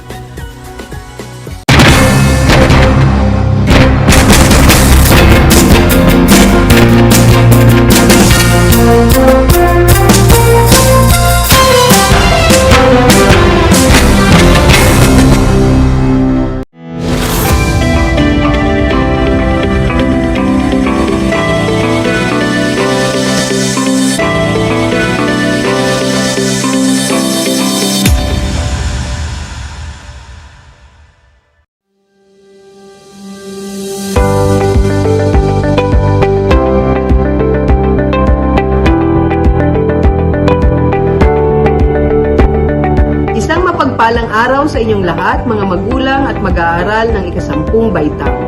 Maraming salamat sa inyong patuloy na pagpupunyagi sa kabila ng mga hinaharap nating hamon sa kasalukuyan. Ngayon pa lamang ay binabati ko na ang lahat ng mga mag-aaral sa inyong nalalapit na pagtatapos sa yugto ng junior high school. Batid ko ang inyong sakripisyo kasama ng inyong mga magulang upang makamtan ang tagumpay sa inyong pag-aaral. Tayo ay nagkatipon upang bigyang daan ang isa sa napakahalagang aspekto ng inyong paghahanda para sa senior high school. Ito ay isang kritikal na gagawin sapagkat dito nakabatay ang inyong tatahaking buhay sa inyong susunod na taon. Kasama natin sa gawaing ito ang mga magulang na siyang nakakatulong sa bawat mag-aaral sa pagbuo ng mga mapanagutang desisyon na may pagsasaalang-alang sa iba't ibang salik na maaaring makaapekto sa buhay ng mga kabataan. Inaasahang gagabay ang mga magulang sa pagtuklas ng interes, kakayahan, pangarap at pagpaplano ng bawat pamilya. Nilalayon sa gawain ito na mabigyang gabay ang mga mag-aaral sa kanilang pamimili at pagpapasya ng kanilang senior high school track and strand. Bahagi ito ng Career Guidance Program na naibalangkas ng Bureau of Curriculum Development kasama ng Kagawaran ng Edukasyon at Kaagapay ang Simio Inotec. Hangad ko mabuti, masagana at panatag na kinabukasan para sa lahat ng mga mag-aaral at pamilyang kasama sa araw na ito. Sa munting paraan na ito, nawa ay makapagbigay kami ng mga impormasyong kapaki-pakinabang at tuwirang mapapakinabangan upang ang bawat kabataan ay makapagplano at may sa katuparan ang kanilang pangarap at mithiin sa buhay. Muli, magandang umaga sa ating lahat. Ang dagdag na 2 taon sa high school ay malaking bahagi ng programang K-12 sa ating bansa. Pinag-aralan ng mabuti ng Kagawaran ng Edukasyon o DEPED ang nilalaman at paraan ng pagkatuto sa 2 taong ito na tinatawag ngayong senior high school. Sa pamamagitan ng senior high school, tinitiyak ng DEPED ang kalidad ng edukasyon na may malinaw na patutunguhan anuman ang iyong pag-aralan. May 15 core, 7 applied at 9 na specialized subjects ang senior high school. Sa kabuuan, may 31 subjects ang senior high school. Katumbas ito ng 4 na semestre na may 2 quarter bawat semestre. Ang mga paksa sa bawat aralin ay mahalaga upang maihanda ang mga mag-aaral sa 4 na curriculum exit gaya ng kolehiyo, trabaho, middle-level skills development at negosyo. Kahit anong track ang piliin ng isang mag-aaral, maaari siyang magpatuloy sa alinman sa 4 na posibleng curriculum exit. Mayroong 4 na track ang senior high school. 1. Academic track. 2. Technical Vocational Livelihood track. 3. Arts and Design track. At 4. Sports track. Ang Senior High School Academic Track. Upang makatugon sa mabilis na pagbabago ng ating panahon, tinitiyak ng Senior High School Program na handa ang mga magsisipagtapos dito sa mga hamon ng pagbabago. Sa academic track, ang mga nagsipagtapos ay maaaring makapagpatuloy ng pag-aaral sa kolehiyo, mag-aral ng mas mataas na mga kasanayan o middle-level skills, magtrabaho o magnegosyo. 4 na strand ang maaari nilang pagpilian sa academic track. 1. Accountancy, Business and Management o ABM strand. 2. Science, Technology, Engineering and Mathematics o STEM strand. 3. Humanities and Social Science or HUMS strand. At 4. General Academic strand o GAS. Ang ABM strand ay para sa mga mag-aaral na nais kumuha ng kurso sa kolehiyo, kaugnay ng finance, business, o accounting.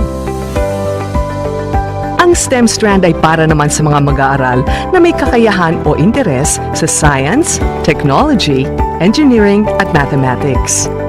Sa STEM, mayroong mga science lessons na kasama na sa core subjects, kaya papalitan ito ng earth science at disaster readiness. Upang mapabilang sa STEM, kailangan ng final grade na di bababa sa 85 sa grade 10 math at science, percentile rank na 86 o higit pa sa STEM subtest sa National Career Assessment Examination o NCAE. Kung walang NCAE, maaaring makipag-ugnayan sa paaralang nais ninyo hinggil sa mga requirements. Ang HUME strand ay para sa mga estudyanteng nais kumuha ng mga kursong kaugnay ng social sciences at humanities tulad ng journalism, communication arts, liberal arts, education, sociology, psychology, at iba pa. Ang General Academic Strand ay para sa mga mag-aaral na nais maging bukas sa mga options o electives mula sa iba't ibang tracks tulad ng academic, TVL, sports, at arts and design. Narito ang mga specialized subjects sa ilalim ng academic track. A. ABM Strand. Applied Economics, Business Ethics and Social Responsibility. Fundamentals of Accountancy, Business and Management. Business Math. Business Finance. Organization and Management. Principles of Marketing. B. STEM Strand. Pre-Calculus. Basic Calculus. General Biology. General Physics. General Chemistry. Earth Science. Disaster Readiness and Risk Reduction. C. Hume's Strand. Creative Writing. Creative Nonfiction. Introduction to World Religions and Belief Systems. Community Engagement, Solidarity, and Citizenship. Philippine Politics and Governance. Trends, Networks, and Critical Thinking in the 21st Century. Disciplines and Ideas in the Social Sciences. Disciplines and Ideas in the Applied Social Sciences. D. General Academic Strand. Humanities, Social Science, Applied Economics, Organization and Management, Disaster Readiness and Reduction, Electives. Maraming kurso ang maaaring pag-aralan ng mga nakatapos ng kahit anong strand sa academic track na kalaunan ay mapakikinabangan nila sa pagtatrabaho. Narito ang ilang halimbawa.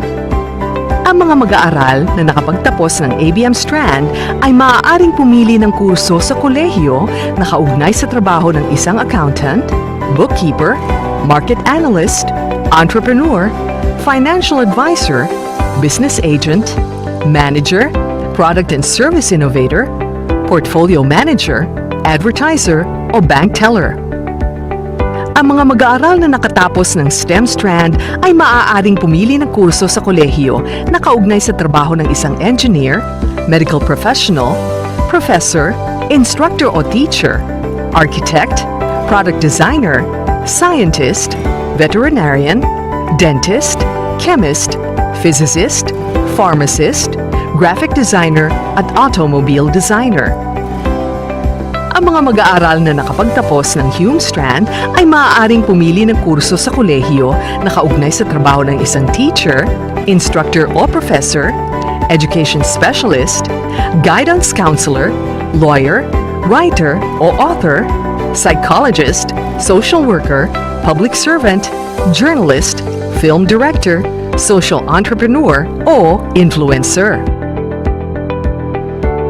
Ang mga mag-aaral na nakapagtapos ng GA Strand ay maaaring pumili ng kurso sa kolehiyo, subalit dapat isaalang-alang ang mga prerequisite subjects ng ninanais na kurso. Ang Senior High School Technical Vocational Livelihood Track.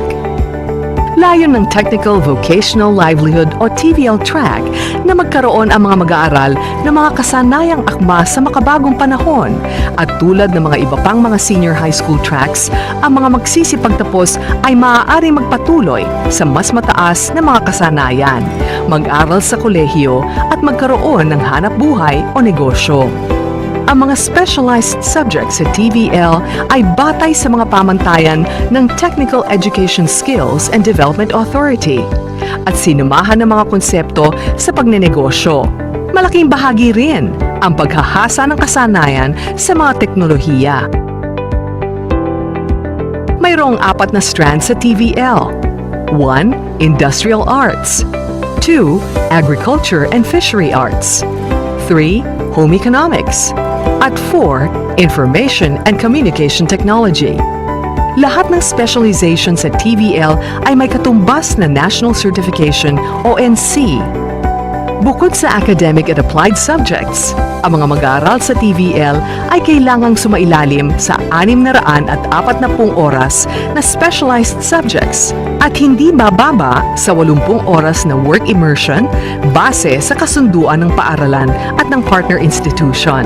Pinaiiral din ng Department of Education ang Joint Delivery Voucher Program kung saan maaaring gumamit ang mga kwalipikado o piling mag-aaral na mga kagamitan ng mga katuwang na technical vocational institution ayon sa patnubay ng Department Order 35, Series of 2020. Suriin natin ngayon ang mga specialized subjects ng TVL. Sa Agriculture and Fishery Strand, nariyan ang 1. Agricultural Crops Production, NC1. 2. Agricultural Crops Production, NC2. 3. Animal Production, Poultry Chicken, NC2. 4. Animal Production, Large Ruminant, NC2. 5. Animal Production, Swine, NC2. 6. Aquaculture, NC2. 7. Artificial Insemination, Large Ruminants, NC2. 8. Artificial Insemination, Wine, NC2. 9. Fish Capture, NC2. 10. Fish Products Packaging, NC2. 11. Food Processing, NC2. 12. Landscape Installation and Maintenance, NC2. 13. Organic Agriculture, NC2. 14. Pest Management, NC2. 15. Rice Machinery Operations, NC2. 16.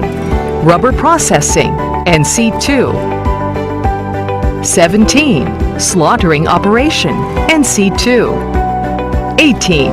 Agri-Crop Production, NC3. 19. Fishing Gear Repair and Maintenance, NC3. 20. Horticulture, NC3. 21. Animal Health Care Management, NC3. 22. Rubber Production, NC2. 23. Fish Wharf Operation, NC2. Sa home economics strand naman kasama ang 1. Attraction and theme parks operation with ecotourism, NC2. 2. Barbering, NC2. 3. Bartending, NC2. 4. Beauty, nail care, NC2. 5. Bread and pastry production, NC2. 6. Caregiving, NC2. 7. Cookery, NC2. 8. Dressmaking, NC2. 9. Food and beverage services, NC2. 10. Hairdressing, NC2. 11. Handicraft, basketry, macrame, non-NC. 12. Handicraft, fashion accessories, papercraft, non-NC. 13. Handicraft, needlecraft, non-NC. 14. Housekeeping, NC2. 15. Local guiding services, NC2. 16. Tailoring, NC2. 17. Tourism promotion services, NC2. 18. Travel services, NC2. 19. Wellness massage, NC2. 20. Front office services, NC2. 21. Handicraft, woodcraft, leathercraft, non-NC. 22. Commercial cooking, NC3. 23. Fashion design, apparel, NC3. 24. Hair dressing, NC3. 25. Events management services, NC3. Sa industrial arts, nabibilang ang mga sumusunod. 1. Automotive servicing, NC1. 2. Automotive servicing, NC2. 3. Carpentry, NC2. 4. Construction painting, NC2. 5. Dom rack servicing, NC2. 6. Electrical installation and maintenance, NC2. 7. Electric power distribution line construction, NC2. 8. Electronic products assembly and servicing, NC2. 9. Furniture making, finishing, NC2. 10. Instrumentation and control servicing, NC2. 11. Gas metal arc welding, NC2. 12. Gas tungsten arc welding, NC2. 13. Machining, NC1. 14. Machining, NC2. 15. Masonry, NC2. 16. Mechatronic servicing, NC2. 17. Motorcycle engine servicing, NC2. 18. Plumbing, NC1. 19. Plumbing, NC2. 20. Shielded metal arc welding, NC1. 21. Shielded metal arc welding, NC2. 22. Tile setting, NC2. 23. Transmission line installation, NC2. 24. Carpentry, NC3. 25. Refrigeration and air conditioning, commercial refrigeration equipment servicing, NC3. Sa ICT strand, matututunan ang mga sumusunod. 1. Animation, NC2. 2. Broadband installation, fixed wireless system, NC2. 3. Computer programming, net technology, NC3. 4. Computer programming, Java, NC3. 5. Computer programming, Oracle database, NC3. 6. Computer system servicing, NC3. 7. Contact center services, NC2. 8. Illustration, NC2. 9. Medical transcription, NC2. 10. Technical drafting, NC2. 11. Telecom OSP and subscriber line installation, NC2. 12. Telecom OSP installation, NC2. Ang bawat component sa TVL strand ay may iba't ibang specialization na mapagpipilian. Ang TVL Maritime Strand ay itinuturing na isang unique track kung saan matututunan ang mga sumusunod. 1. Engine Watch 1. 2. Engine Watch 2. 3. Navigational Watch 1. 4. Navigational Watch 2. 5. Navigational Watch 3. 6. Safety 1. 7. Safety 2. 8. Ships Catering Services, NC1. Ang Senior High School Arts and Design Track. Ang Senior High School Arts and Design Track ay akma para sa mga mag-aaral na nahihilig o may talento o kasanayan sa iba't ibang sangay ng sining tulad ng 1. Advertising 2. Animation and Game Development 3. Architecture and Interior Design 4. Broadcast Arts including film, television, radio and photography 5. Information Technology, Software and Computer Services 6. Publishing or Print Media 7. Museum, Galleries and Libraries 8. Heritage Crafts and Gastronomy 9. Music and Performing Arts 10. Visual Arts at 11. Product, Graphic and Fashion Design. Ang pinag-aaralan sa Arts and Design Track ay nagbibigay linaw kung anong sangay ng sining ang maaari mong tahakin. Lalo't may pagkakataon ka ritong tumaan ng work immersion. Ang karanasan sa aktwal na trabaho ang magbibigay sa iyo ng mga kasanayang akma sa sangay ng sining na napili mo. 6 ang specialization o sangay ng sining: music, dance, theater arts, visual arts, media arts, at literary arts. Ang mga specialized subjects sa Arts and Design Track ay ang 1. Creative Industries 1. Arts and Design Appreciation and Production 2. Creative Industries 2. Performing Arts 3.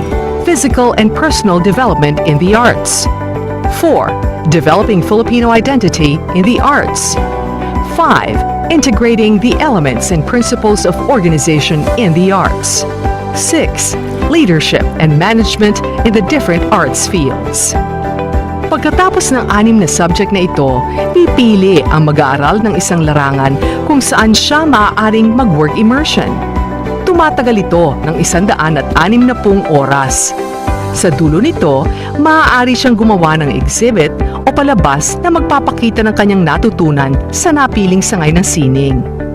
Marami tayong kababayan sa larangan ng sining ang nabibigyan ng scholarship dito sa Pilipinas at sa ibang bansa.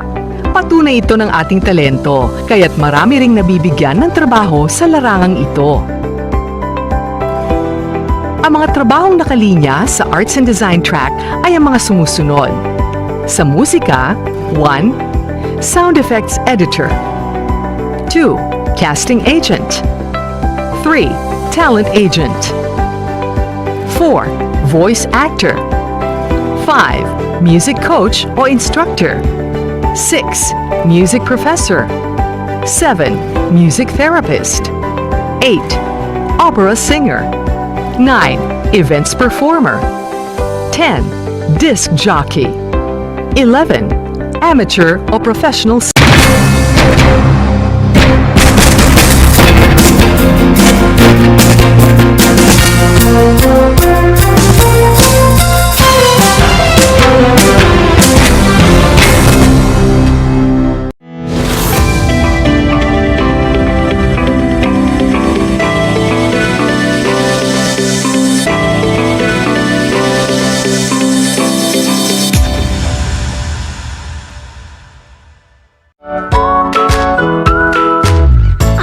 pagbati at paghanga sa inyong patuloy na pag-aaral. Welcome sa ating Aral TarlakHenyo sa RTV Tarlac, Channel 26 at sa DZTC, Radyo Radyo Pilipino Tarlac. Narito na ang paaralang walang sawang naglilingkod Mula dito sa Bilyang Dipay. Mula dito sa bayan ng San Manuel. Mula sa bayan ng San Clemente. mula sa Santa Ignacio, Mula sa bayan ng Victoria. mula sa lungsod ng Tarlac. Teacher Jury Andres Madriaga, ang inyong teacher broadcaster para sa ika-4 na baitang ng PE.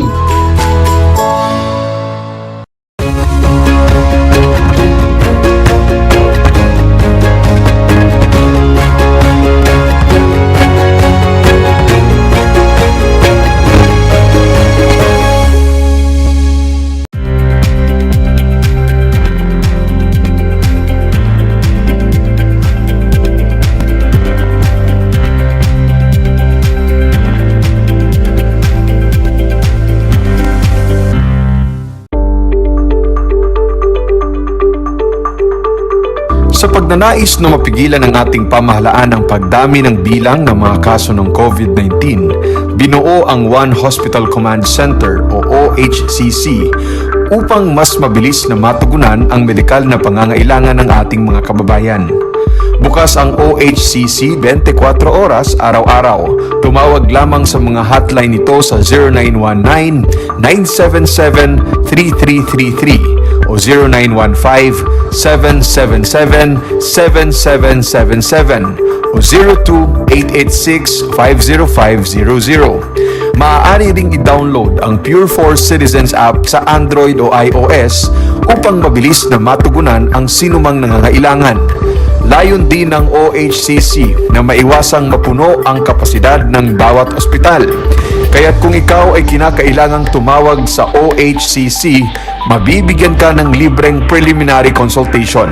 Para sa mga nangangailangan ng emergency quick response, makikipag-ugnayan ang OHCC sa DOH Bed Tracker at sa mga ospital upang makahanap agad ng pinakamalapit na bakanteng ospital.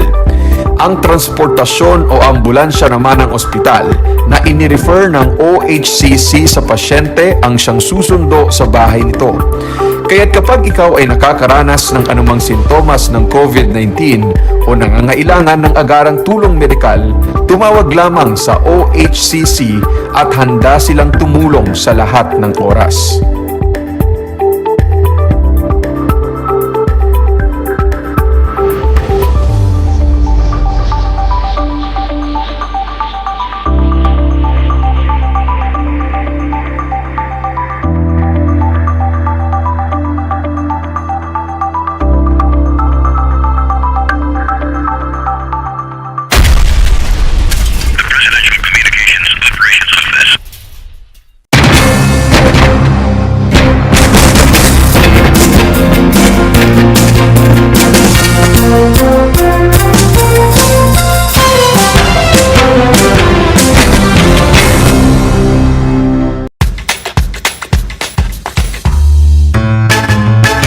Alam niyo ba na ang salitang yoyo at ang makabagong bersyon nito ay naimbento ng isang Pilipinong nagngangalang Pedro Flores? Taong 1920s nang dinala ni Flores ang laruang ito sa Estados Unidos. Sinimulan niya ang paggawa nito sa kanyang maliit na pabrika sa California at ipinakita sa mga tao ang iba't ibang tricks ng paggamit nito. Alam mo na, yan ang yoyo!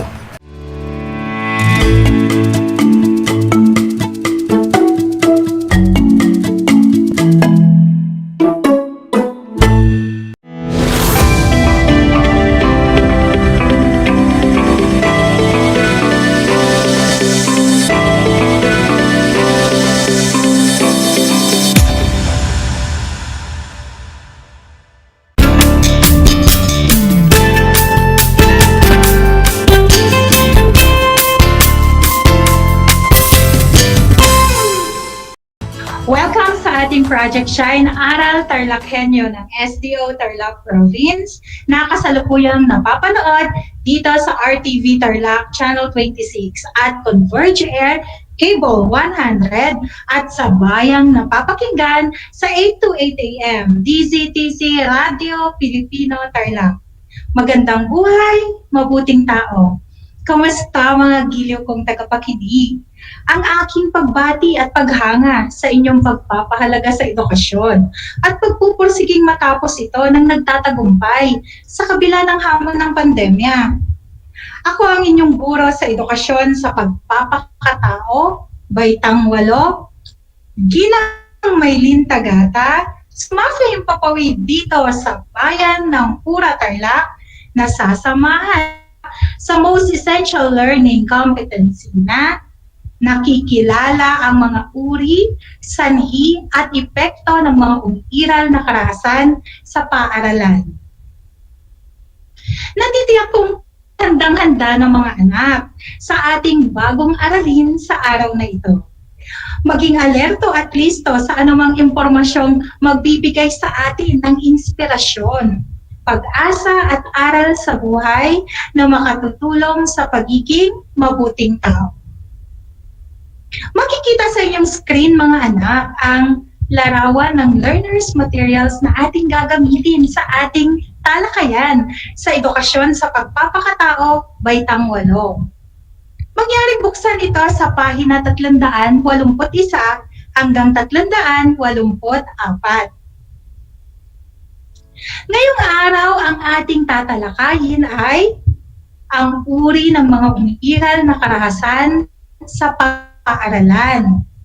Inuulit ko, ang ating tatalakayin ay ang mga umiiral na karahasan sa paaralan. Marahil nagtataka kayo kung bakit tinatalakay ang mga ganitong paksa at sasabihin ninyo sa inyong mga sarili na nasa bahay lamang naman ako. Bakit kailangan kong pag-aralan ng mga iyan? Bagamat nasa distance learning tayo sa kasalukuyan, mainam pa rin na talakayin ang mga ito upang nang sa ganun ay magkaroon kayo ng ideya kung ano nga bang karahasan sa paaralan. Ano-ano ang mga uri, sanhi at epekto ng mga ito sa buhay ng isang individual. Higit sa lahat, sa buhay ng isang mag-aaral. Alam natin at ipinagdarasal na sana'y dumating ng araw na magkaroon na ng face-to-face na kung saan ay malaya tayong makakapasok sa ating mga paaralan. Ang mga karahasang ito ay maaaring mangyari din kahit tayo ay nasa distance learning. Kaya mahalaga na malaman at maintindihan ninyo ang mga ito. Kaya tara na at tuklasin natin ang mga mahalagang konsepto tungkol sa ating paksa. Spot the difference. Makikita sa screen ang larawan ng mga teenager. Napansin mo ba ang pagkakaiba ng dalawang larawan? Sa larawan sa kaliwa, mababakas mo ang kanilang saya habang naglalakad papunta sa paaralan. Imahe ng mga mag-aaral na naniniwalang may naghihintay sa kanyang bago at masayang mga karanasan sa paaralan. Ang nasa kanan naman, mababakas ang lungkot na wari ba ay kung bibigyan ng pagkakataon, mas nanaisin na wag na lang pumasok sa paaralan. Dalawang napakahalagang indikasyon na maaring magpakita ng isang palatandaan. Ikaw, ano ang damdamin mo sa bawat umaga na alam mong papasok ka sa paaralan? Ano ba ang imahe ng paaralan para sa iyo? Ano kaya ang dahilan ng ilang mag-aaral na hindi masaya sa paaralan? Ano kaya ang dahilan kung bakit ang ilan ay nagpapasyang wag na lamang bumalik sa paaralan? Maraming sagot. Marahil ang pumapasok sa inyong isipan ngayon. Karaniwang kaalaman sa lahat na ang paaralan ay isang institusyon para sa pagtuturo sa mga mag-aaral sa ilalim ng paggabay ng isang guro. Ngunit mas malalim pa rito, mailalarawan ang paaralan bilang isa sa institusyon na humahasa sa isang individual sa pakikipagkapwa. Dito mas nagiging malawak ang mundong ginagalawan ng isang bata. Labas sa kanilang tahanan, at dito nagsisimulang makitungo ang isang bata sa mga taong hindi niya kadugo o kamag-anak. Kaya nga kung Natatandaan pa ninyo ang ating mga nagdaang aralin, ang kahalagahan ng paghahanda ng pamilya sa mga bata sa pakikipagkapwa. Kailangan ng isang bata ang kakayahang ito upang makayanan niya ang anumang hamon na kanyang haharapin sa paaralan, lalo na sa mas lumalawak na lipunan. Ngunit marami nang binago ang paaralan o ang panahon at hindi nakaligtas dito ang kalagayan ng mga paaralan sa ating bansa. Sa mga nagdaang panahon, marami ang naririnig at napapanood na balita tungkol sa iba't ibang karahasan sa paaralan. Sa isinagawang survey ng Plan Philippines noong taong 2008 sa 2,442 bata o mga bata sa 58 pampublikong paaralan sa bansa, lumalabas na karamihan sa mga nararanasan ng mga mag-aaral sa paaralan ay dulot ng kanilang kapwa kabataan. Ano nga ba ang karahasan sa paaralan? Ayon sa National Criminal Justice Reference Service ng Estados Unidos, ang karahasan sa paaralan ay anumang kilos na lumalabag sa misyon at bisyon ng edukasyon, sa paggalang sa kapwa mag-aaral o anumang kilos na humahadlang sa layunin ng paaralan na maging ligtas sa pagdarahas ng tao, pag-aari, droga, armas o kaguluhan. Nakikita ba ninyo sa screen? Inuulit ko, ang karahasan sa paaralan ay anumang kilos na lumalabag sa misyon at bisyon ng edukasyon, sa paggalang sa kapwa mag-aaral o anumang kilos na humahadlang sa layunin ng paaralan na maging ligtas sa pagdarahas ng tao, pag-aari, droga, armas o kaguluhan. Ano-ano nga ba ang mga karahasan na maaaring nagaganap sa paaralan? Ang ilan sa mga pangunahing kategorya ng karahasan sa paaralan ay ang pambubulas o bullying, labanan, pag-aaway o pagsasakitan sa loob man o sa labas ng paaralan, pagdadala ng droga, sexual harassment, vandalism, pagnanakaw, pagdadala ng mga nakakasakit na bagay, paglahok sa fraternity o gang, at marami pang iba na lubos na nakakaapekto sa buhay ng isang mag-aaral. Maraming mga karahasan ang laganap sa mga paaralan. Subalit, ating itutuon ang pansin sa pagtalakay sa pangunahing karahasan sa paaralan sa kasalukuyan. Ito ay ang pambubulas o bullying. Ano nga ba ang pambubulas o bullying? Ang pambubulas o bullying ay isang sinasadya at madalas na malisyosong pagtatangka ng isang tao o pangkat na sakta ng katawan o isipan ng isa o mahigit pang biktima sa paaralan. Ito ay nagaganap dahil sa hindi pantay na kapangyarihan o lakas sa pagitan ng mga tao.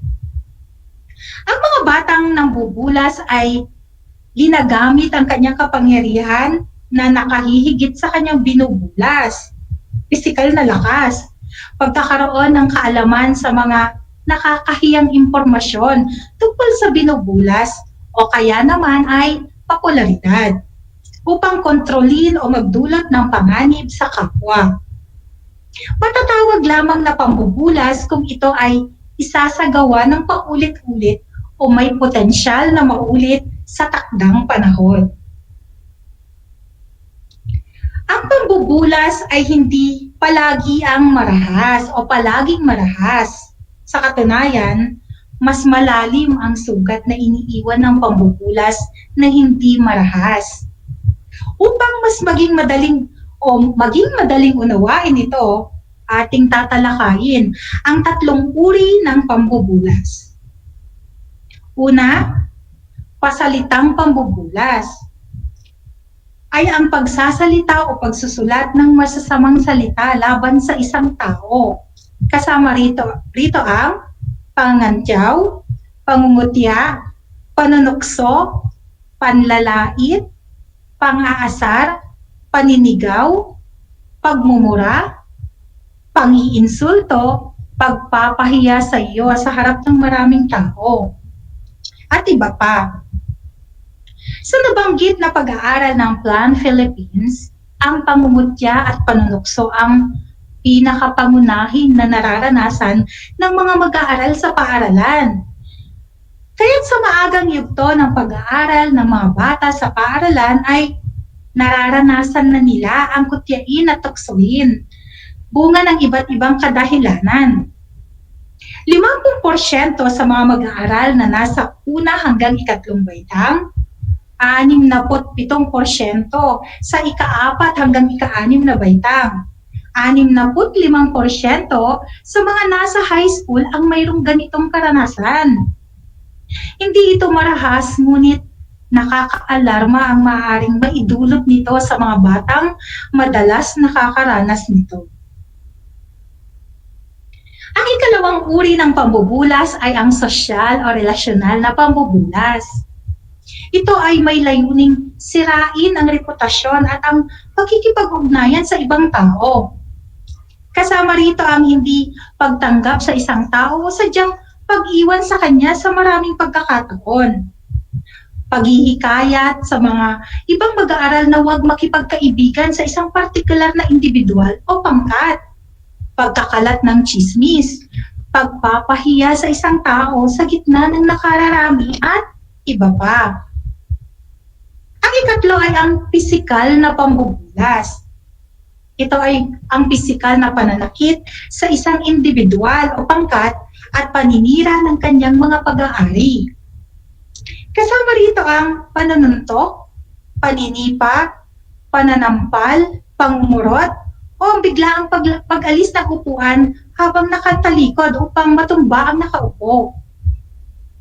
Kabilang din dito ang pagkuha at pagsira sa gamit o pagpapakita ng hindi magandang senyas ng kamay.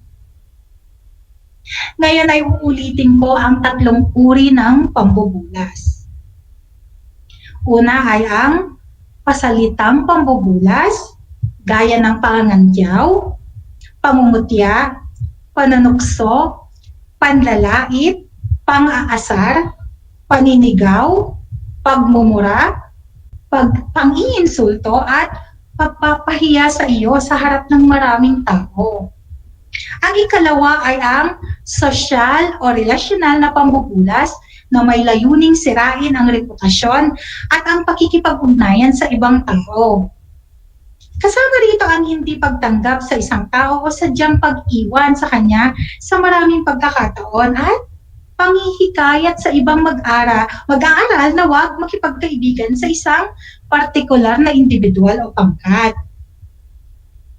At ang ikatlo ay ang pisikal na pambubulas, gaya ng pisikal na pananakit sa isang individual o pangkat at paninira sa kanyang mga pag-aari.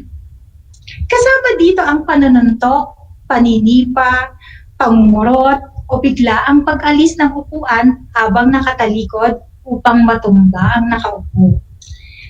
Kabilang din dito ang pagkuha at pagsira sa gamit o pagpapakita ng hindi magagandang senyas ng kamay. Ngayon ay mahalagang tandaan mga anak ang mga konsepto mula sa ating aralin ngayong araw. Una, maraming mga karahasan ang nangyayari, hindi lamang sa mga paaralan, maging sa ating paligid. Kaya't maging responsable, maging mapagbantay at umaksyon sa anumang karahasan na inyong masasaksihan. Ikalawa, ang paaralan ay isang institusyon para matuto at mahasa ang isang tao sa iba't ibang aspeto ng buhay. Hindi ito lugar para sa iba't ibang karahasan. At ikatlo, walang mapapala kung makikisangkot sa iba't ibang karahasang nangyayari sa paligid. Isang talakayan na naman ang malapit ng matapos. pagtatapos. Ako ay masayang-masaya sa ipinapakita ninyong aktibong pakikibahagi sa ating aralin ngayong araw. Higit sa lahat, ang inyong pagmamahal sa edukasyon. Ipagpatuloy ang kagandahang asal na ito, mga anak. Hakbang ito tungo sa katuparan ng inyong mga pangarap sa hinaharap. Sa puntong ito, panahon na upang alamin kung kayo ay may natutunan sa ating aralin sa pamamagitan ng munting pagsusulit. Sa lahat ng nanonood sa FB Live, gamitin ang FB chat box para sa inyong mga kasagutan. Ihanda naman ang panulat at sagutang papel sa lahat ng mga nanonood sa telebisyon at nakikinig sa radyo. Mayroon tayong 5 katanungan. Pakinggan at unawaing mabuti ang mga tanong at piliin ang pinakaangkop na sagot sa bawat bilang. Piliin lamang ang titik ng tamang sagot. Handa na ba kayo para sa ating unang bilang? Ito ay isang sinasadya at madalas na malisyosong pagtatangka ng isang tao o pangkat na sakta ng katawan o isipan ng isa o mahigit pang biktima sa paaralan. Uulitin ko ang tanong. Ito ay isang sinasadya at madalas na malisyosong pagtatangka ng isang tao o pangkat na sakta ng katawan o isipan ng isa o mahigit pang biktima sa paaralan. Ang ating mga pagpipilian sa letter A, karahasan sa paaralan. Letter B, pambubulas. Letter C, vandalism. O sa letter D, pang-aaway. Dito, ang sagot natin ay titik B, pambubulas. Sa ating ikalawang bilang, anumang kilos na lumalabag sa misyon at bisyon ng edukasyon sa paggalang sa kapwa mag-aaral o anumang kilos na humahadlang sa layunin ng paaralan na maging ligtas sa pagdarahas ng tao, pag-aari, droga, armas o kaguluhan. Anumang kilos na lumalabag sa misyon at bisyon ng edukasyon sa paggalang sa kapwa mag-aaral o anumang kilos na humahadlang sa layunin ng paaralan na maging ligtas sa pagdarahas ng tao, pag-aari, droga, armas o kaguluhan. Sa letter A, karahasan sa paaralan. Letter B, pambubulas. Letter C, vandalism. O sa letter D, pang-aaway.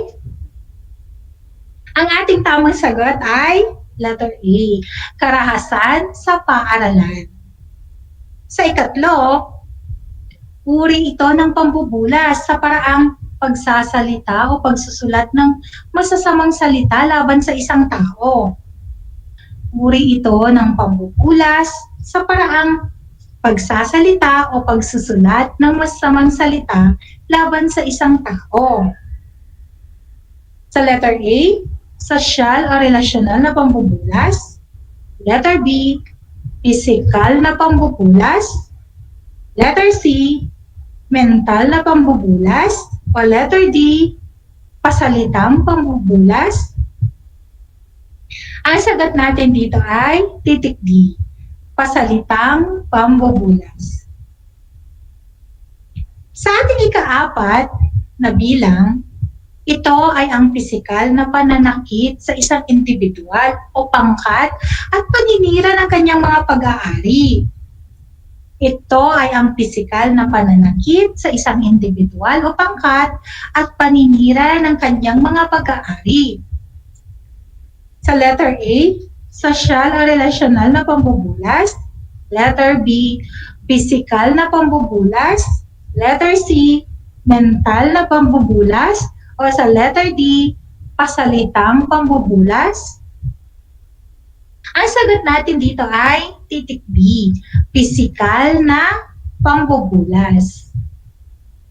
Sa ating ikalima at panghuling bilang, mga layunin itong sirain ang reputasyon at ang pakikipag-ugnayan sa ibang tao. Mga layunin May layunin itong sirain ang reputasyon at ang pakikipag-ugnayan sa ibang tao. So letter A, social o relasyonal na pambubulas. Letter B, physical na pambubulas. Letter C, mental na pambubulas. O sa letter D, pasalitang pambubulas. Ang tamang sagot ay titik A, social o relasyonal na pambubulas. Binabati ko kayong lahat mga anak sapagkat natitiyak kong nakuha ninyong lahat ang tamang sagot. Sa ating pagsusulit, mula sa akin, tanggapin ninyo ang mga salitang magaling at mahusay, mabuting tao. Naghanda ako ng mga gawain at refleksyon sa inyong learning activity sheets. Inaasahan ko na ito ay inyong sasagutan ng buong sigasig at sa abot ng inyong makakaya. Sakali man na kailanganin ninyo ang patnubay ng inyong mga kapamilya at guro, huwag kayong mag-aatubiling sila ay tawagan upang kayo ay magabayan ng tama. Panalangin ko na anumang konsepto higit lalo ang mga aral sa buhay na inyong natutunan ay inyong maisa sa buhay sa araw-araw. Muli, ako ang inyong guro sa edukasyon sa pagpapakatao, Baitang 8, Ginang Maylin Tagata, kasama ang mananalat ng script na si Ginang Janet B. Lamasan, nagpapaalala sa inyo na piliing maging mabuting tao sa lahat ng panahon at pagkakataon. Hanggang sa muli, paalam!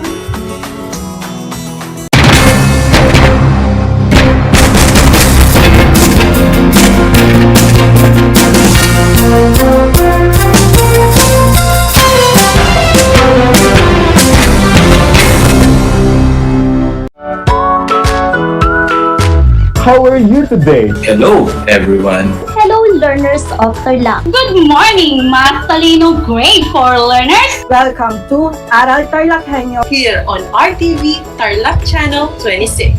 Simulcast over DCTC. Radio Pilipino Tarlac. I'm Sir Glenn, your teacher broadcaster. Broadcasting live here at Paniki Tarlac. Remotely here in Concepcion Tarlac. Live here at Barangay Pedro Elquines, Mayantok, Tarlac. Broadcasting live from Ramos National High School. Your anchor teacher today for grade 9 mathematics. your partner in education this time of pandemic. Gutom ka ba sa impormasyon? May na-miss ka bang subject at leksyon? Gusto mo bang alalahanin ang nakaraan o dagdagan ang iyong kaalaman? Lahat yan alamin natin because the professor is in. Professor on air and online. Kasama si Professor Willie Perez. Isang oras na kaalaman, isang oras na makabuluhan. Professor on air. Mamangha at tumawa sa mga tips at trivia. Sa gabay at tanong, sagot ka rin niya. Professor on air and online. Kasama si Professor Willie Perez. Tuwing Sabado, alas 10 hanggang alas 11 ng umaga. Mapapakinggan sa Radyo Pilipino at mapapanood sa RTV Tarlac Channel 26. Professor on air.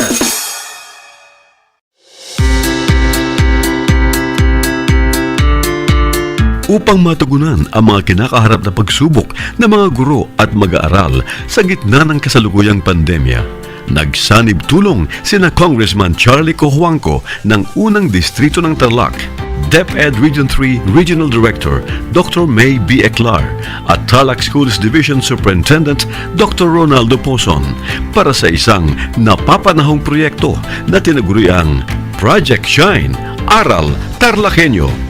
Ang mga mag-aaral ng Grade 4 at Grade 5, ganon din ang Grades 8 and 9 sa buong probinsya ng Tarlac, kasalukuyang sumasailalim sa radio-based instruction. Katuwang ang himpilang DZTZ 828 kHz AM at RTV Tarlac, Channel 26. Ang Tarlac po nangunguna po ngayon pagdating po sa radio-based instruction. Marami pong humahanga sa atin. I'm very happy this station, itong DCTC, could reach the whole of Region 3. Hindi natin alam, we are contributing, we are creating a very big dent in the history of Philippine education. And I am proud, I am here in Tarlac. This is the noble cause of education in which you and I, without you knowing it, we are bound to do.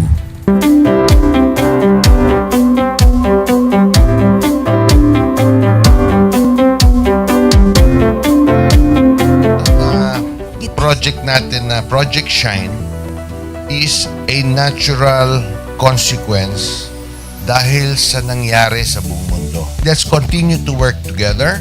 I think it's very Filipino to practice bayanihan in anything or most of the things that we do. And this is a manifestation of that. No? We have private sector, we have DEPED, we have local government, all working together. And I hope the parents of some of these children, especially the parents that did not graduate from school or hindi nakapag-aral nung sila ay bata, sana naman gamitin na nila itong opportunity na mag-schooling na rin sila kasama ng mga anak nila para mag-bonding pati ang mga magulang sa mga bata.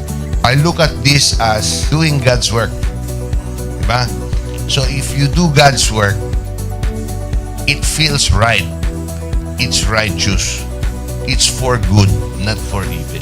Good morning and happy learning, grade 4. Welcome to Aral TarlakHenyo here on RTV Tarlac, Channel 26. Simulcast over DZTZ 828. Radio Filipino Tarlac. I am Teacher Mercy Pacheco Bognot. This is Alistair Aidatu. I am Marie Josephine B. Andrade. I am Teacher Princess Marie M. Dueñas, and I will be your teacher broadcaster for today.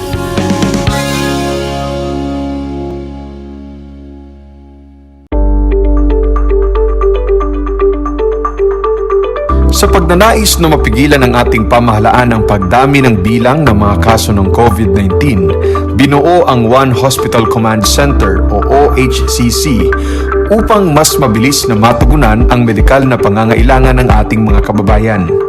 Bukas ang OHCC 24 oras araw-araw.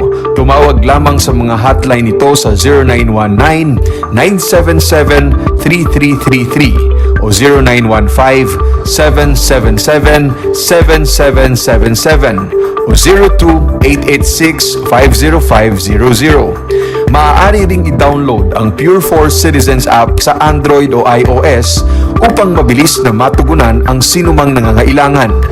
Layon din ng OHCC na maiwasang mapuno ang kapasidad ng bawat ospital. Kaya't kung ikaw ay kinakailangang tumawag sa OHCC, mabibigyan ka ng libreng preliminary consultation. Para sa mga nangangailangan ng emergency quick response, makikipag-ugnayan ang OHCC sa DOH Bed Tracker at sa mga ospital upang makahanap agad ng pinakamalapit na bakanteng ospital. Ang transportasyon o ambulansya naman ng ospital na inirefer ng OHCC sa pasyente ang siyang susundo sa bahay nito. Kaya't kapag ikaw ay nakakaranas ng anumang sintomas ng COVID-19 o nangangailangan ng agarang tulong medikal, tumawag lamang sa OHCC at handa silang tumulong sa lahat ng oras.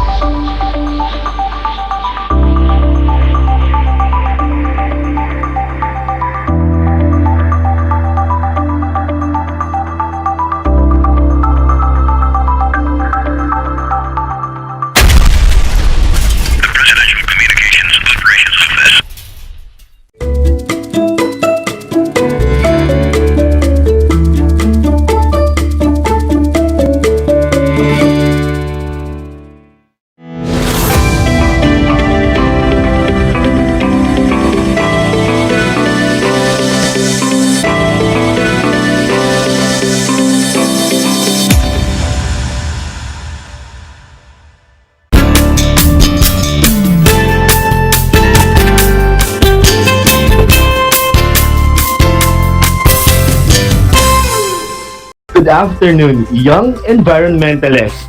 Welcome to Aral TarlakHenyo here on RTV Tarlac, Channel 26.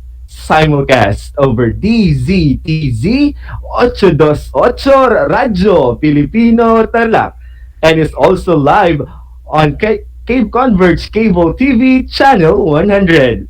Broadcasting live here in Mayantok, Tarlac via remote live broadcast. Committedly engaged to quality delivery of the teaching and learning process. I am Sir Robin Bautista Hulipas, and I will be your teacher broadcaster for Science Grade 8. Hello, Grade 8 learners. Good afternoon. I know it's difficult to concentrate right now, but trust me when I say you won't want to miss what I have prepared for you. So without further ado, I want you to prepare your self-learning modules, your printed compendium of notes, learning activity sheets, paper and pen, and let's get this broadcast started. Before we begin our new lesson for today, let us have a short recap of our previous lesson discussed by Madam Princess Marie Dueñas last week about biodiversity and the flow of energy in the ecosystem. Can you please differentiate high biodiversity from low biodiversity, dear grade 8 learners? All right. Ecosystems with high biodiversity are described to have variety and diversity of life forms in an area.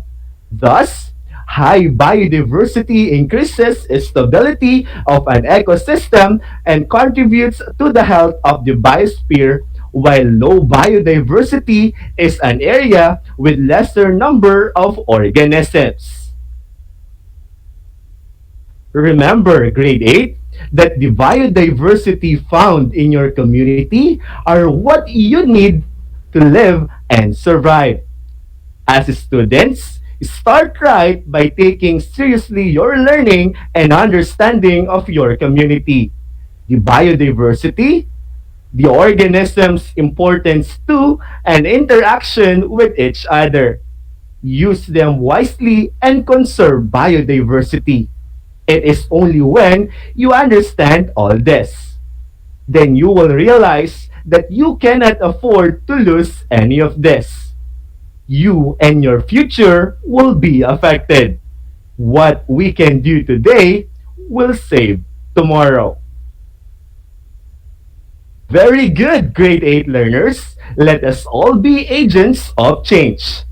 To further determine if you really understood our lesson last week, I have prepared an activity for you to answer. I want you to study the pictures below and identify the level of biodiversity of a given ecosystem. Write high if it has high biodiversity and low if it has low biodiversity. Are you ready? Okay, then let's begin answering. For picture number 1, it is a desert with minimal variety of plant species inhabiting in it. Is it high or low? You may now write down your answer. If your answer is low, then you are correct. For picture number 2, coral reefs that serve as shelter for marine organisms. Is it high or low? Write down your answer. Excellent job! The correct answer is high. For the third picture, a ranch with a vast amount of grass with different animals feeding on it. Is it high or low? Write down your answer. Amazing! The correct answer is high. For picture number 4, an aquarium with a pair of goldfish and a water plant. Is it high or low? Write down your answer. Great! The answer here is low. for the last picture. A flower farm with different varieties of flowers. Is it high or low? Write down your answer. Very good. The correct answer is high. Did you get all the correct answers? If so, congratulations, my dear grade 8 students. You are now ready for our next lesson for today. Do not forget these lessons, for we will be needing them as we go through more adventures in this class. Today, we are going to tackle further about the energy flows in the ecosystem with our most essential learning competency, describe the transfer of energy through the trophic levels. Animals, including humans, get their energy by eating other organisms. For example, you may have eaten an apple at breakfast that provided your body with energy later in the day. But where did the energy stored in the apple come from? We know that energy cannot be created or destroyed. So where does the energy source in living systems begin? And how does it move through these systems? Remember that energy is the ability to do work. To understand further the energy flows through ecosystems, let us take this example. In this picture, you can see a series of dominoes in a line. When you push the first domino in line, it falls into the next domino, which falls into the next one, and so on down the line. One push starts a chain reaction that results in the whole trail of dominoes falling. But how is a domino trail helpful in describing the movement of energy through living systems? Very good! When you push on the first of a series of line-up dominoes, the energy from your push is transmitted from one domino to the next. Your push represents the energy that started the movement. This energy moves along the line as each domino topples into the next. Remember, energy also moves from a starting point through living systems in a one-way direction shown in a food chain. This movement is described as a flow of energy. The sun is the major starting point for most of the living things on Earth. Now, let's focus on the major pathway that energy takes on Earth. It begins with light energy from the sun.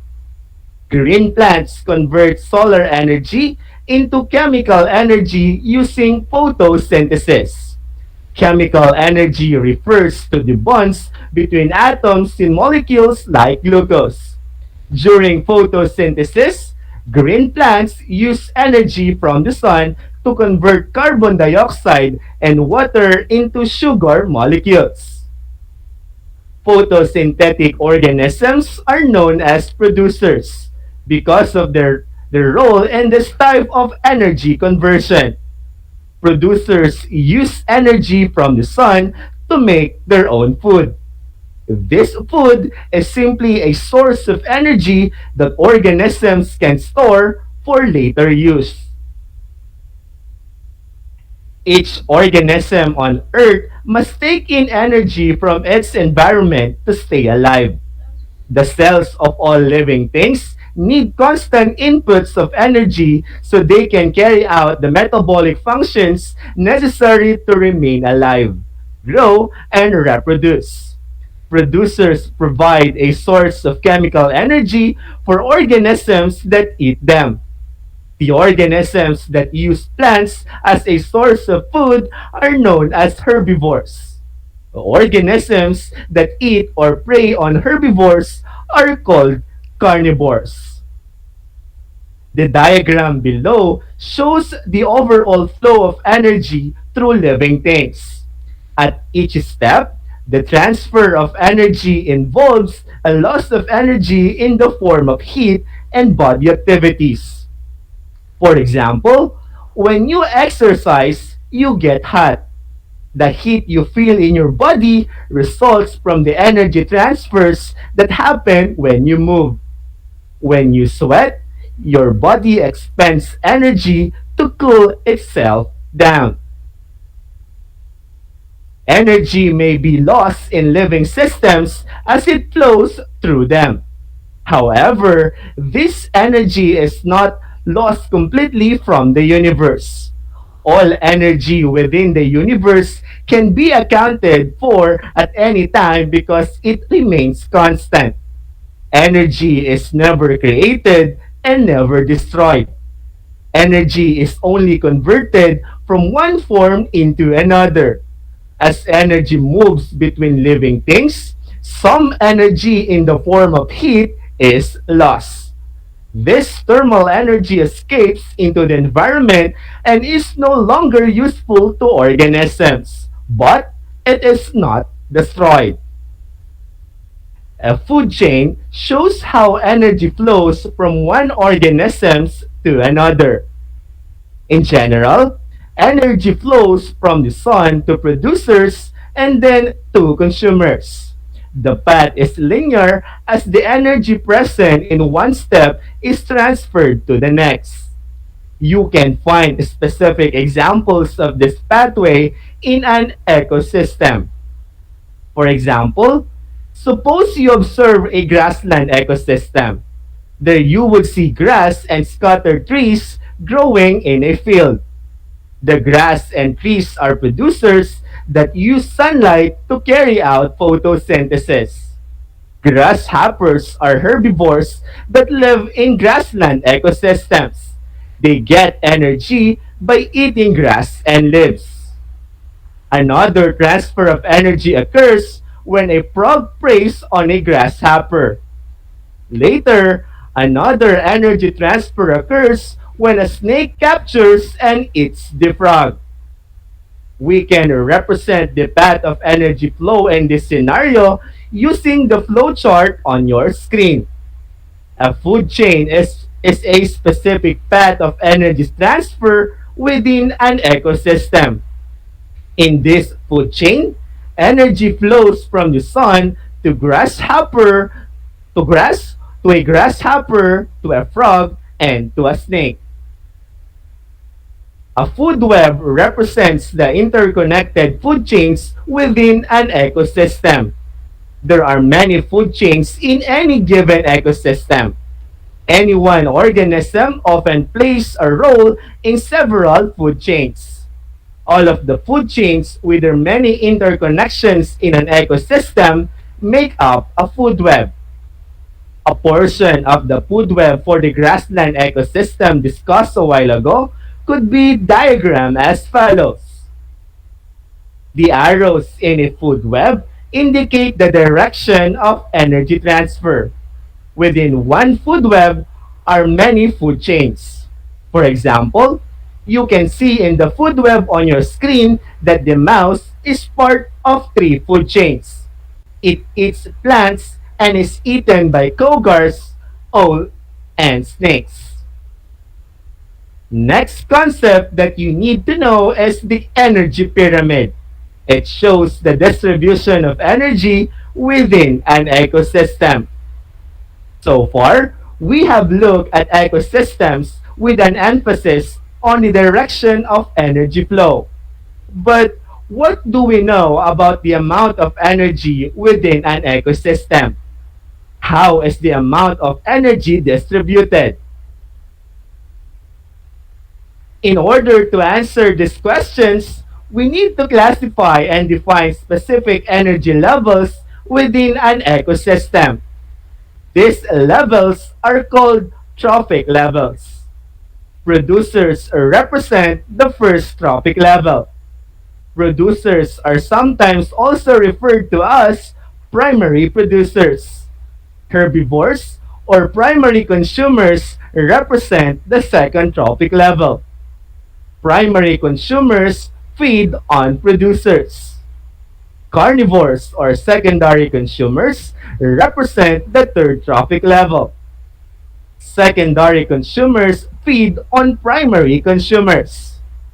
Tertiary consumers make up the last trophic level.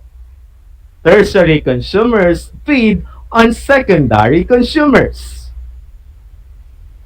Earlier, we briefly talked about how the amount of energy changes as it is transferred from one organism to the next. Recall that some energy is giving up to the environment as heat during transfer, because some energy is lost as heat during and between energy transfers. The amount of energy retained in living organisms decreases as you move through each trophic level. In other words, less energy is available for consumers at each level of the energy pyramid. Specifically, only about 10% of the total energy at one trophic level is passed on to the next higher trophic level. For example, if 1,000 kilocalories of energy are present at the primary level, 1/10 or 10% of this energy, about 100 kilocalories, is passed to the primary consumers in the next level. Even less energy is available for secondary and tertiary consumers. The diagram below uses box sizes to represent the amount of energy present at each trophic level. The largest box at the bottom contains the primary producers. The next largest box contains the primary consumers. Secondary consumers are next, followed by tertiary consumers. At the top is the smallest box, representing the quaternary consumers. The number of organisms at each level decreases relative to the level below because there is less energy available to support those organisms. The top level of an energy pyramid has the fewest organisms because it has the least amount of energy. Eventually, there is not enough energy left to support another trophic level. Thus, most ecosystems only have 4 trophic levels.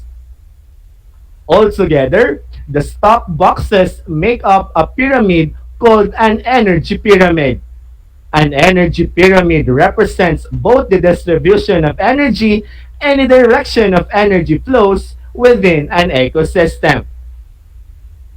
Take note, grade 8 students, that decomposers such as mushrooms and bacteria break down the bodies of dead organisms. This recycles matter for future organisms to use. Decomposers do not occupy a specific trophic level of an energy pyramid. Instead, they extract energy from dead organisms throughout the pyramid. Another concept that you need to remember are the concepts of pyramid of numbers and pyramid of biomass. The number of organisms in each trophic level is counted and presented in a pyramid of numbers. It records the number of organisms at each trophic level in a specified area. Now, what are the problems of representing food chains in pyramid of numbers? Very good. Pyramids of numbers only give an accurate impression of the flow of energy in a food chain if the organisms are of similar size. In a pyramid of numbers, the length of each bar represents the number of organisms at each trophic level in a specified area.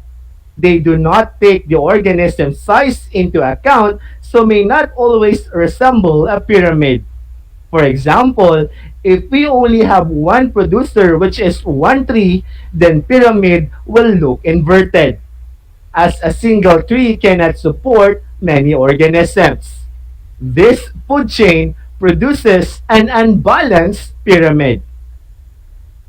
Measuring the biomass at each trophic level can give a more accurate picture. When we say biomass, it is the mass of matter and living things. Like the quantity of energy in an ecosystem, the quantity of biomass in an ecosystem can be represented as a pyramid. But how do you think the specific trophic levels are organized within the biomass pyramid? Do you think biomass increases or decreases as you go from producers to consumers?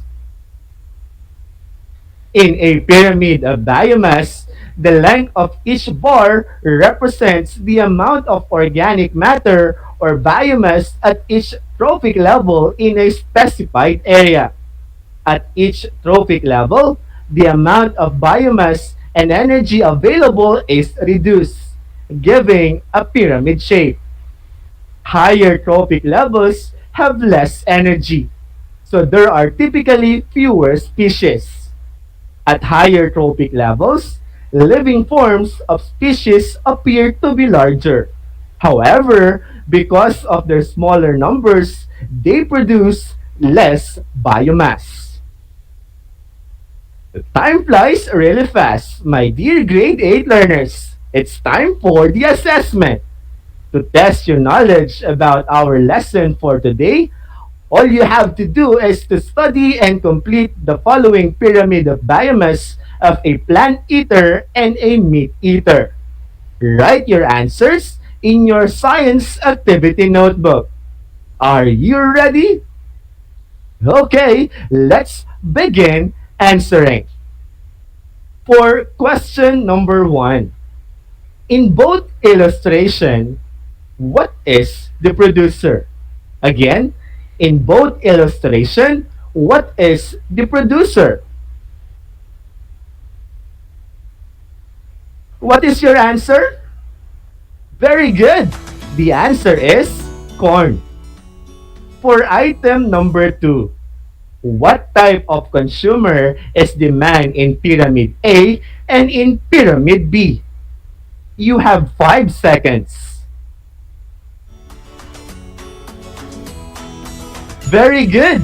In Pyramid A, the man is considered to be as the primary consumer, while in Pyramid B, the man is the secondary consumer. For the third item, in Pyramid A, how much biomass of man can 5,000 kilogram of corn support?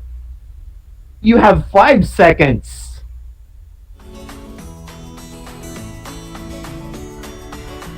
Technically, 10% of the total weight of food will be transferred to a consumer. Therefore, 10% of 5,000 kilograms of corn is 500 kilograms, which will then be able to support 500 kilograms of human biomass. For item number 4, in Pyramid B, how much biomass of chicken can 5,000 kilogram of corn support? You have 5 seconds.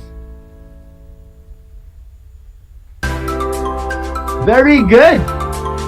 In the pyramid of biomass, only 10% of the biomass can be transferred to the next trophic levels. Corns occupy the first trophic level since it is considered as the producers. Chicken belongs to the second trophic level as the primary consumer of corns. Corns can only transfer 10% of its biomass to the chicken since 90% of the biomass of corn are used in metabolic purposes like growth, which means chicken can only get 500 kilogram out of 5,000 kilogram of biomass of corn. For the last item, how much biomass of humans can the chicken support? Very good understanding. The correct answer is 50 kilogram because the 10% of 500 is 50. Good job, grade 8 learners. Time flies really fast. You have come this far, grade 8. Before we end this discussion, thank you to all my active listeners out there. I hope you learned and enjoyed our lesson for today. Thank you for listening. This is Sir Robin B. Hulipas, your teacher anchor for today, saying, the earth is what we all have in common. Therefore, let us all be one in saving our Mother Nature. Goodbye, everyone. Until next time.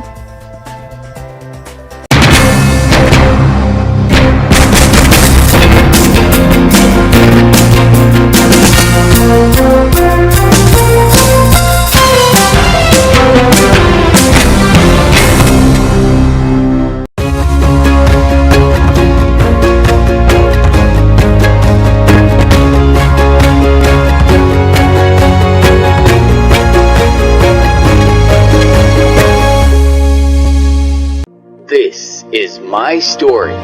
Ano ang kwento ng buhay mo? Malungkot? Masaya?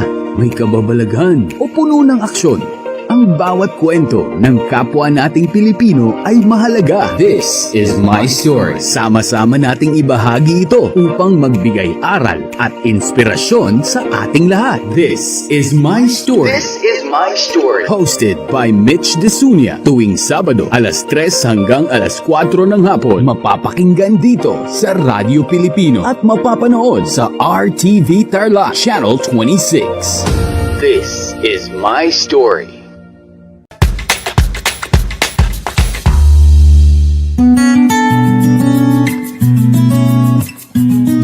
Alam niyo ba na ang kinikilalang Guinness Book of World Records holder bilang pinakamaliit na commercially harvested fish ay isang sinarapan? Ito ay matatagpuan lamang sa Pilipinas, sa Lake Buhi sa Bicol River. Isa itong uri ng goby na may transparent na katawan na may sukat na 12.5 mm. Alam mo na, yan ang sinarapan.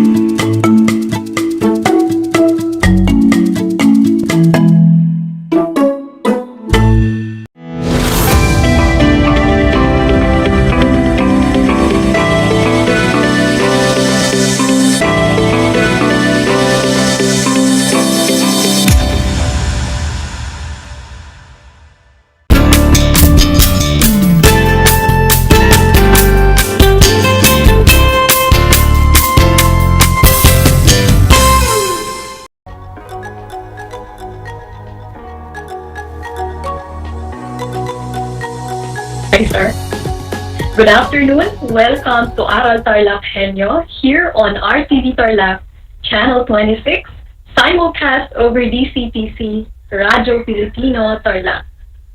We are also live on Channel 100 of Converge Cable TV. By the way, I am Mary Jane C. Palara, your Math 8 anchor teacher for today, broadcasting live from Paniki, Tarlac. Before we start, I want you to prepare the following: your paper and pen for note-taking, as well as your learner's material in Mathematics 8 for your reference. I will give you 10 seconds to prepare the necessary materials.